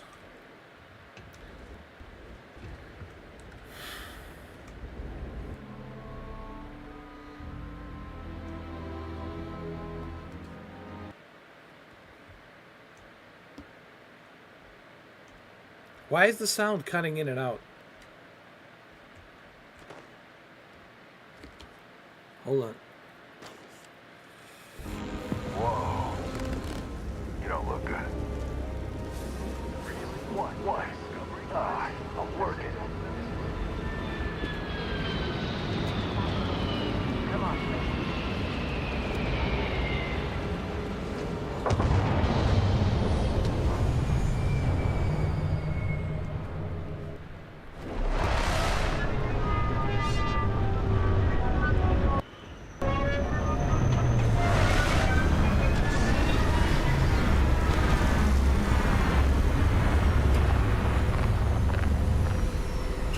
This looks like a Prometheus ship, dude.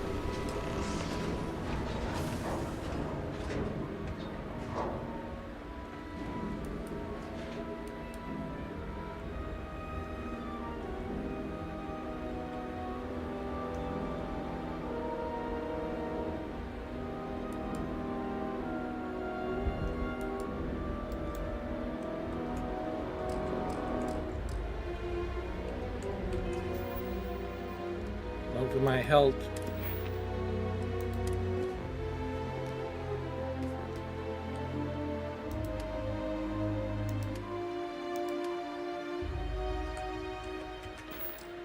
Hold on. Let me check my inventory. I'm gonna need some help.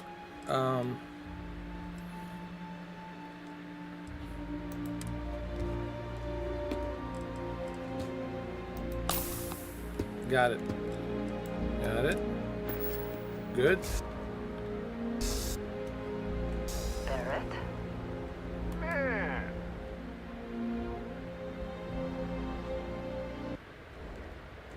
Been a long time. Yes, it has. That mine on Bendy, right? Kazal, hellhole, like this place. Rare mineral contract. Your tastes are a bit more sophisticated now, huh? So, you found something? Right here. The new guy found it. That right. And everything went cool? Just like grabbing those minerals on Bendy? Kazal. And no Barrett. Not cool. He passed out after the extraction. Woke up saying all kinds of nonsense.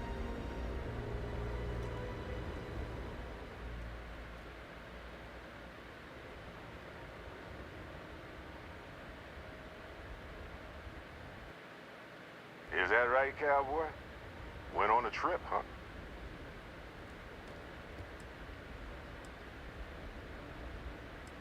I guess you could call it that. That fun, huh? Not the most gentle push into the great mysteries of space, but hey, been there. Look, just hand over the credits, and I'll be happy to never see this thing, or you, ever again. That's why I like you, Lynn. All business. Barrett, the scanners on the frontier are reporting a ship coming in hot from orbit.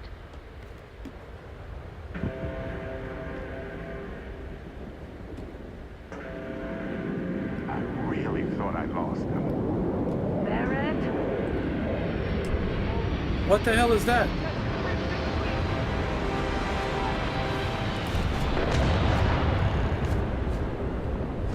What in the hell?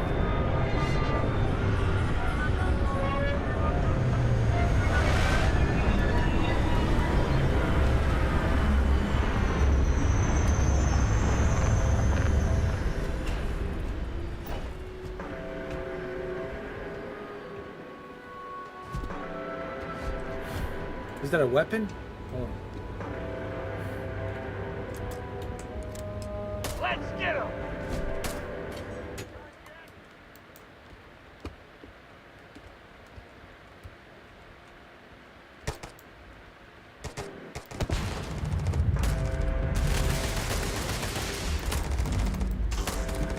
How do I change the weapon? Hold on.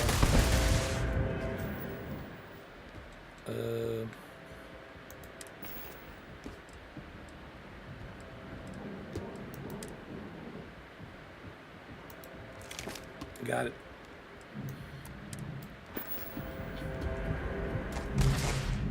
These are the pirates.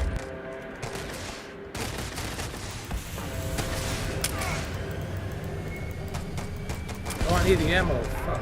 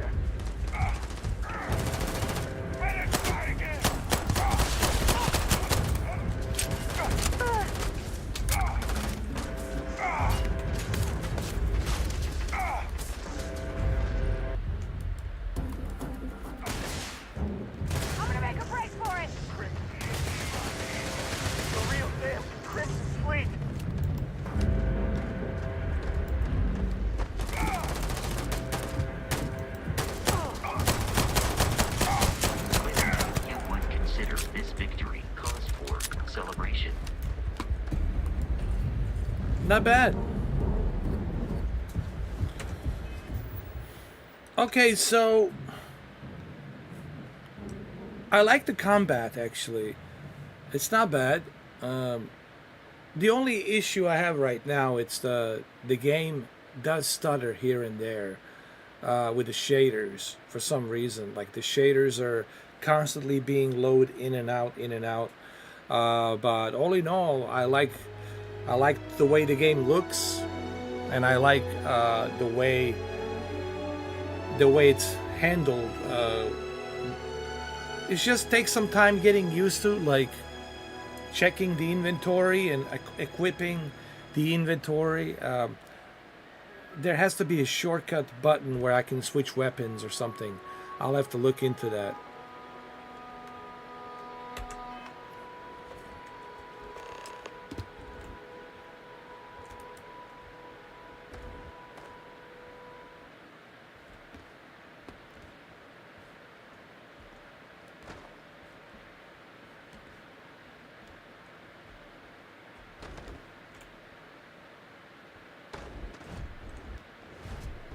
Of course Barrett was being followed. Every time. Now that was some fine work under pressure.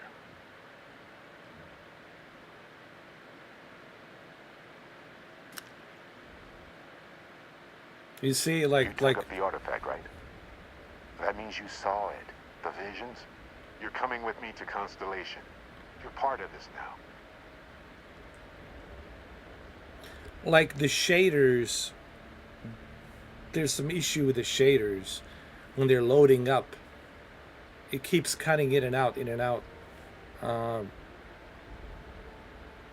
I'm sure they can fix this with a patch update, like, so it can be fixed. All right, so they want to take me to their ship, take me to their Constellation place, group, or whatever they call themselves. All right. If you can take me off this damn moon, Thinking it sign me over? up. There's nothing wrong with honest work. Although, yes. See your point. Oh, no, Barrett. No. You think you're just going to take off after the mess you caused? All right. I guess I did just put you all on the Crimson Fleet hit list. How about I stay and I send your Dusty here in my place? I know, but he's not some miner anymore, Lynn. Soon as he touched that rock, something changed. Don't tell me you can't feel it. Fine. It's a deal. Get out of here, Dusty. You're on to bigger things. I'm gonna be nice to her. I'm gonna say thanks for everything, Lynn. Thanks for being such a bossy pants. Thanks for treating me like a crap. Yeah, thanks for everything. Thanks for never giving me the raise that I deserved. Just go. Before I say something I regret. That's what I thought. Well, now that that's settled. Vasco, get him to the lodge. No deviations unless absolutely necessary, okay? Protocol Indigo. Oh, this is gonna take you Again. years, man. Very well. This game will take you years to play. Oh, and hey, take this. You'll find it very useful out there. And it even tells the time. Oh, he gave me the watch. G-Shock. Chronomark. Hey, look at that. The watch fits you perfectly. Now, questions? Yeah, I got some questions, of course. Question number 1. Why send me? Shouldn't you go? You are giving me your ship? Why would you give me your ship? I mean, who are you? What's the constellation? See, that's the problem with the settled systems. Too easy to take everything for granted. While everyone else is busy playing politics, we're the ones braving the unknown, charting the vastness of space. Without us, the galaxy is just a big room with the lights turned out. Why would you give me your ship? Just like that.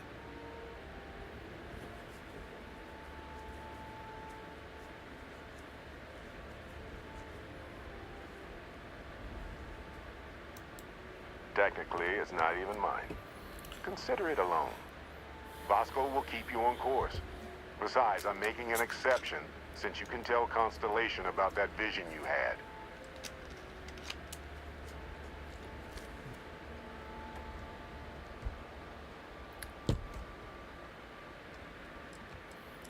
Why was the Crimson Fleet after What? you? Oh, sorry. Thought you said something. I did say something. Dude, that's creepy. How did he know I said something? They're just following the loot, like pirates do. And I have something of a reputation as a loot collector. Oh man, you're gonna have dozens of accounts on this game. But see, there's many different classes, Brendan, you can play. So you can play so many different classes and then just go back and forth. It's gonna take you, dude, this game's gonna take you forever. Forever, dude.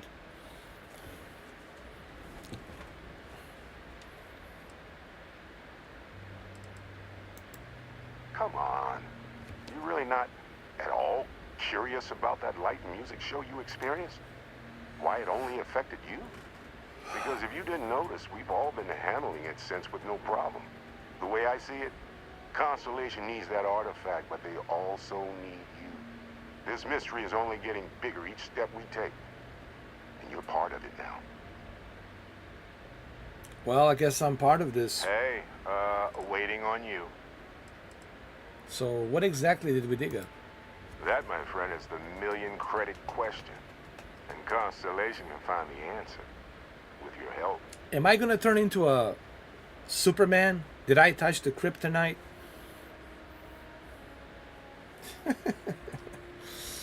All right. And Vasco, don't let him break my ship. I will take care of your ship. Thank you, Barrett. We'll see each other. You going? Staying around isn't helping us out any. I was just saying goodbye to Barrett. You don't have to be so nasty. Get that artifact to Constellation. All right. Vasco, it's me and you. Still in one piece. Got it. This is our ship, Vasco. Look at it. It's a beautiful Prometheus ship. Oh my God, look at this thing. This thing looks beautiful, man. Whoa. Wow. Look at it.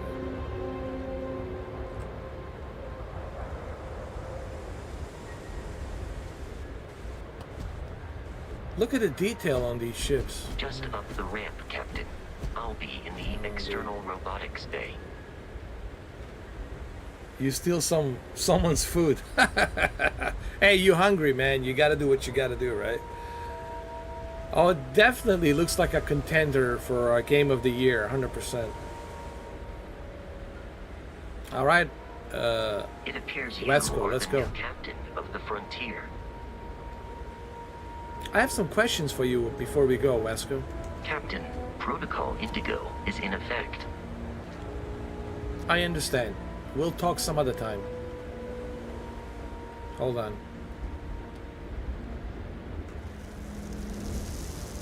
Look at the detail, man. Look at this. Wow. You can see inside the ship. Wow. On the window. Holy crap, dude.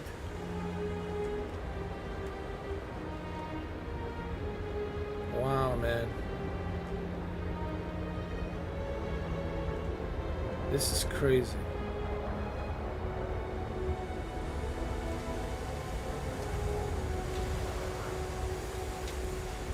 Wow. Captain, I'll guide you as best I can.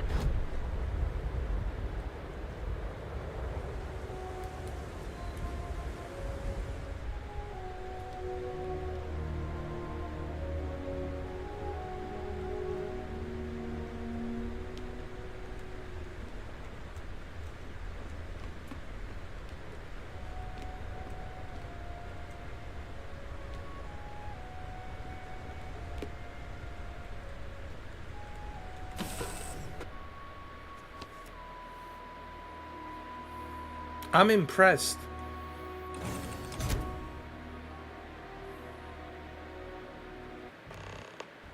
Captain, I assume you know how to fly a Class A starship. As Barrett likes to say, it's as easy as learning to ride a bike.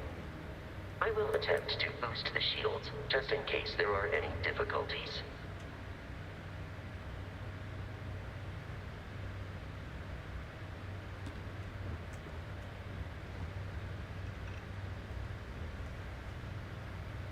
Wow, dude. Look at this detail. This is remarkable.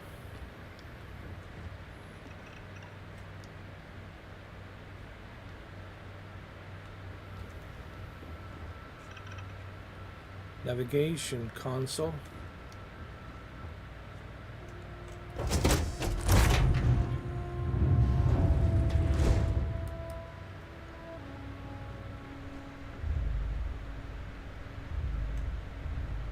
Jump seat.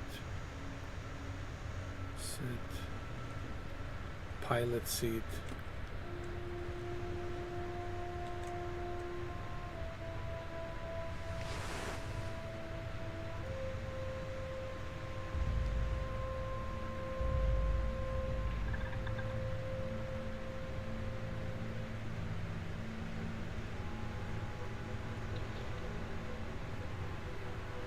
This is like a Space Odyssey, dude.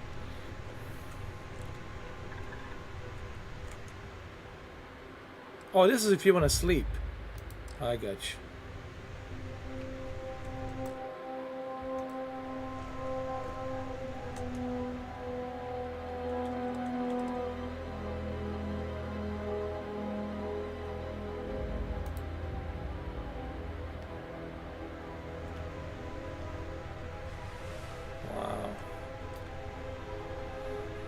Cool, man.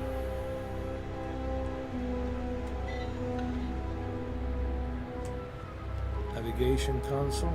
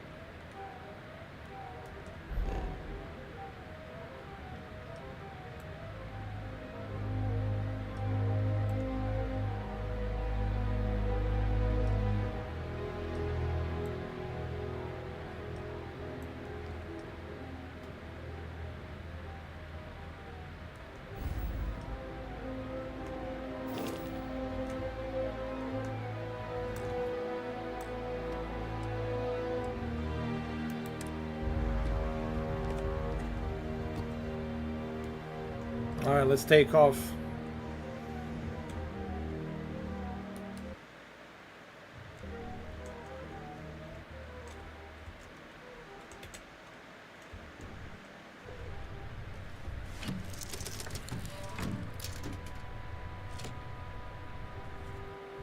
Shield's ready.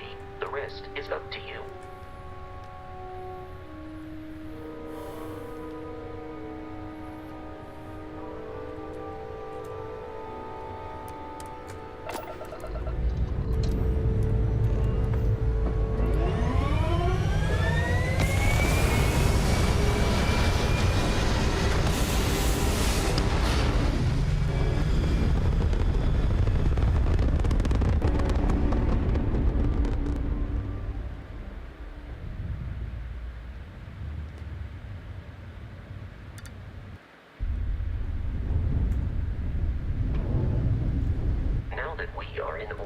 It might be wise to test all controls and systems to ensure they are not on the verge of catastrophic failure.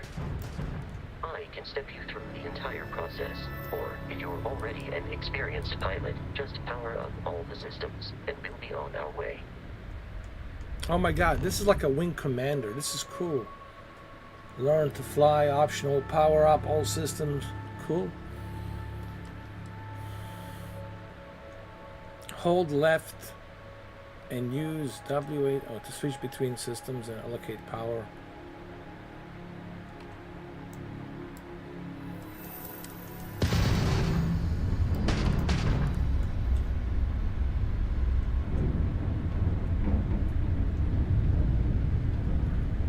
Each system on a ship requires power. Allocating power is under your direct control. Let's go over the engines.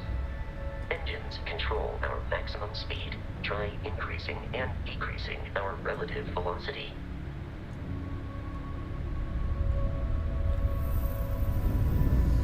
A ship's engine has a sweet spot for better handling during turns. Draw your attention to the HUD. You'll notice a speed indicator in the lower left with a gauge that goes up and down as you adjust the throttle. Try to center the gauge so that it lines up with the center of the vertical bars to its right.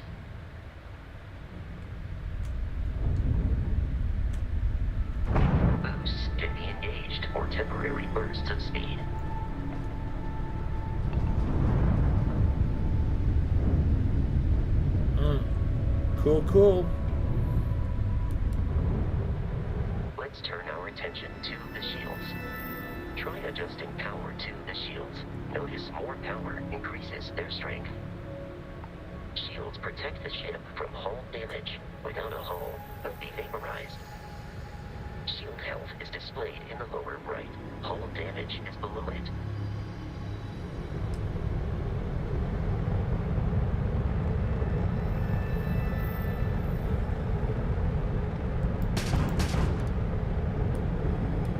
You've proven an adequate pilot. Are you familiar with ship combat tactics? Because that's a Crimson Fleet ship bringing its weapons to bear. It's that ship! We will need to disable their shields. Laser-based weaponry is particularly effective.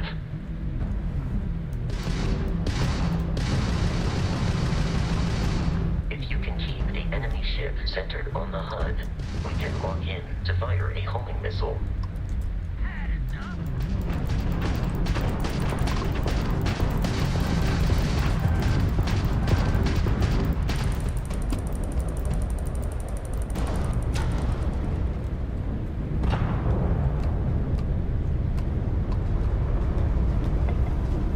Yeah, Jose, it reminds me of Wing Commander a little bit, in a good way.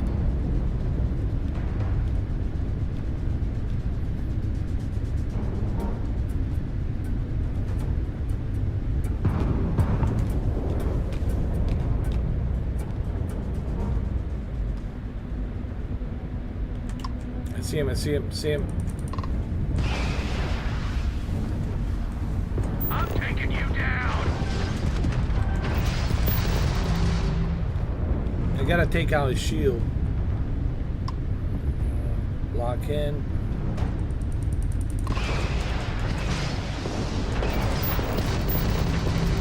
The enemy shields are down, Captain. Ballistic weaponry excels at damaging the hull once shields are offline.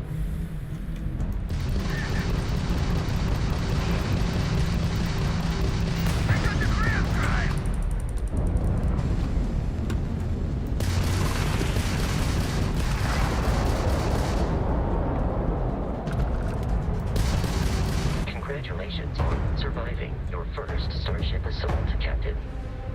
We should search the wreckage for spare parts and other salvage. You will need to fly close to it before we can access the remains.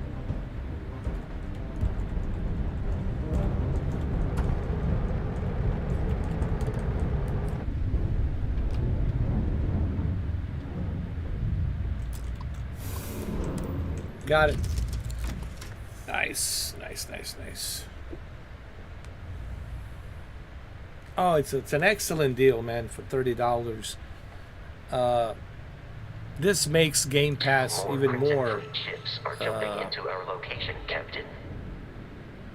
This makes Game Pass even more value.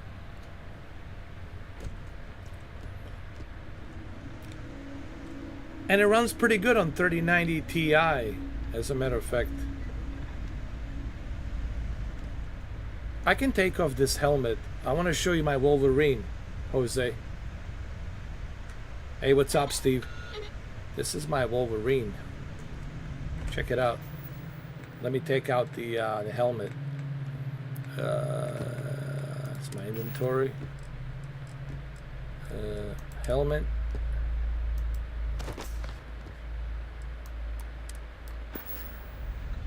Wolverine. Look at the Hugh Jackman, dude. Wolverine, dude.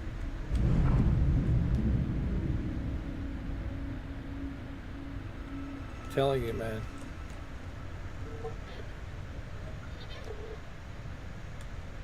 Let's bring him over here so I can see him better.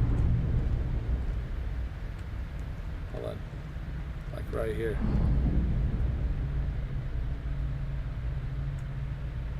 Hugh Jackman, Wolverine, dude.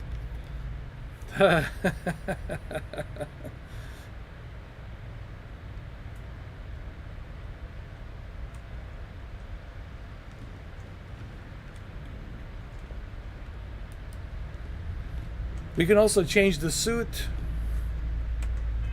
show you his muscles. Hold on, go to the inventory. There we go.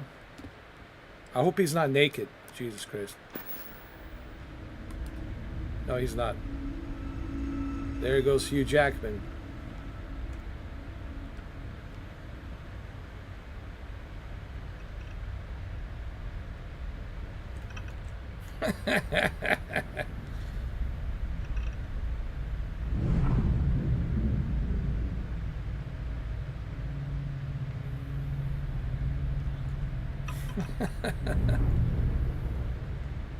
He can also go to sleep over here. Like, you can go to these jump seats and sleep.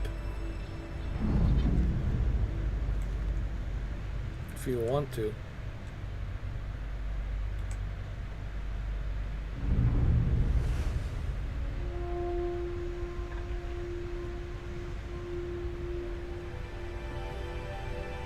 Wolverine's got a little bit old, you know. He got raised from the dead. Remember, he died, and they had to resurrect him. So this is a Wolverine in space. You know what I mean?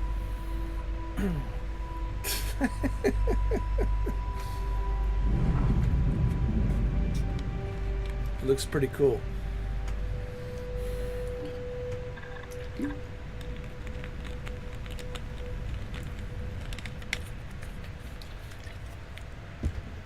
All right, let's go to our destination. It's right over here.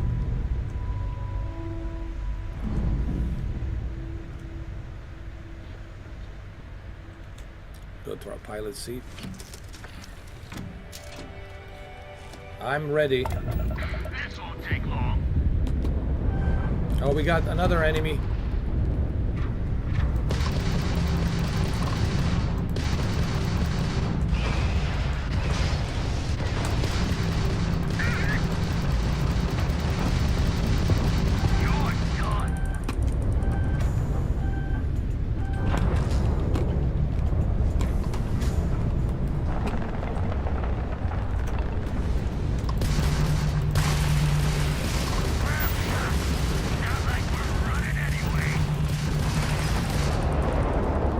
Yeah. Got him.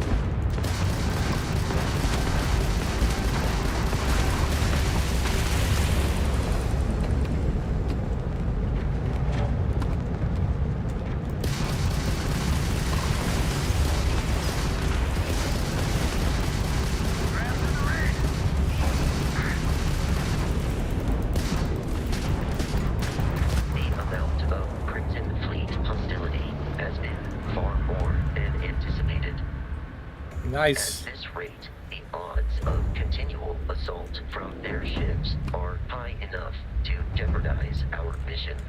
In short, they are after the frontier and will not stop. We All right. will need to deal with the local Crimson Fleet captain. A recent scan indicates an abandoned facility on the nearby moon of Crete, a perfect staging area for pirates.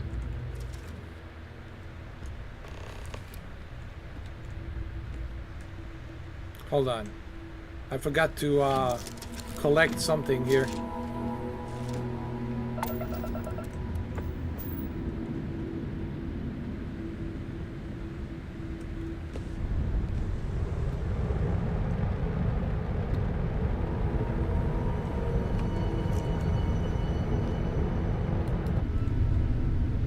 Once I collect this, I'm good.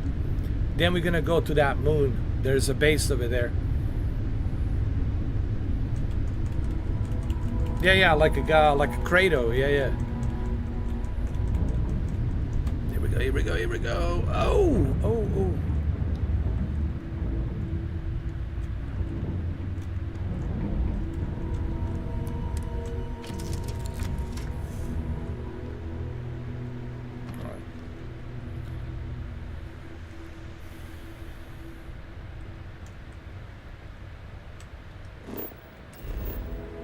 There's a moon over here, he said, that we can go visit.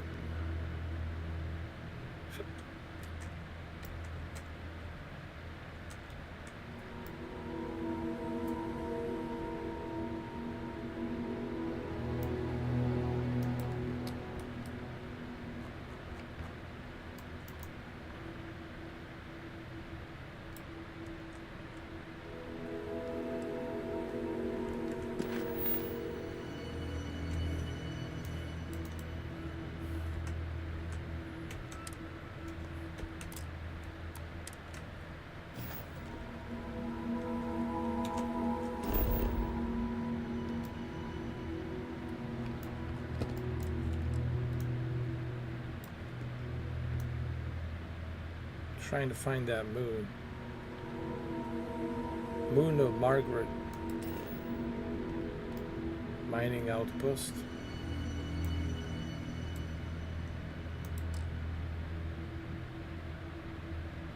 Let me see.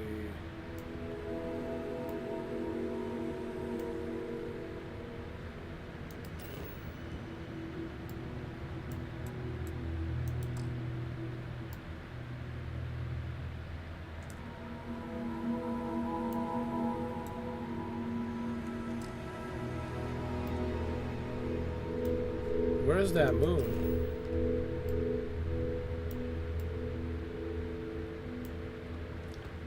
It's one of the moons over here. Maybe it's this moon. Hold on.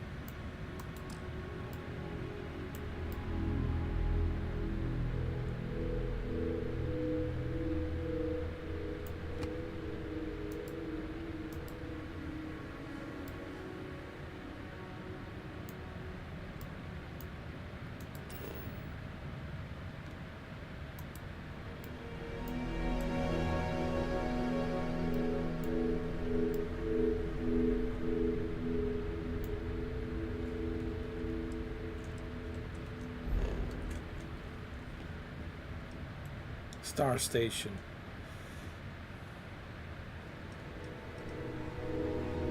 Travel to Crete. Okay. Crete Research Lab. Let's go.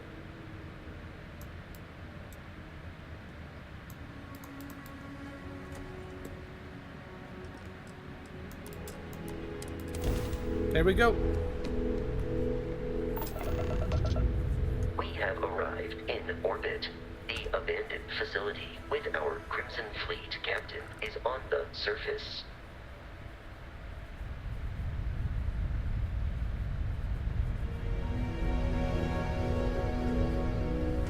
Hey, what's up, David? How you doing?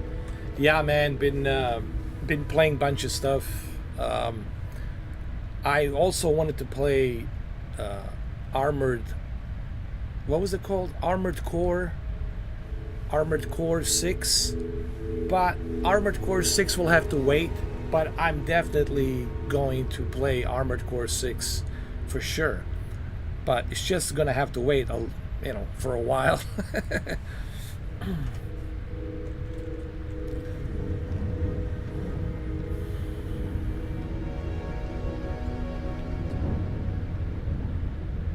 All right, so we gotta land on this planet.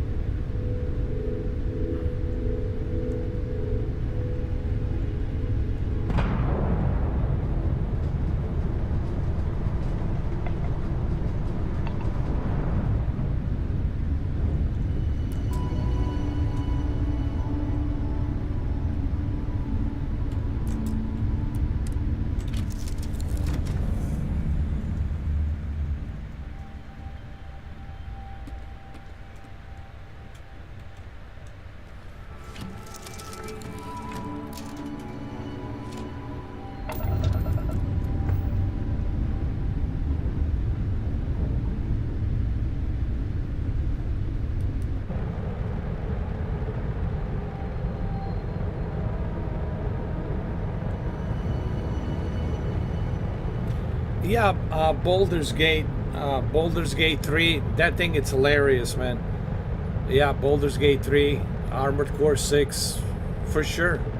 Dude, there's so many games, it's ridiculous.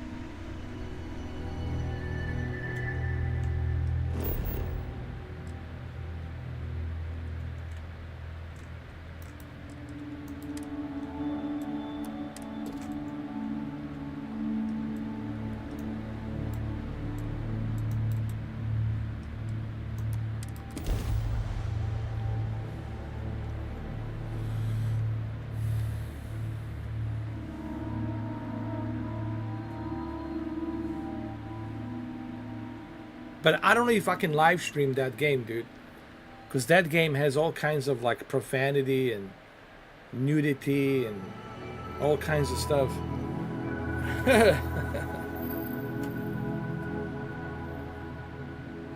Maybe you can turn that off. Maybe there's a way to filter that.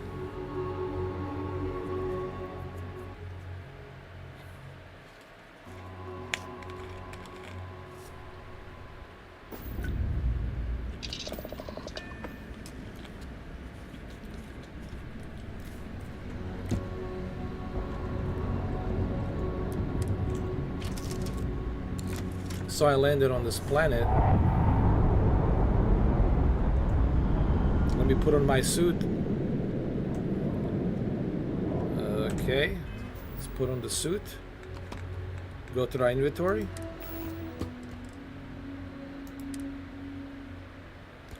Okay.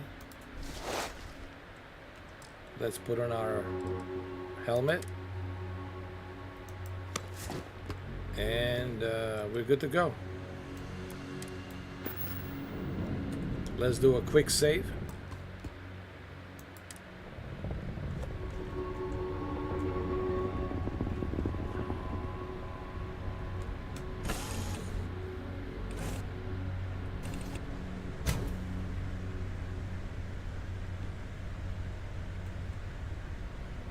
Oh yeah, man.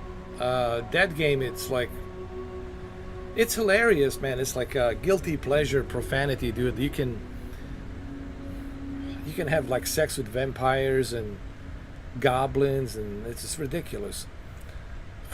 Baldur's Gate, it's like a porn game, dude. Porn adventure.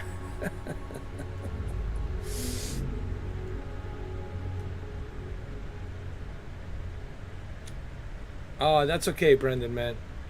Just take care of yourself. Drink some hot tea. Honey and hot tea is the best, man.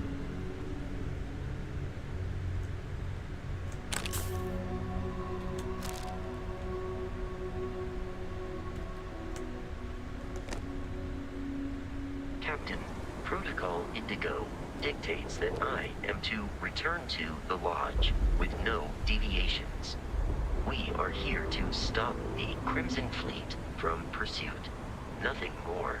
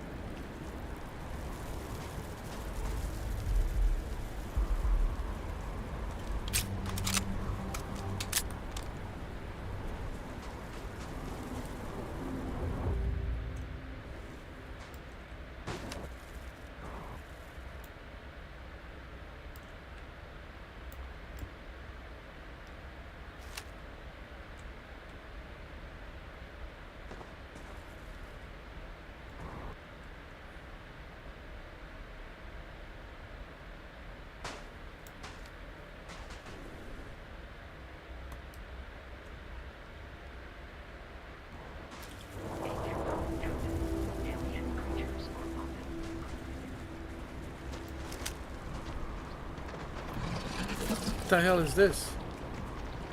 Oh shit.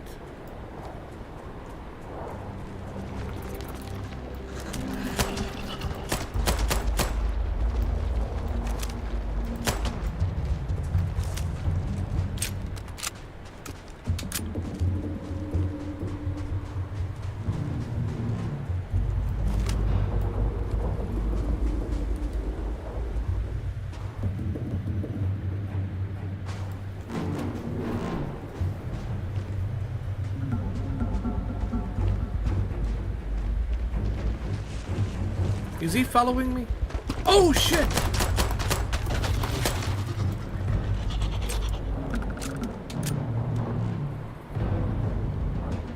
Oh my god, dude. These creatures are smart. He was waiting for me to turn his back on him, and then he went hiding, and I didn't realize that he was following me, dude. Holy crap, dude.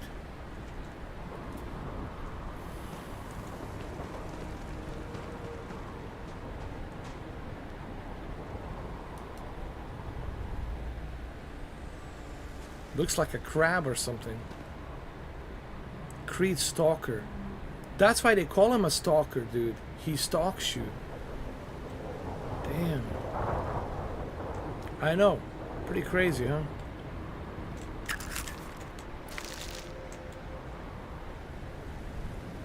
Yeah.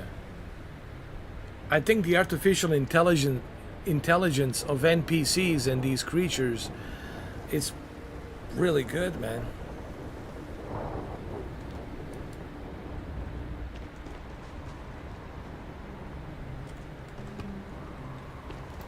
All right, let's take over this base.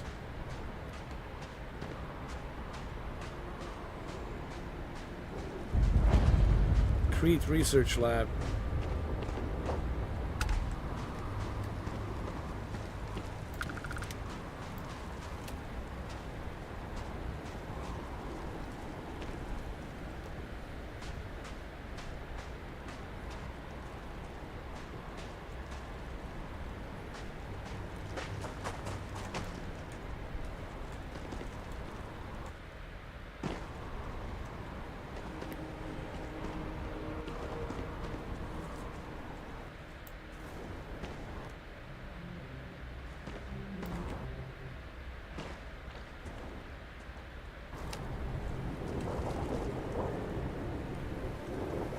How do you turn on the flashlight?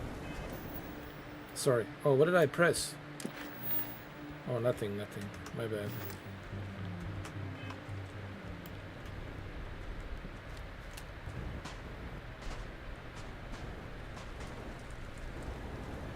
This game is creepy, dude.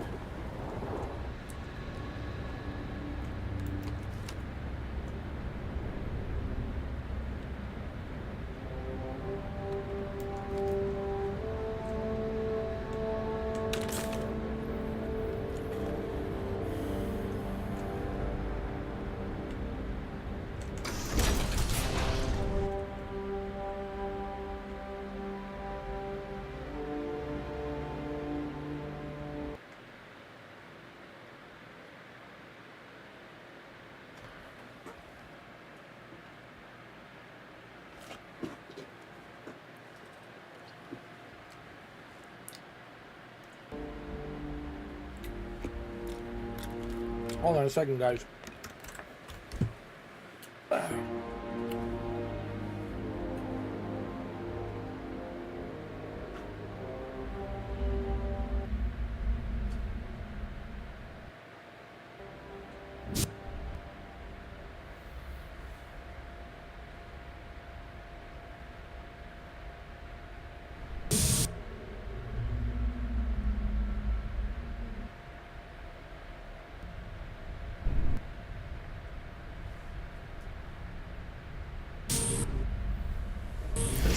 I'll be right back.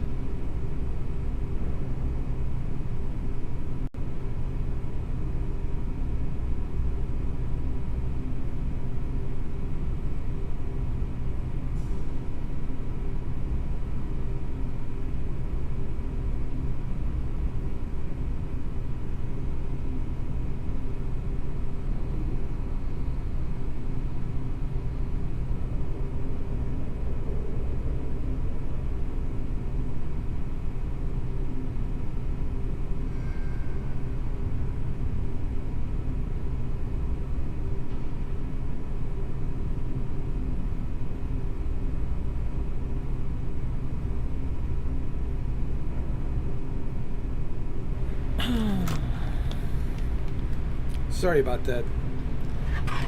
Just do something really quick.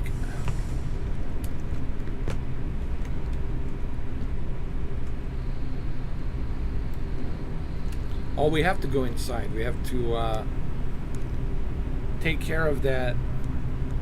Some kind of business we got here.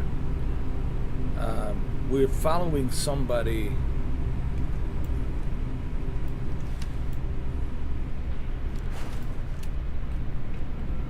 They're like smugglers or something, like pirates, and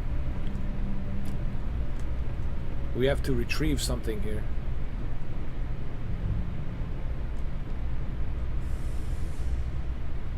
This is turning into like a Resident Evil of Dead Space. The hell is this? The hell?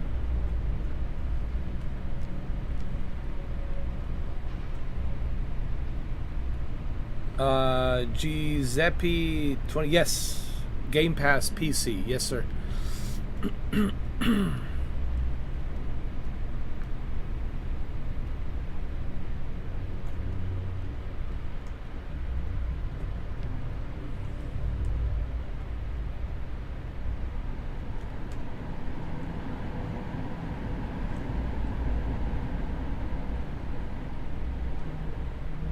I have a bad feeling about this outpost.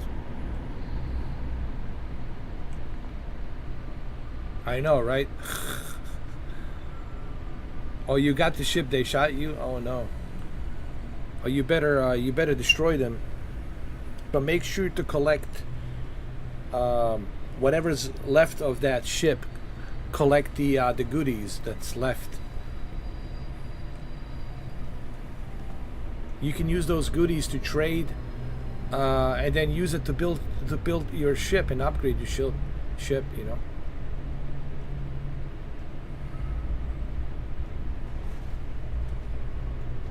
They abandoned this place, man.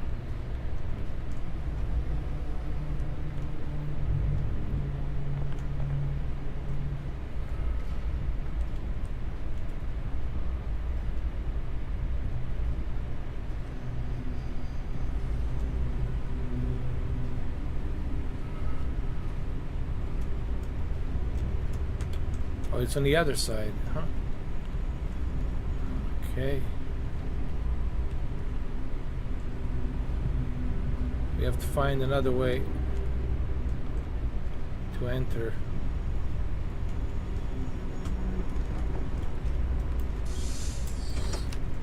Oh. Wait, there is somebody there.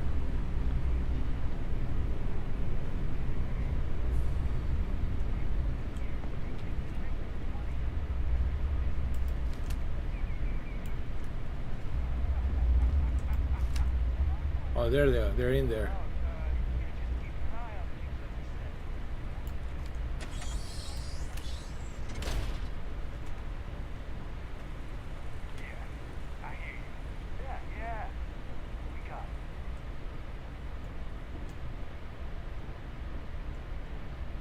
Wait, what was that? Thanks for that. Oh shit.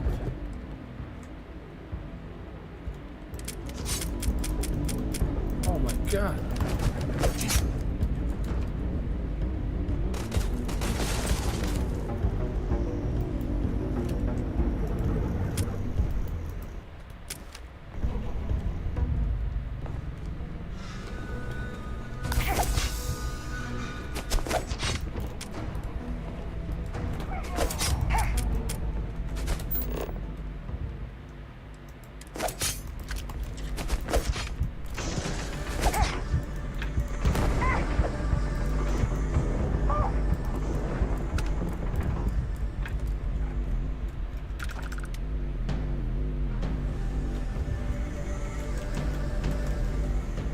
Dude, I need some health.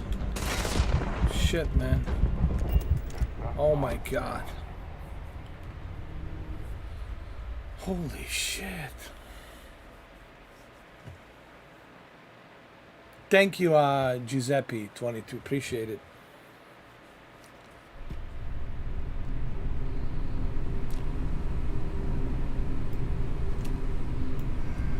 You know, I'm gonna switch to the other weapon.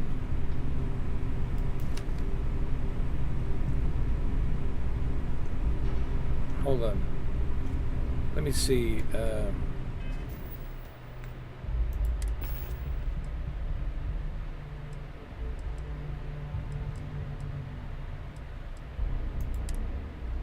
Got the ammo.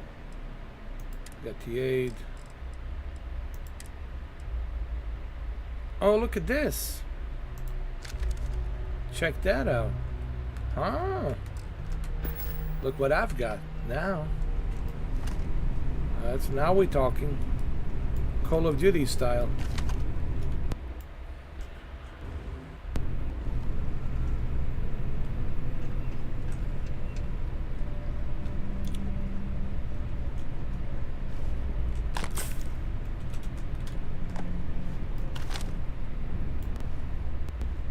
Now we're rocking and rolling. Right, Steve? Check this out.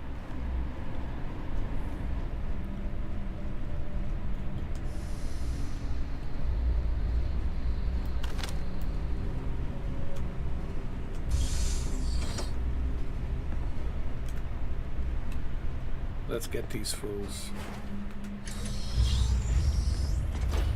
Hold on. Oh, they saw me. They saw me.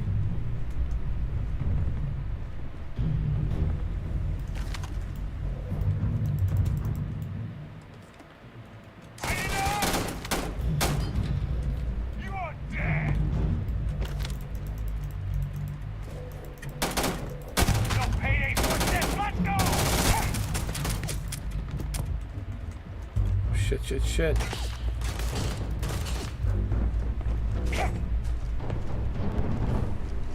Damn it.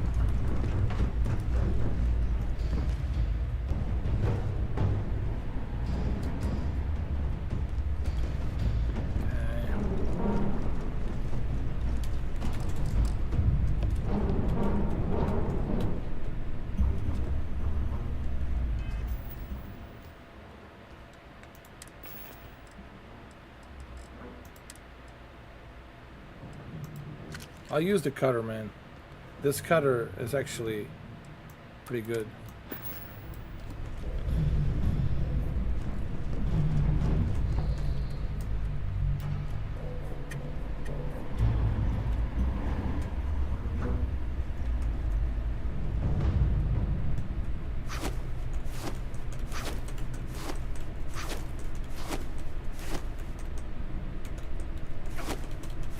Oh, that's how you melee them. I got you.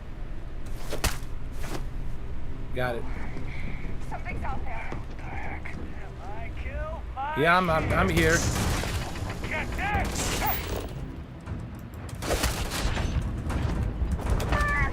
That's right, bitch.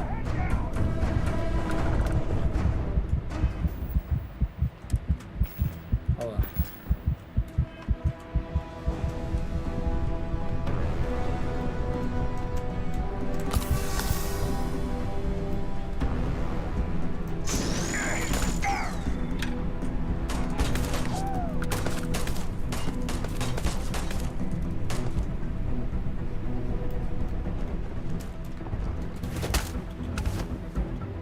Got it.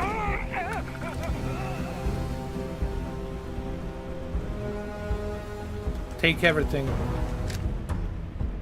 Collect.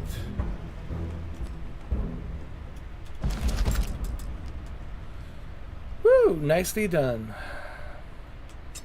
Got the rescue axe.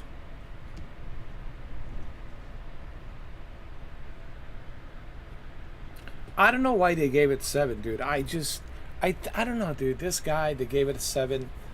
I understand that it's not a bad score. It's 7 is still a good score.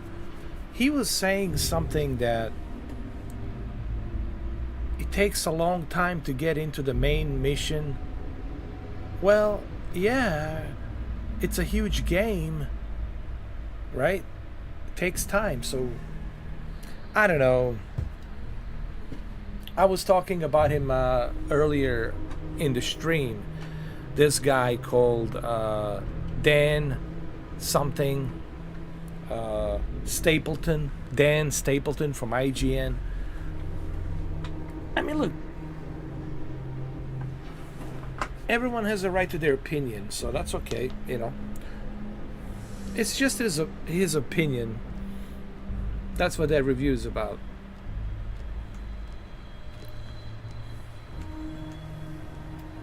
I wouldn't give it a 7. I mean, at least 8. Like 8 at least. Honestly, like 8 easily. You know, I think you're right, Brendan. They have some kind of bias against Xbox.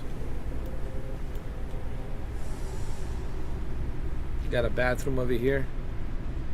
Okay, can we use the bathroom?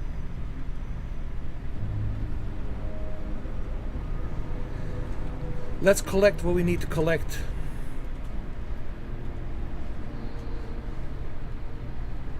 Let's save the game. Hold on. Always save the game. Quick save. Let's open the door.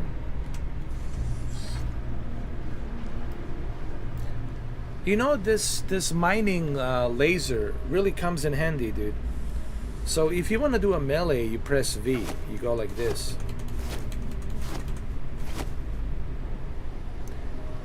But how do you switch to weapons? Hold on. Controls. How do you switch to weapons?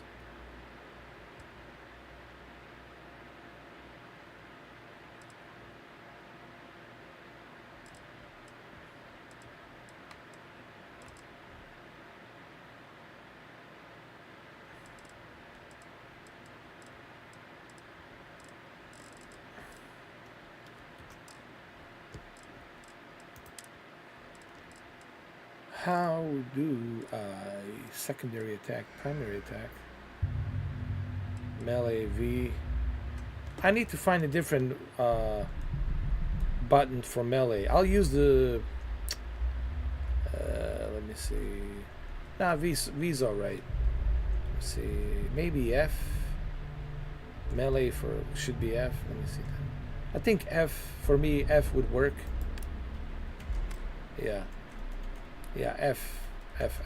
Throw a grenade. G, it's much closer than V. V is down here, so F is kind of closer.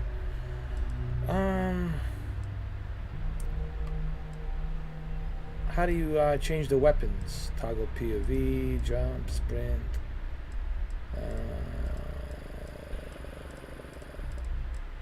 Quick save. F5. Okay, F5, quick save.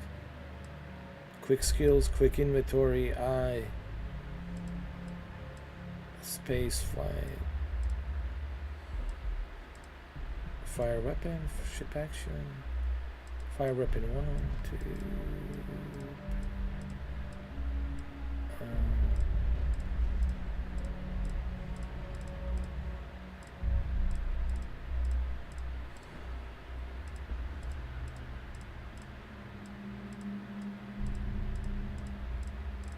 Okay.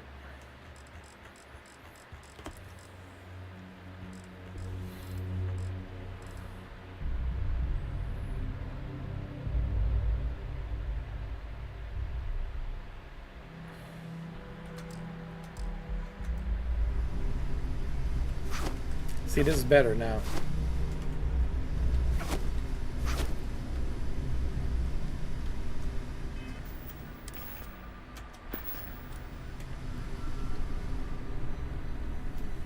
See my melee right now to the F button, so I can easily melee.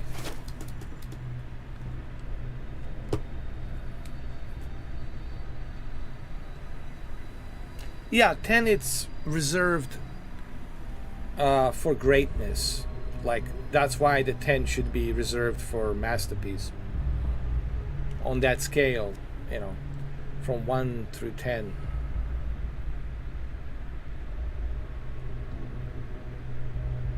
Oh yeah, man, you'll be playing this for years to come.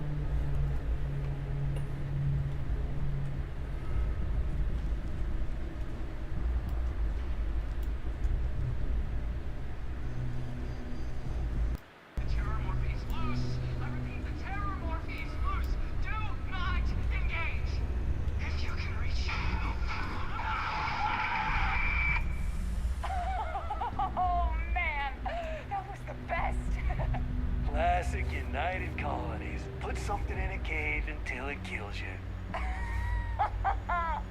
One more time.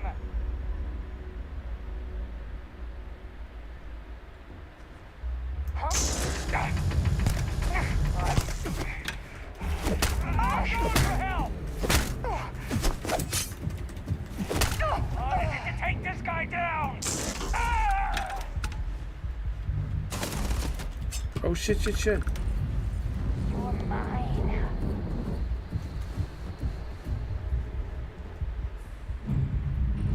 There's another chick in there.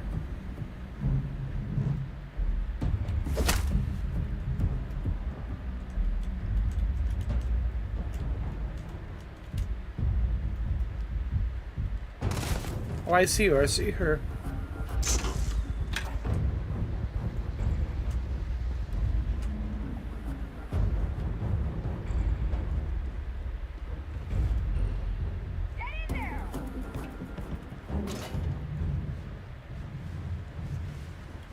I see the stairs. I see her. I see her.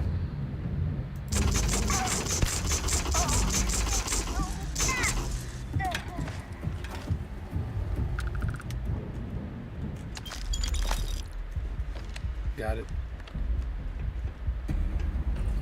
I'm going for it!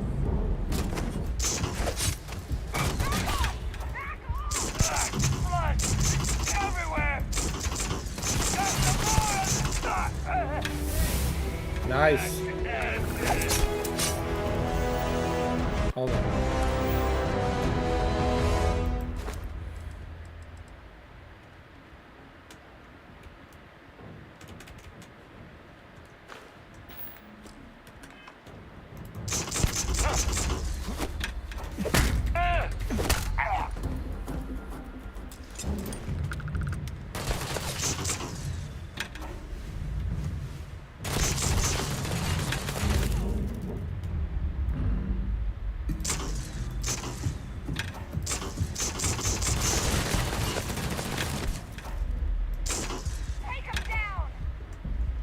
Hold on.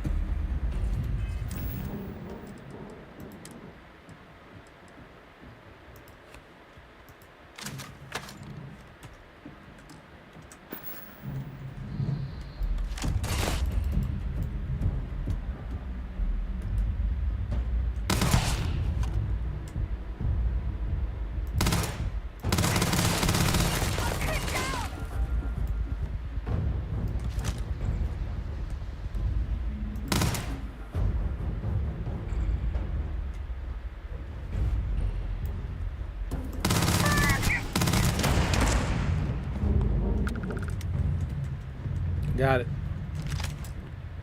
Good, good.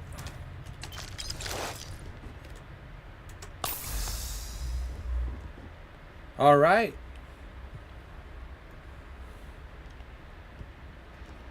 I guess you could, well, it's more of like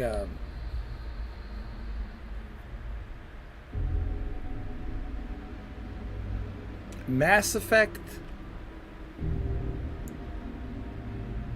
It's a combination of so many games. I mean, it's really hard to put it into like, it's like a mixed bag of so many games in one.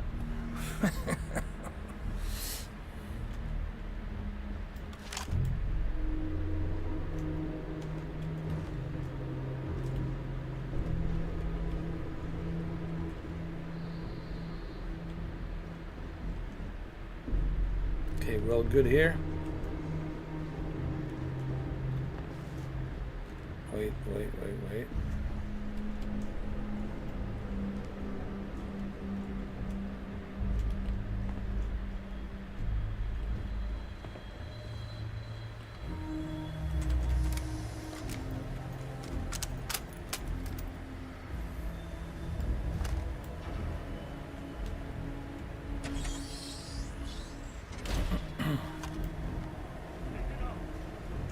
Someone's trying to jump our school. Hold them up here while Brogan sets up on the roof. I'm on it. No one's getting through. Wait, what? Live them off! Cover me! Let's see what you sleep. Your funeral.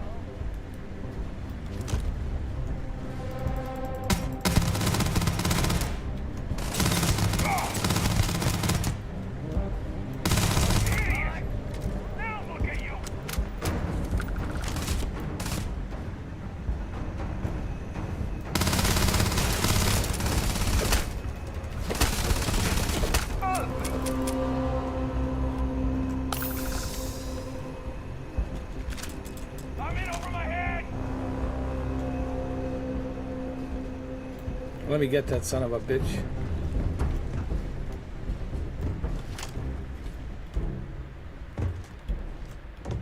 Where'd he go? Oh, he left? He ran? Oh my god.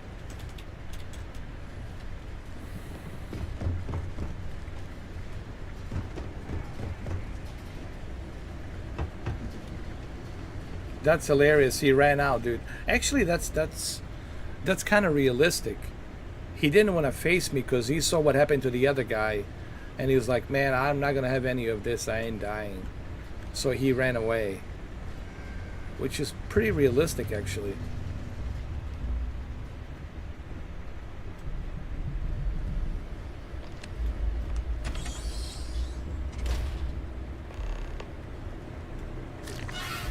Got the roof access here.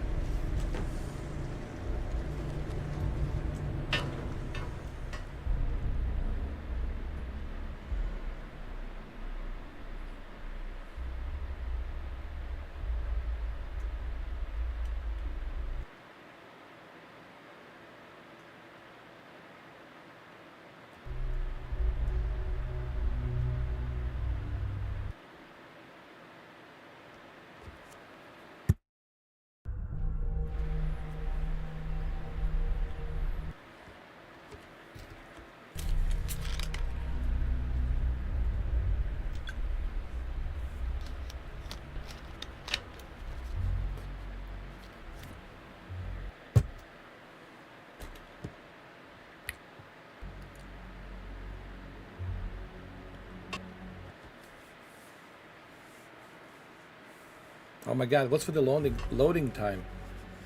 Holy crap.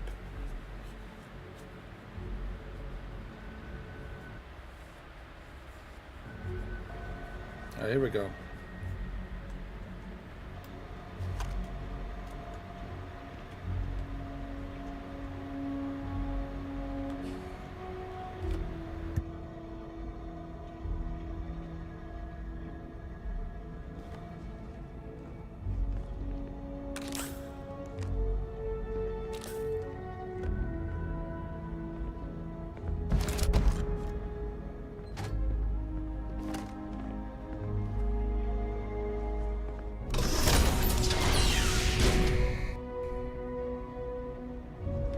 Oh crap, dude, there's more of them.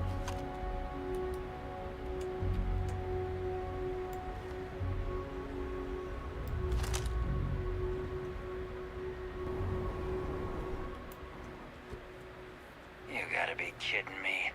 The Frontier has a new captain? You working with Barrett, or did you pry the ship keys out of his cold, dead hands? Oh, no.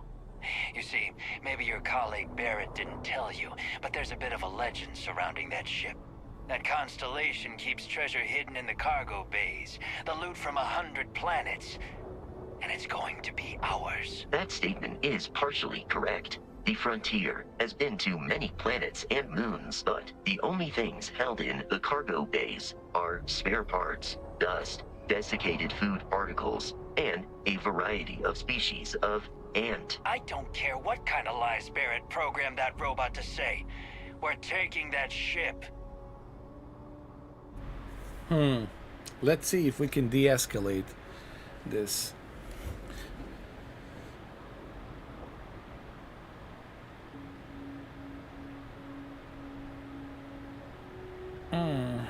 Let me persuade him. There's no treasure in my ship. Cut your losses before people get hurt. I don't suppose we can just agree to disagree. No hard feelings.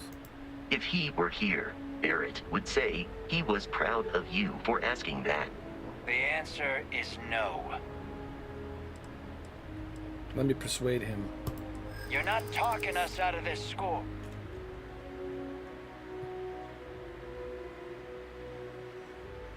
Okay.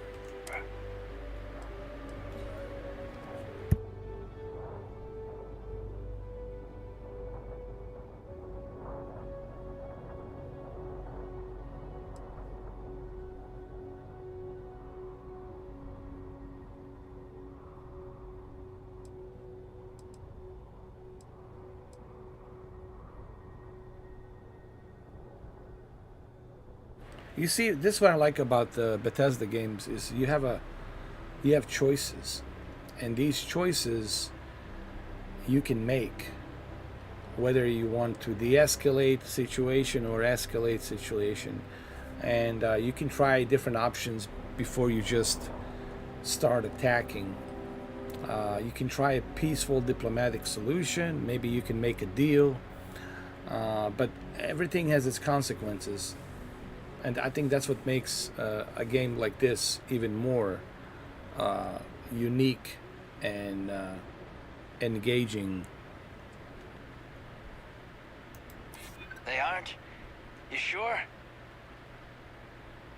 You see, I'm able to persuade him. I'm sure there's a way we can both walk away happy.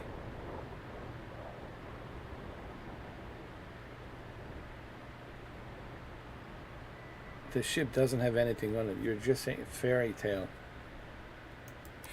No, that can't be right.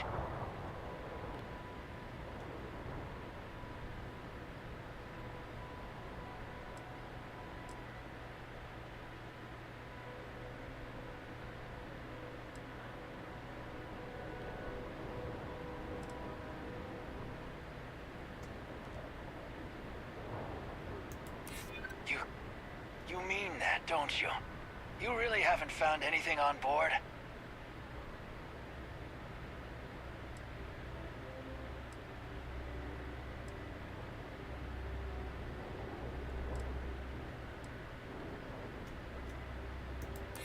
Nobody wants that. Can't believe this. There isn't any treasure? We've been trailing that old Constellation ship for nothing? Get out of here. Take your robot and your ship and get out of here. I see you all again, you're dead. You see? We should now be free to travel to Constellation's headquarters without Crimson Fleet interference. You see what I just did here? I just made it easier for me to travel in this area without any interference from the Frontiers We need to reach the Alpha pirates. Centauri system, So Captain. choosing a diplomatic solution can also help you when you are traveling, so that way you don't constantly have to fight so many ships, right? Sometimes you want to have a smooth ride without being, harassed by We should other be free of Crimson pirates. Fleet If interference. you create many Our enemies, well, you're destination always going to have a is difficult the time planet Jemison. when you're out in the space. So this is what I like about this game. It's those choices you can make.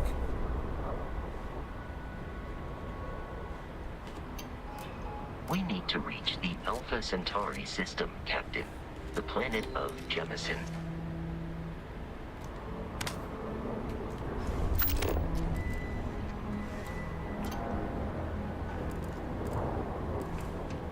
This is scanner.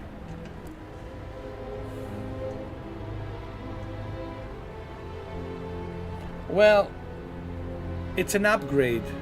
It does have early access, but you have to upgrade. You have to pay $30 for an upgrade. There's a catch to it.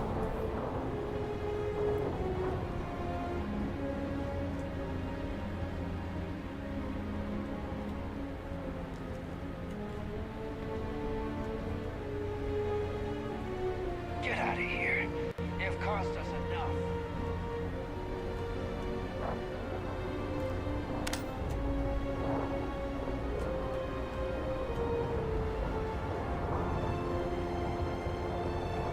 Let me go up on the top.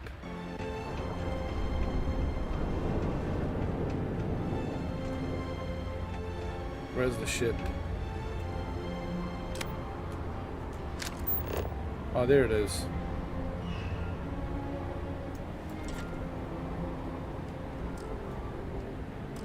Ship is right there. Got it.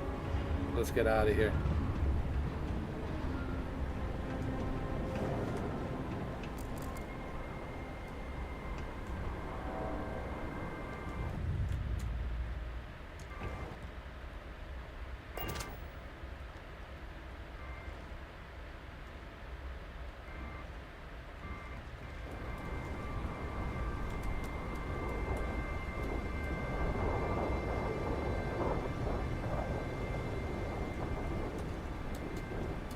Can I make this jump here?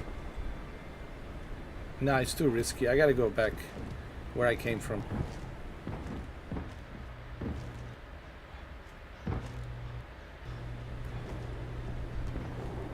We see you again? You're dead.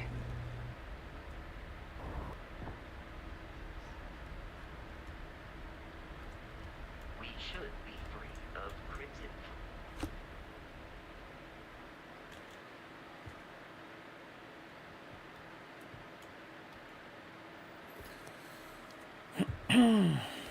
So basically, it's not included. You have to pay $30 for an upgrade. But it's still worth it, you know. You get to play it early, man, for the Labor Day weekend, 5 days early, dude, for $30. Plus, you get extra goodies, an additional premium DLCs and other things.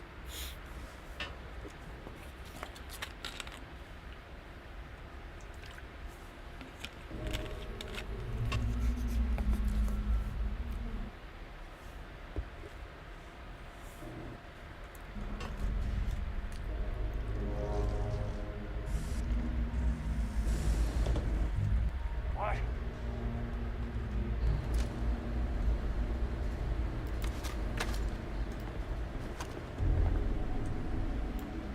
Here we go.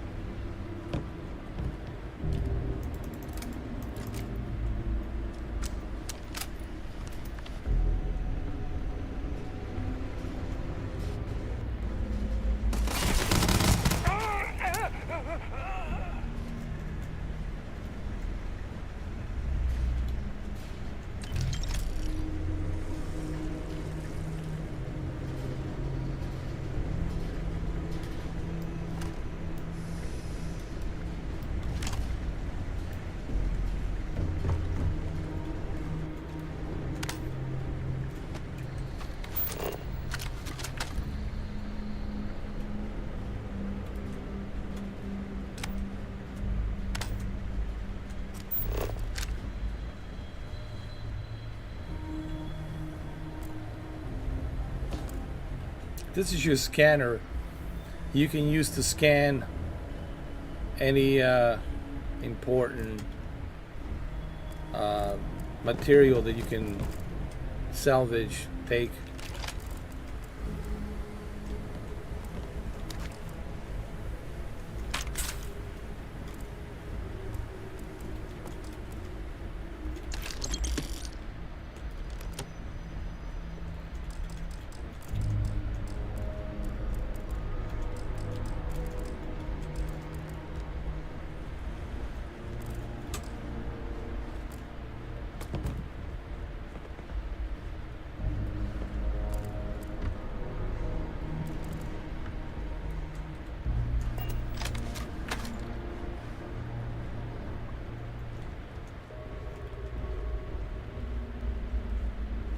And this tells you exactly where to go.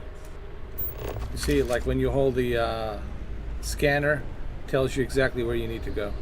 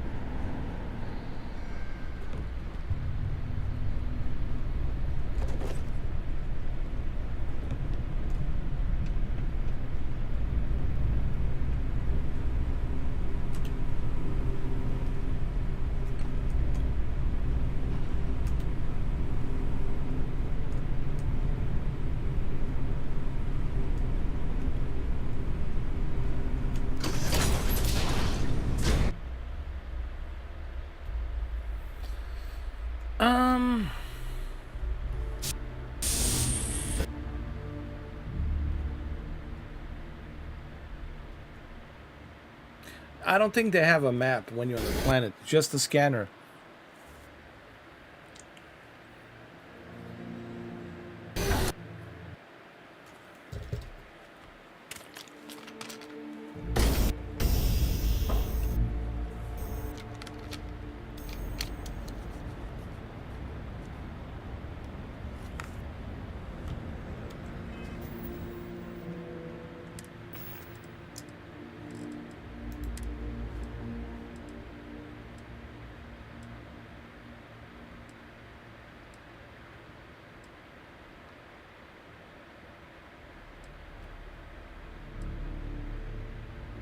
Oh, look at this. Pirate Assault Spacesuit. Oh, dude, this is Wolverine, man. Space Rogue Muscle Gear. Now, this is a Wolverine, dude. This is a Wolverine big time.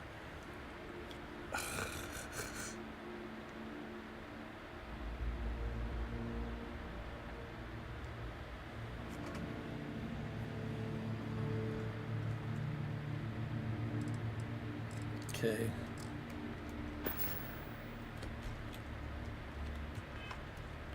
I'm gonna have to save the game here. Let me turn off the flashlight.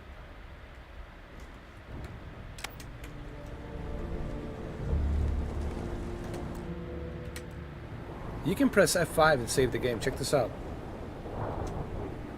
Cool.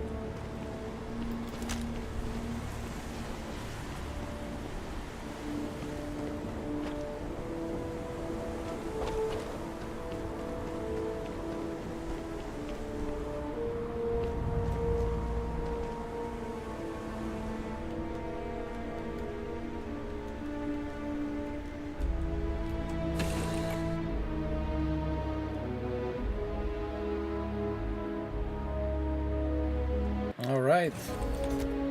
I got some materials. Got some goodies. Captain. To reach the lodge, we must jump to the planet Jemison in the Alpha Centauri system, and then land in the city of New Atlantis. New Atlantis. Don't worry, this will all become second nature before too long. But first we're gonna get some sleep. Here, I'll show you how to do that. Let's change the costume.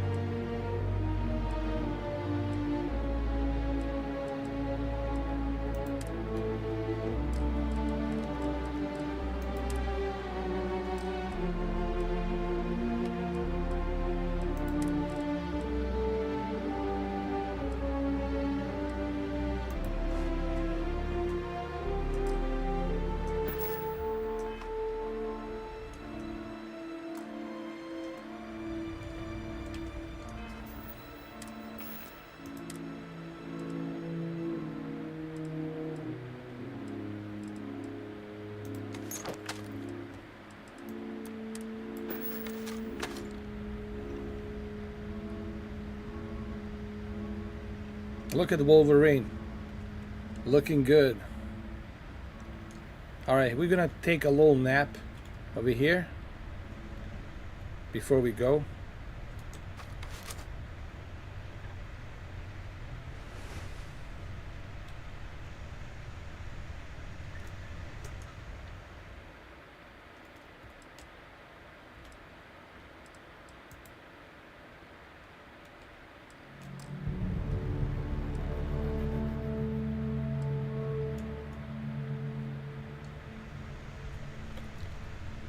Okay.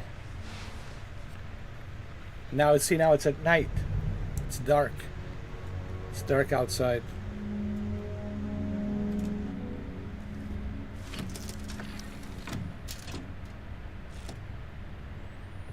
We're going to New Atlantis. We're gonna take off.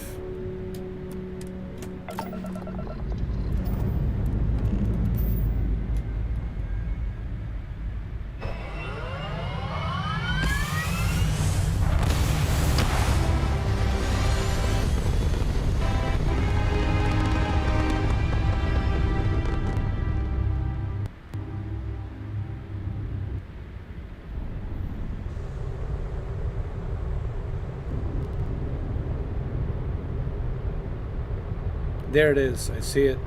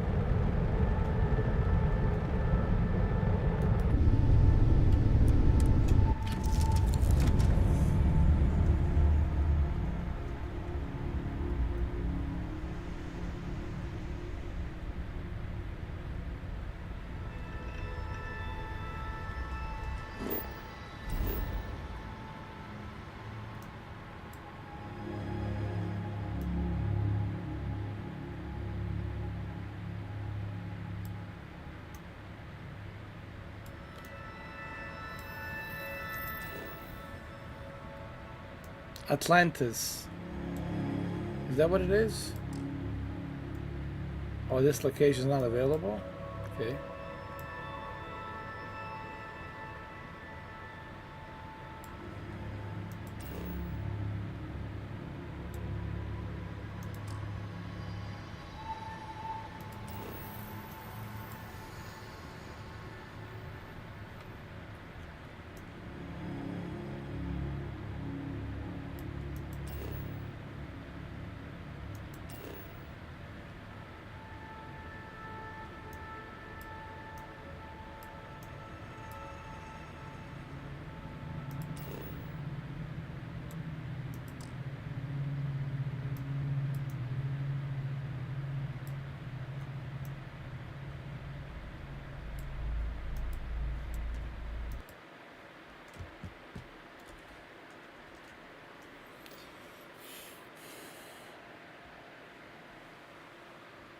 Yeah, but I'm having some issues with the loading though.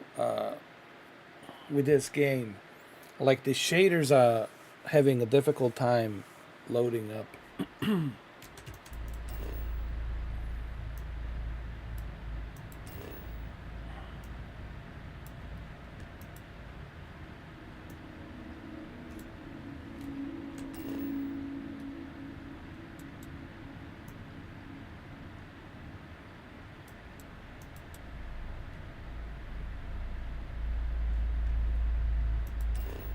Atlantis. Where's the Atlantis?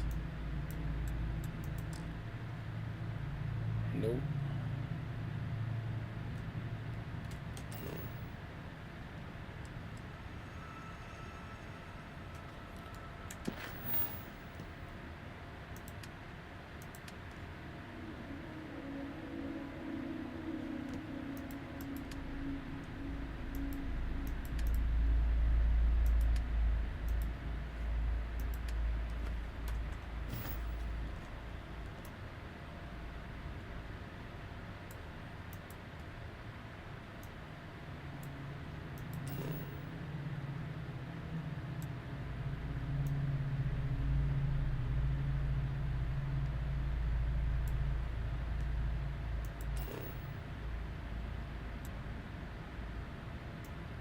We already done that.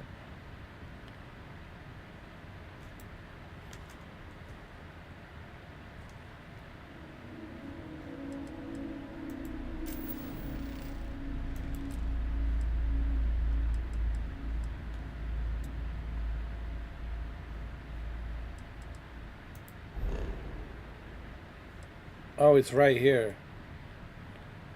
Hold on. Nira.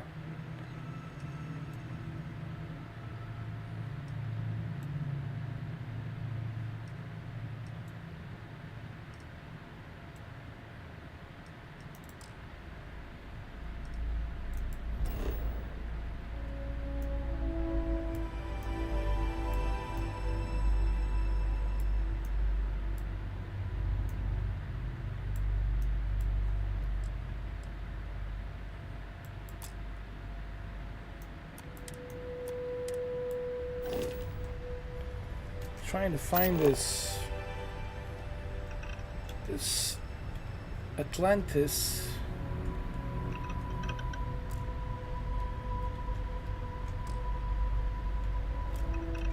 You know the drill, Vasco. Protocol Indigo means no deviations, no distractions, no dalliances, in short, no fun. Unless, as strictly defined by Sarah, that deviations, distractions, and dalliances are completely necessary in getting this fine vessel, the Discovery-class Starship Frontier, back home in one piece. I guess I'm still technically borrowing it from Constellation, even if I have no intention of actually giving it back.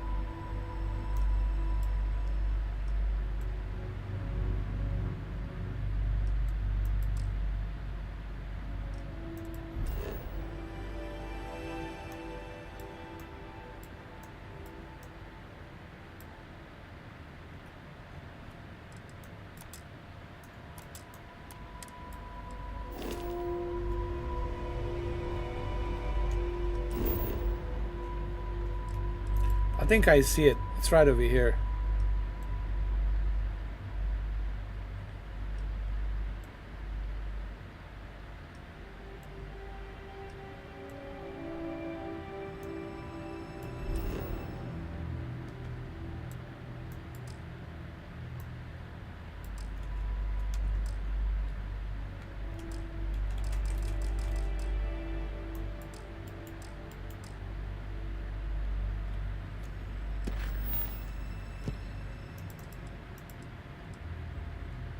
Not ship deal. Jump to Jemison.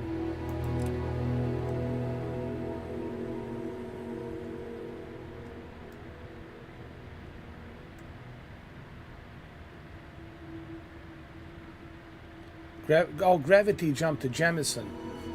Ah, I got it. How do I do the gravity jump?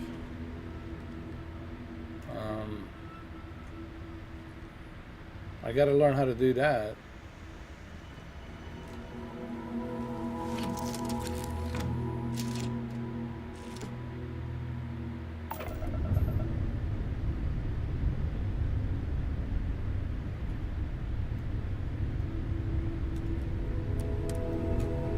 I got it. You press R. That's how you do it. It looks like a copy machine. Yeah, he does actually.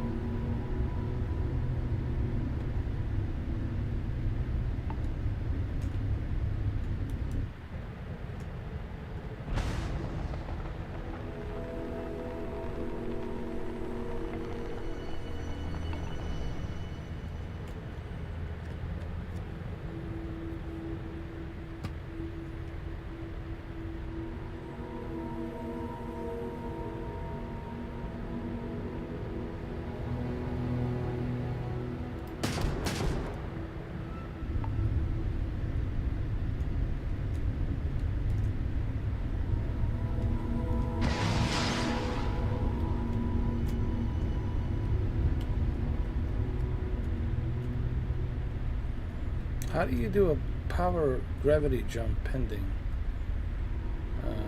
Shift boost.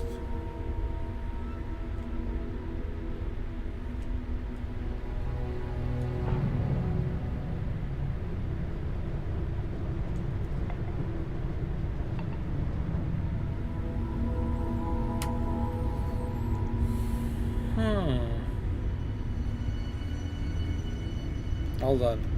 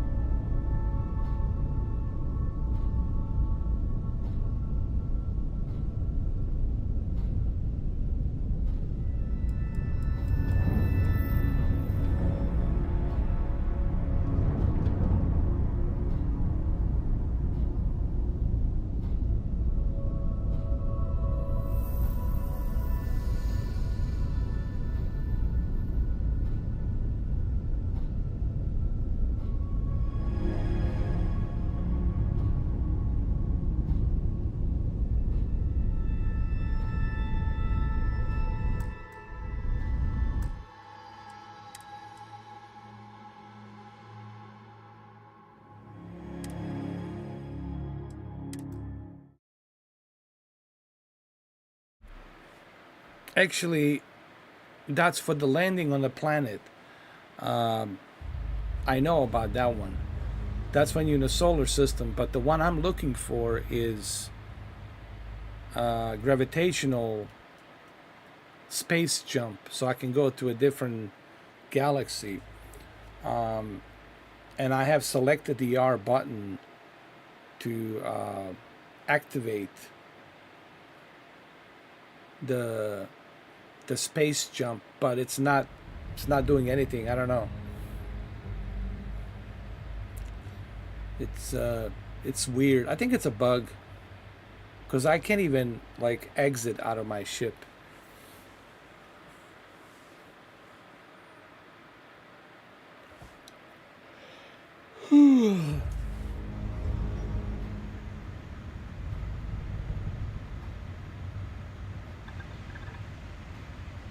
Okay, the bugs.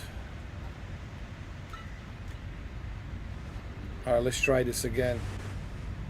Hopefully without the bugs. Here we go.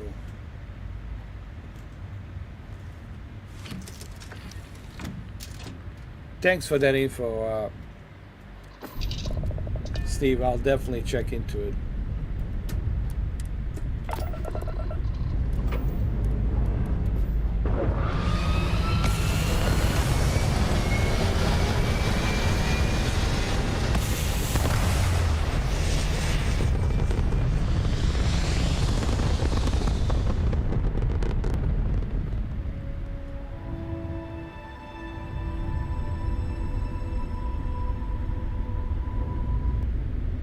See, there it is.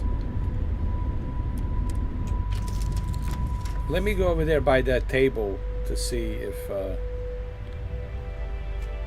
there's something I can do there. Hold on. Hold on.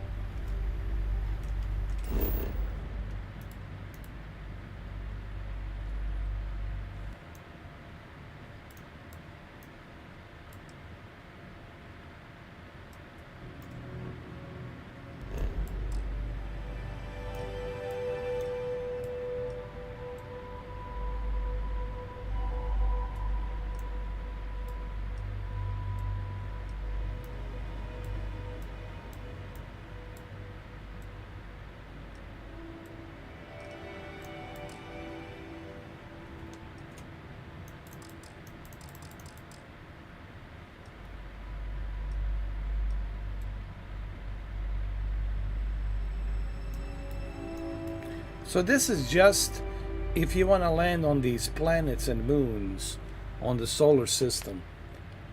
What I'm looking for is a space jump to go to a different galaxy.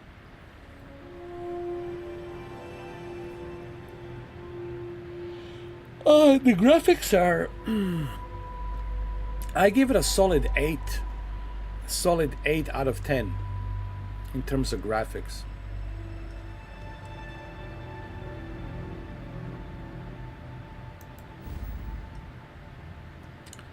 Oh.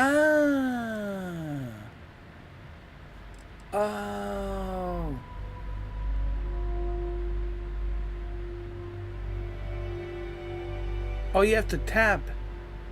You have to press a couple of times. Oh, dude. So what you have to do is you have to... I got it, dude. I know what we gotta do, man. You tap on it. You tap on it a couple of times with a mouse, and then you zoom out on a star system, and there you can now select Alpha Centurion right here, and you can jump to it.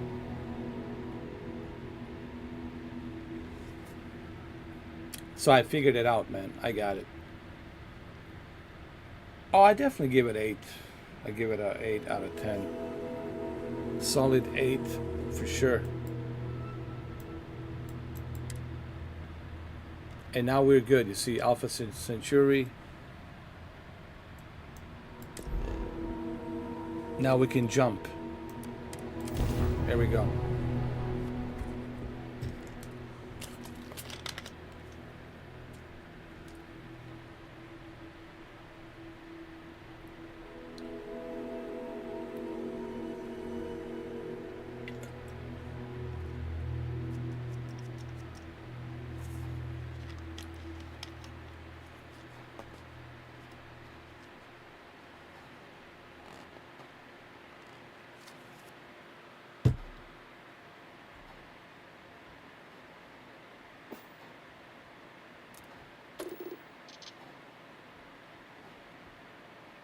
Man, a lot of activity here.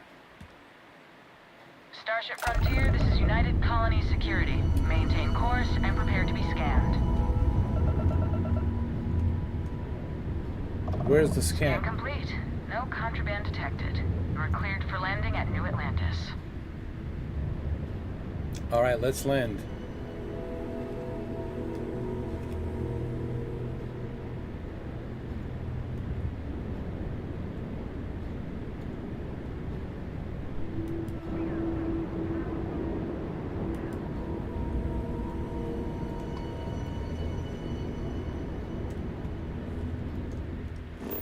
Oh, the planet does have a map.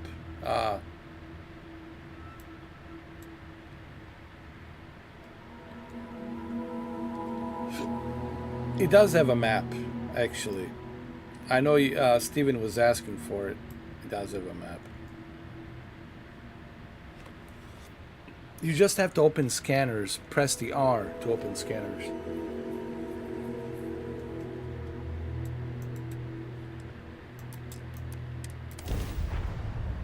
There we go. Hey, look, man, I'm still learning. You know, I just started playing this, so you got to remember we had an issue with this game. We weren't able to play it at 8 o'clock. We have to wait till 9:30. Remember, for the update.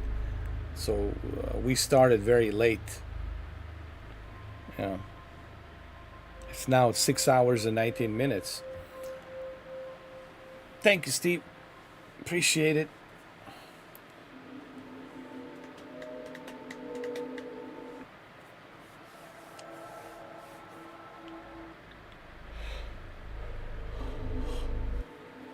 I mean, Jose, they will tweak this game out, Jose, in about a few weeks.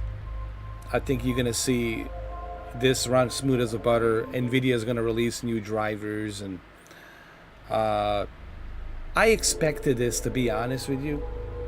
And I think I even mentioned it, Jose. I think I said I don't expect everything to run smooth because it's such a big game, juggernaut of a game.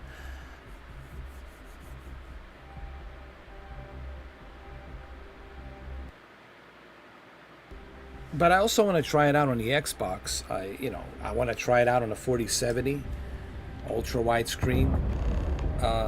Man, that's gonna look good on the ultra wide screen. And I really want to try it out on the Asus ROG Li. Man, you guys have no idea how many emails I've been getting regarding Asus ROG Li. Can it run on the ROG Li?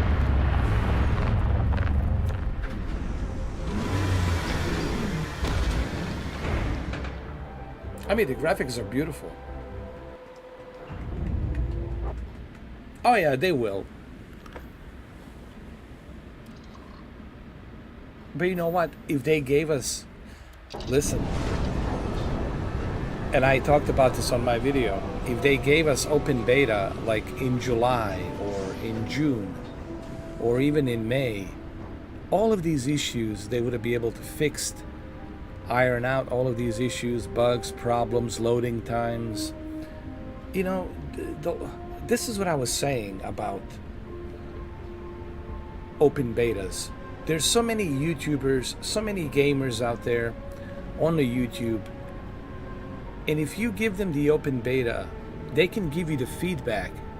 They can test the game for you for free, dude. And they can help you. So when it comes for a release date, prime time release date, you're not gonna have any issues, you're not gonna have any bugs, everything's gonna run smooth. This is why I said on that video that I made today, or yesterday, because it's already Friday right now, I said that's the whole point of giving people access to try the game. So we can give you the feedback on what needs to be fixed, what needs to be adjusted, what needs to be tweaked out. It can also help graphics card manufacturers get a better drivers ready for the release date. All of this would help, and not only would it help have the game run smooth for the prime time on the release date, but at the same time, you would get more people excited, and they would be more happier to pre-order the game. I stand by my statement. I think developers should learn from Capcom and Square Enix. Capcom and Square Enix, there's never any issues with Resident Evil or Final Fantasy 16. That's because they released the demo in advance. People always ask me, how come Capcom doesn't have any issues? Because they released the demo in advance. They let you see it and try it. Same thing with Final Fantasy, Square Enix. I tried the demo, when was it? In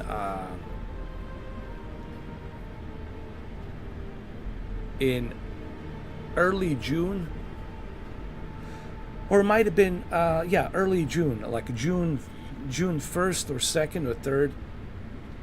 They released the demo like a few weeks prior to the release date, and the demo reassured me that I need to get the game, and I got the game, and I love it, and I mean I still haven't finished it, but I love the game. So Capcom and Square Enix, they get it. They understand that giving people early access demos to try the game gives them the reassurance that everything is top notch, everything is ready to go. But when you don't give a demo, that means you're hiding something. That means you're not sure. That means you're afraid that people might find some bugs, and then you might have a bad feedback, and people will say, oh, I'm not pre-ordering, they found some bugs. No, actually, the feedback will help you have a better, smoother game on a launch day. But anyway, I digress. It's not like developers will listen to me. It's not like they're gonna care what I have to say. But you guys understand where I'm coming from.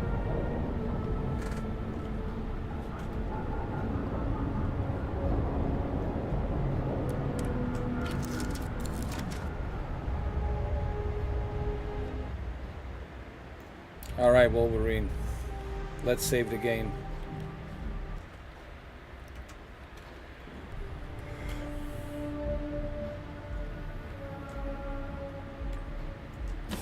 I think we have oxygen here. We don't need to wear anything.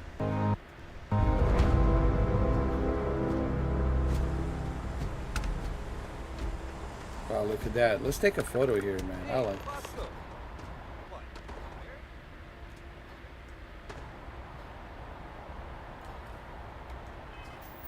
How do you take a photo?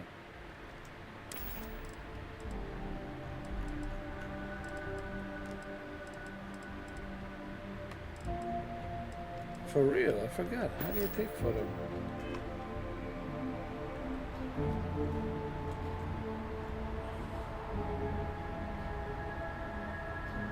I think there was a...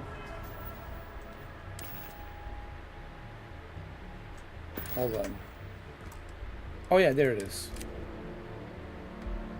Wow, Wolverine.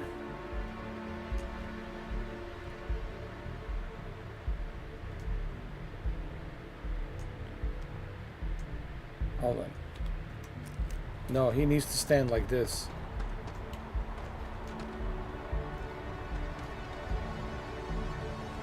Let's do a photo mode now. There we go. Looking good, Wolverine. Proud of you.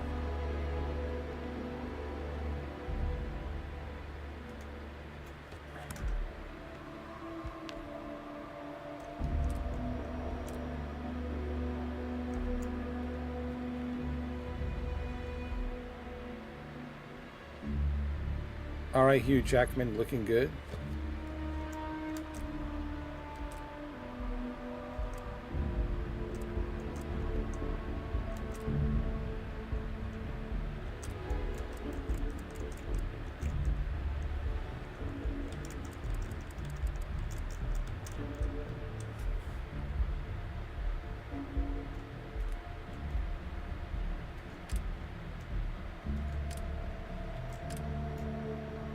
We got some filters here.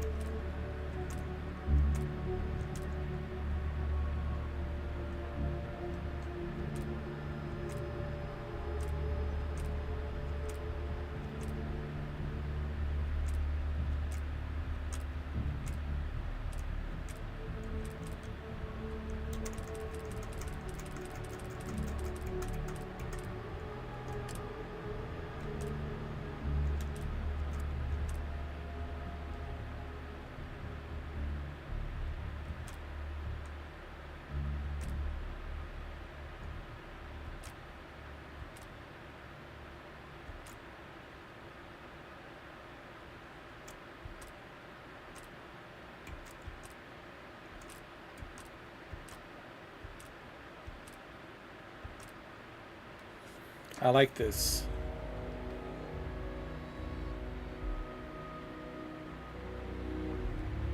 Cool. How do I take the photo? Oh, I got it. Nice. Looking good.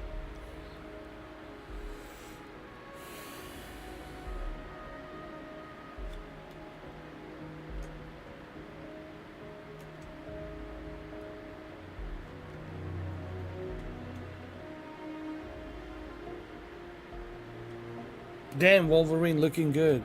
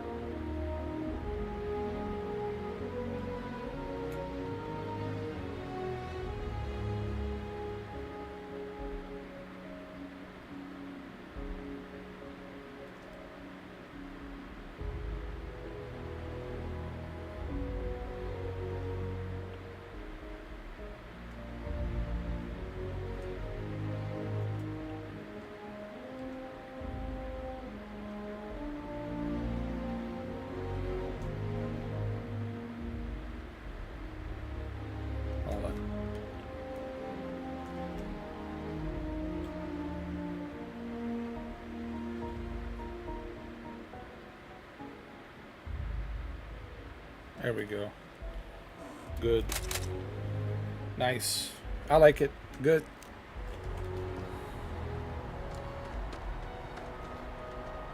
Let's save the game.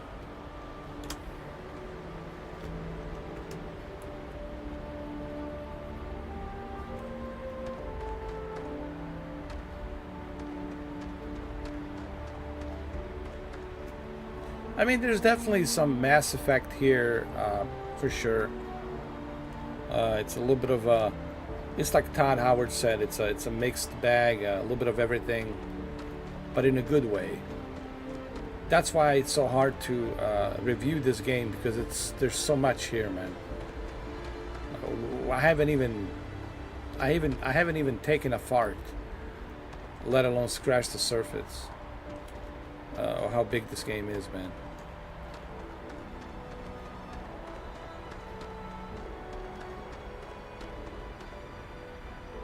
It is true. I mean, I haven't even taken a fart, let alone scratched the surface.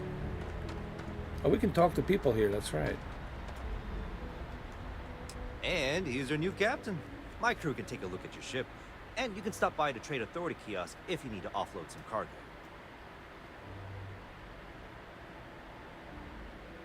My ship needs some repairs. I like to view and modify my ships. Sure, have at it. Okay. I would like to modify and upgrade my ship. Ship builder. I want to build my ship. Okay.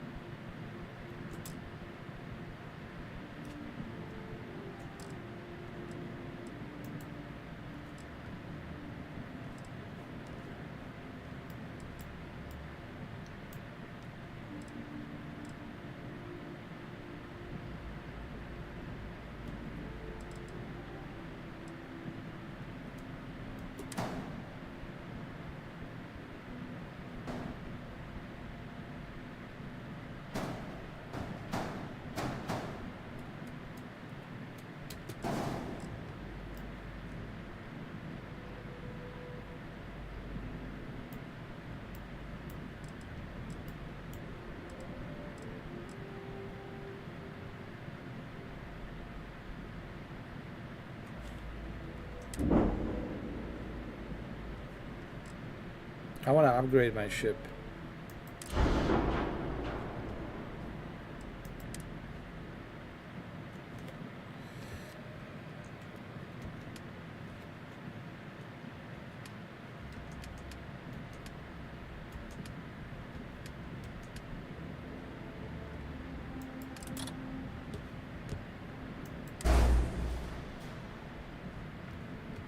Nice.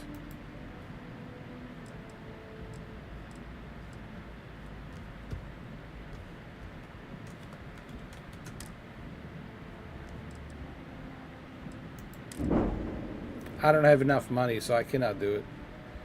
But I think I could...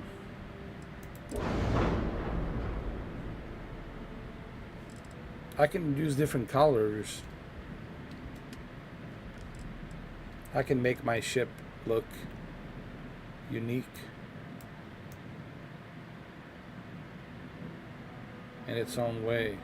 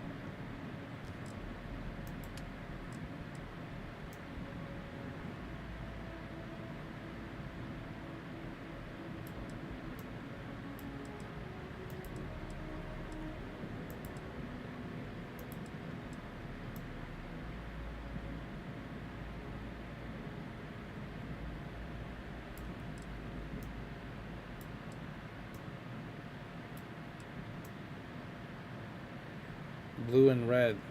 I like this.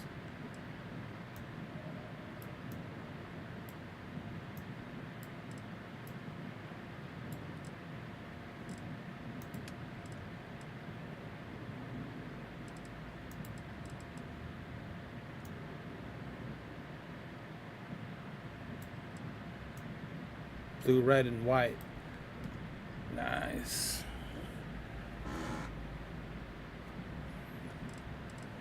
Okay.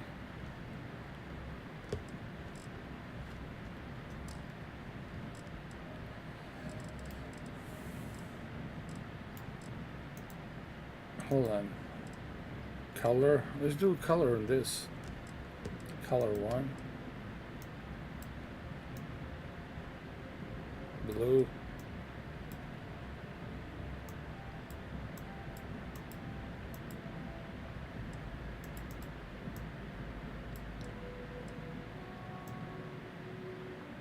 Everything should be blue. Right here. Blue, blue. Color 2 is gonna be red.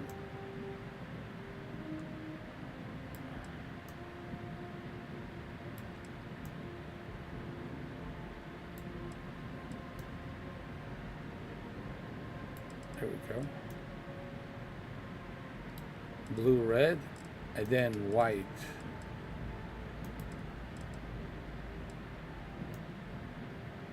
It's gonna be white. Like Optimus Prime. I'm turning this sucker into an Optimus Prime. And how do we save it? Accept. Got it. Cool. Looking good. Optimus Prime. We'll do the same thing here. Do the color. What else does Optimus Prime have? I forgot.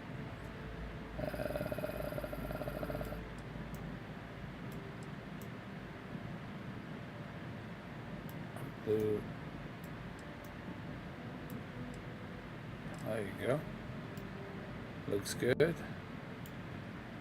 There. Color 2. Color 3. It's gonna be red again. Maybe dark red. We can do a little bit of dark red. You know what I'm saying?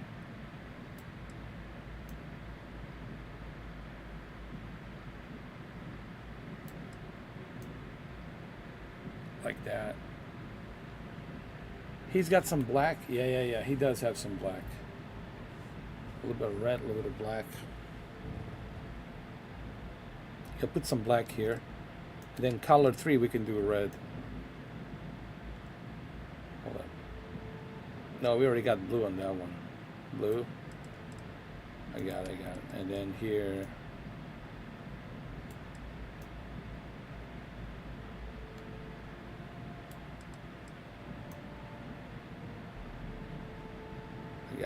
I got it.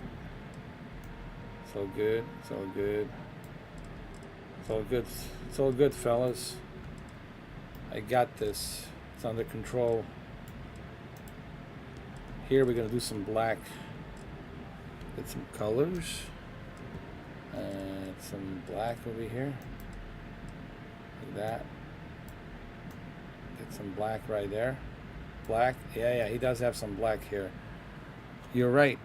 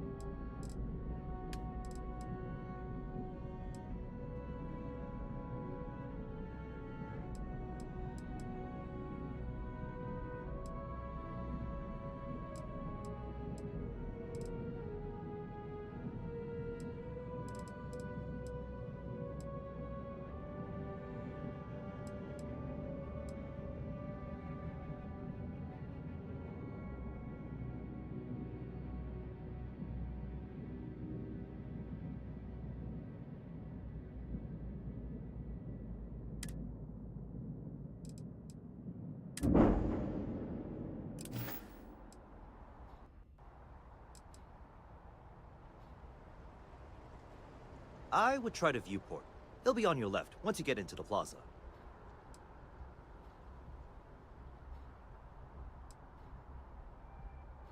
The Trade Authority runs a vending kiosk next to my booth. It's just off to the side, near the ramp. Besides that, Jemison Mercantile is your closest shop if you're looking for a bit of everything. That's further in, past the security checkpoint.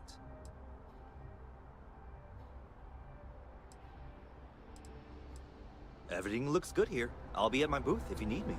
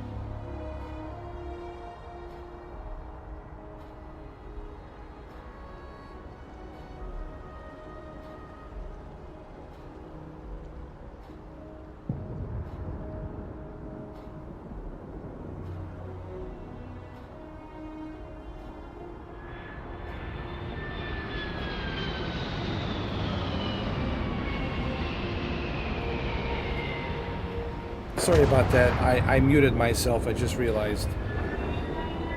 I muted myself. So it's been 7 hours. Can't believe it. 7 hours. Well, that's because we wasted we wasted 3.5 hours. Remember, we started at 6 o'clock and we were waiting for 8 o'clock lunch. And then at 8 o'clock we had issues and problems. The game wouldn't work. It wouldn't launch. And then I had to download an additional 117 gigabyte update, and that took a while. So we didn't start till like 9:30. So 3.5 hours pretty much was just wasted. But we made it for another 3.5 hours of a gameplay right here. So here's what I think. My first impressions are, this is a big game, dude. There's a lot of stuff to do here, man. A lot of ambition here, creativity, dude. I can see people doing all sorts of different things with modding and using different types of moddings. Look, I created a Wolverine and Optimus Prime. I mean, you'll see what community is gonna create, man, in the next couple of months. Oh, I can only imagine, dude. And here's what I'm gonna say about the game. I expected some of the bugs and issues with loading shaders, and I expected that because it's a huge game, dude. It's a juggernaut of a game. It's 260 gigabytes, man, of free space you need for this thing. Not to mention all the other patch updates coming up, man. You're gonna need 1 terabyte just for this game, dude. This is huge. This is not like a simple game to review. And so I really wouldn't pay too much attention, guys, to these reviews. I know everybody wants to jump in on a 12-minute review, and you think that the 12-minute review is going to tell you everything you need to know about this game. No. The 12-minute review, it's not going to really tell you much other than a person's opinion. They said even after 150 hours. Now check this out.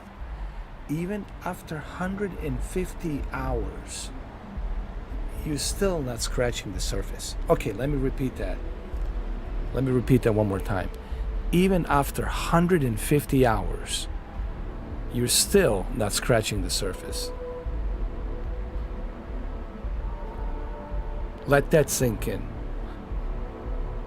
That's how big this thing is. They're saying around maybe 250 hours, then you're starting to little bit scratch the surface. Even, I mean, I don't know, like 500 hours, 600 hours, 700 hours. I mean, it depends how you play it. Depends how much time you spend doing trades, how much time you spend hiring new crew, how much time you spend building your ships, creativity, doing other things. You know, there's so much to do here, man. So it is really difficult to review this game because of such huge size. But what I like about this game is, it's like Todd Howard says, we gave you the menu, you go ahead and you cook your own recipe, you play it the way you want to play it. We're not going to tell you how you should play it. Here you go. Here's the menu. Do what you want to do. Have fun. And I like that. I really like that. So that's how I look at this game. Should you get Game Pass? Dude, absolutely. I think you should get Game Pass, period. There's a lot of cool games on Game Pass for you to play, man. And then, of course, you got this. You got Forza Motorsport. You got Halo, Gears. You got Microsoft Flight Simulator. I mean, yeah. Game Pass is definitely worth it. And now this game made it even more worth it in terms of value.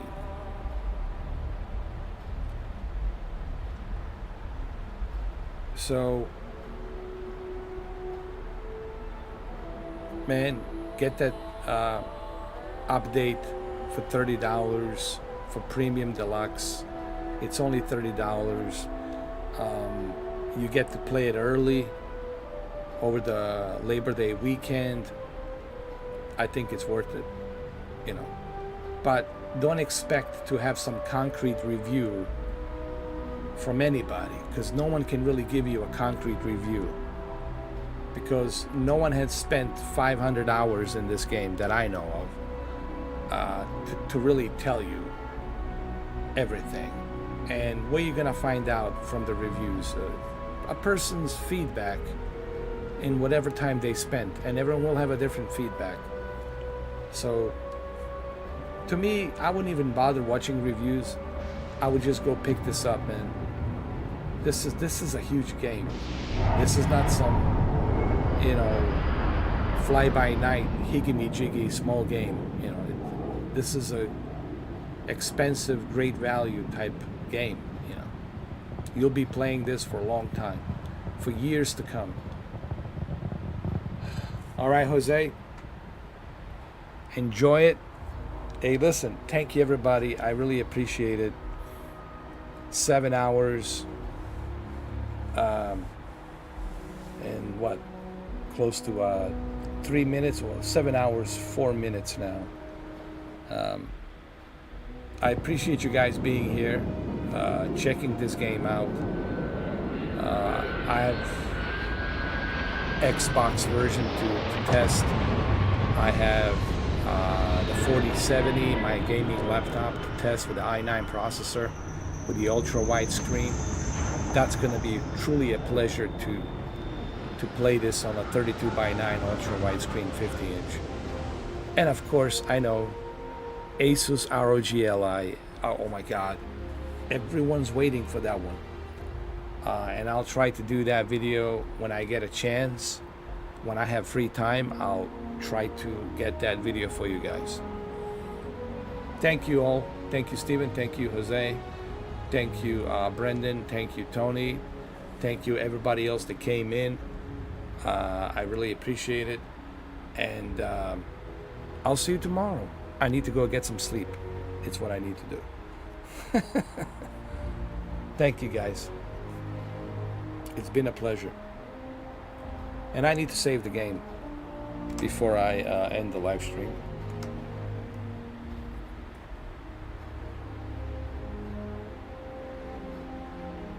Yes, Jose. Excellent turnout.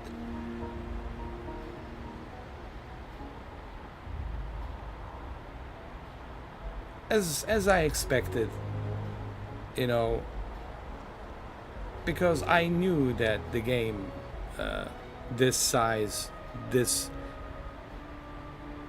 big juggernaut of a game, obviously will have some hiccups here and there to be expected. And but I'm impressed. Before I go, Jose, I just want to say I'm impressed with 3090 Ti, Jose. This is native 4K, ultra settings, everything set to ultra. Here, let me show you. I am super impressed. This is truly remarkable. Everything set to ultra maximum at native 4K, and I'm pretty impressed with a 3090 Ti, man. I knew that this 3090 Ti, it's a beast. Guys, just get yourself a 3090 Ti, man. It's a beast. This is a Forward to Win 3 EVGA 3090 Ti. Oh, at least 4 more years with a 24 gigs of VRAM.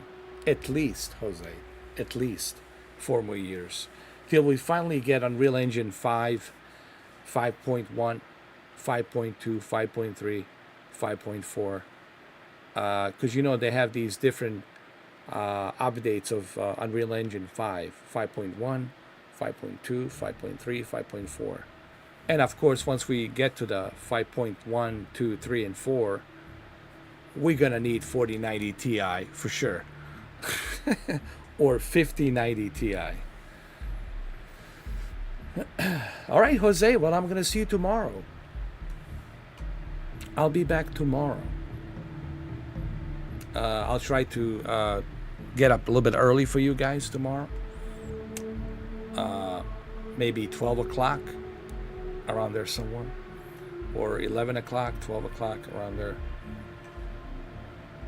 All right, guys. Love you all. Be good. Stay safe. Stay healthy. God bless. And I'll see you tomorrow.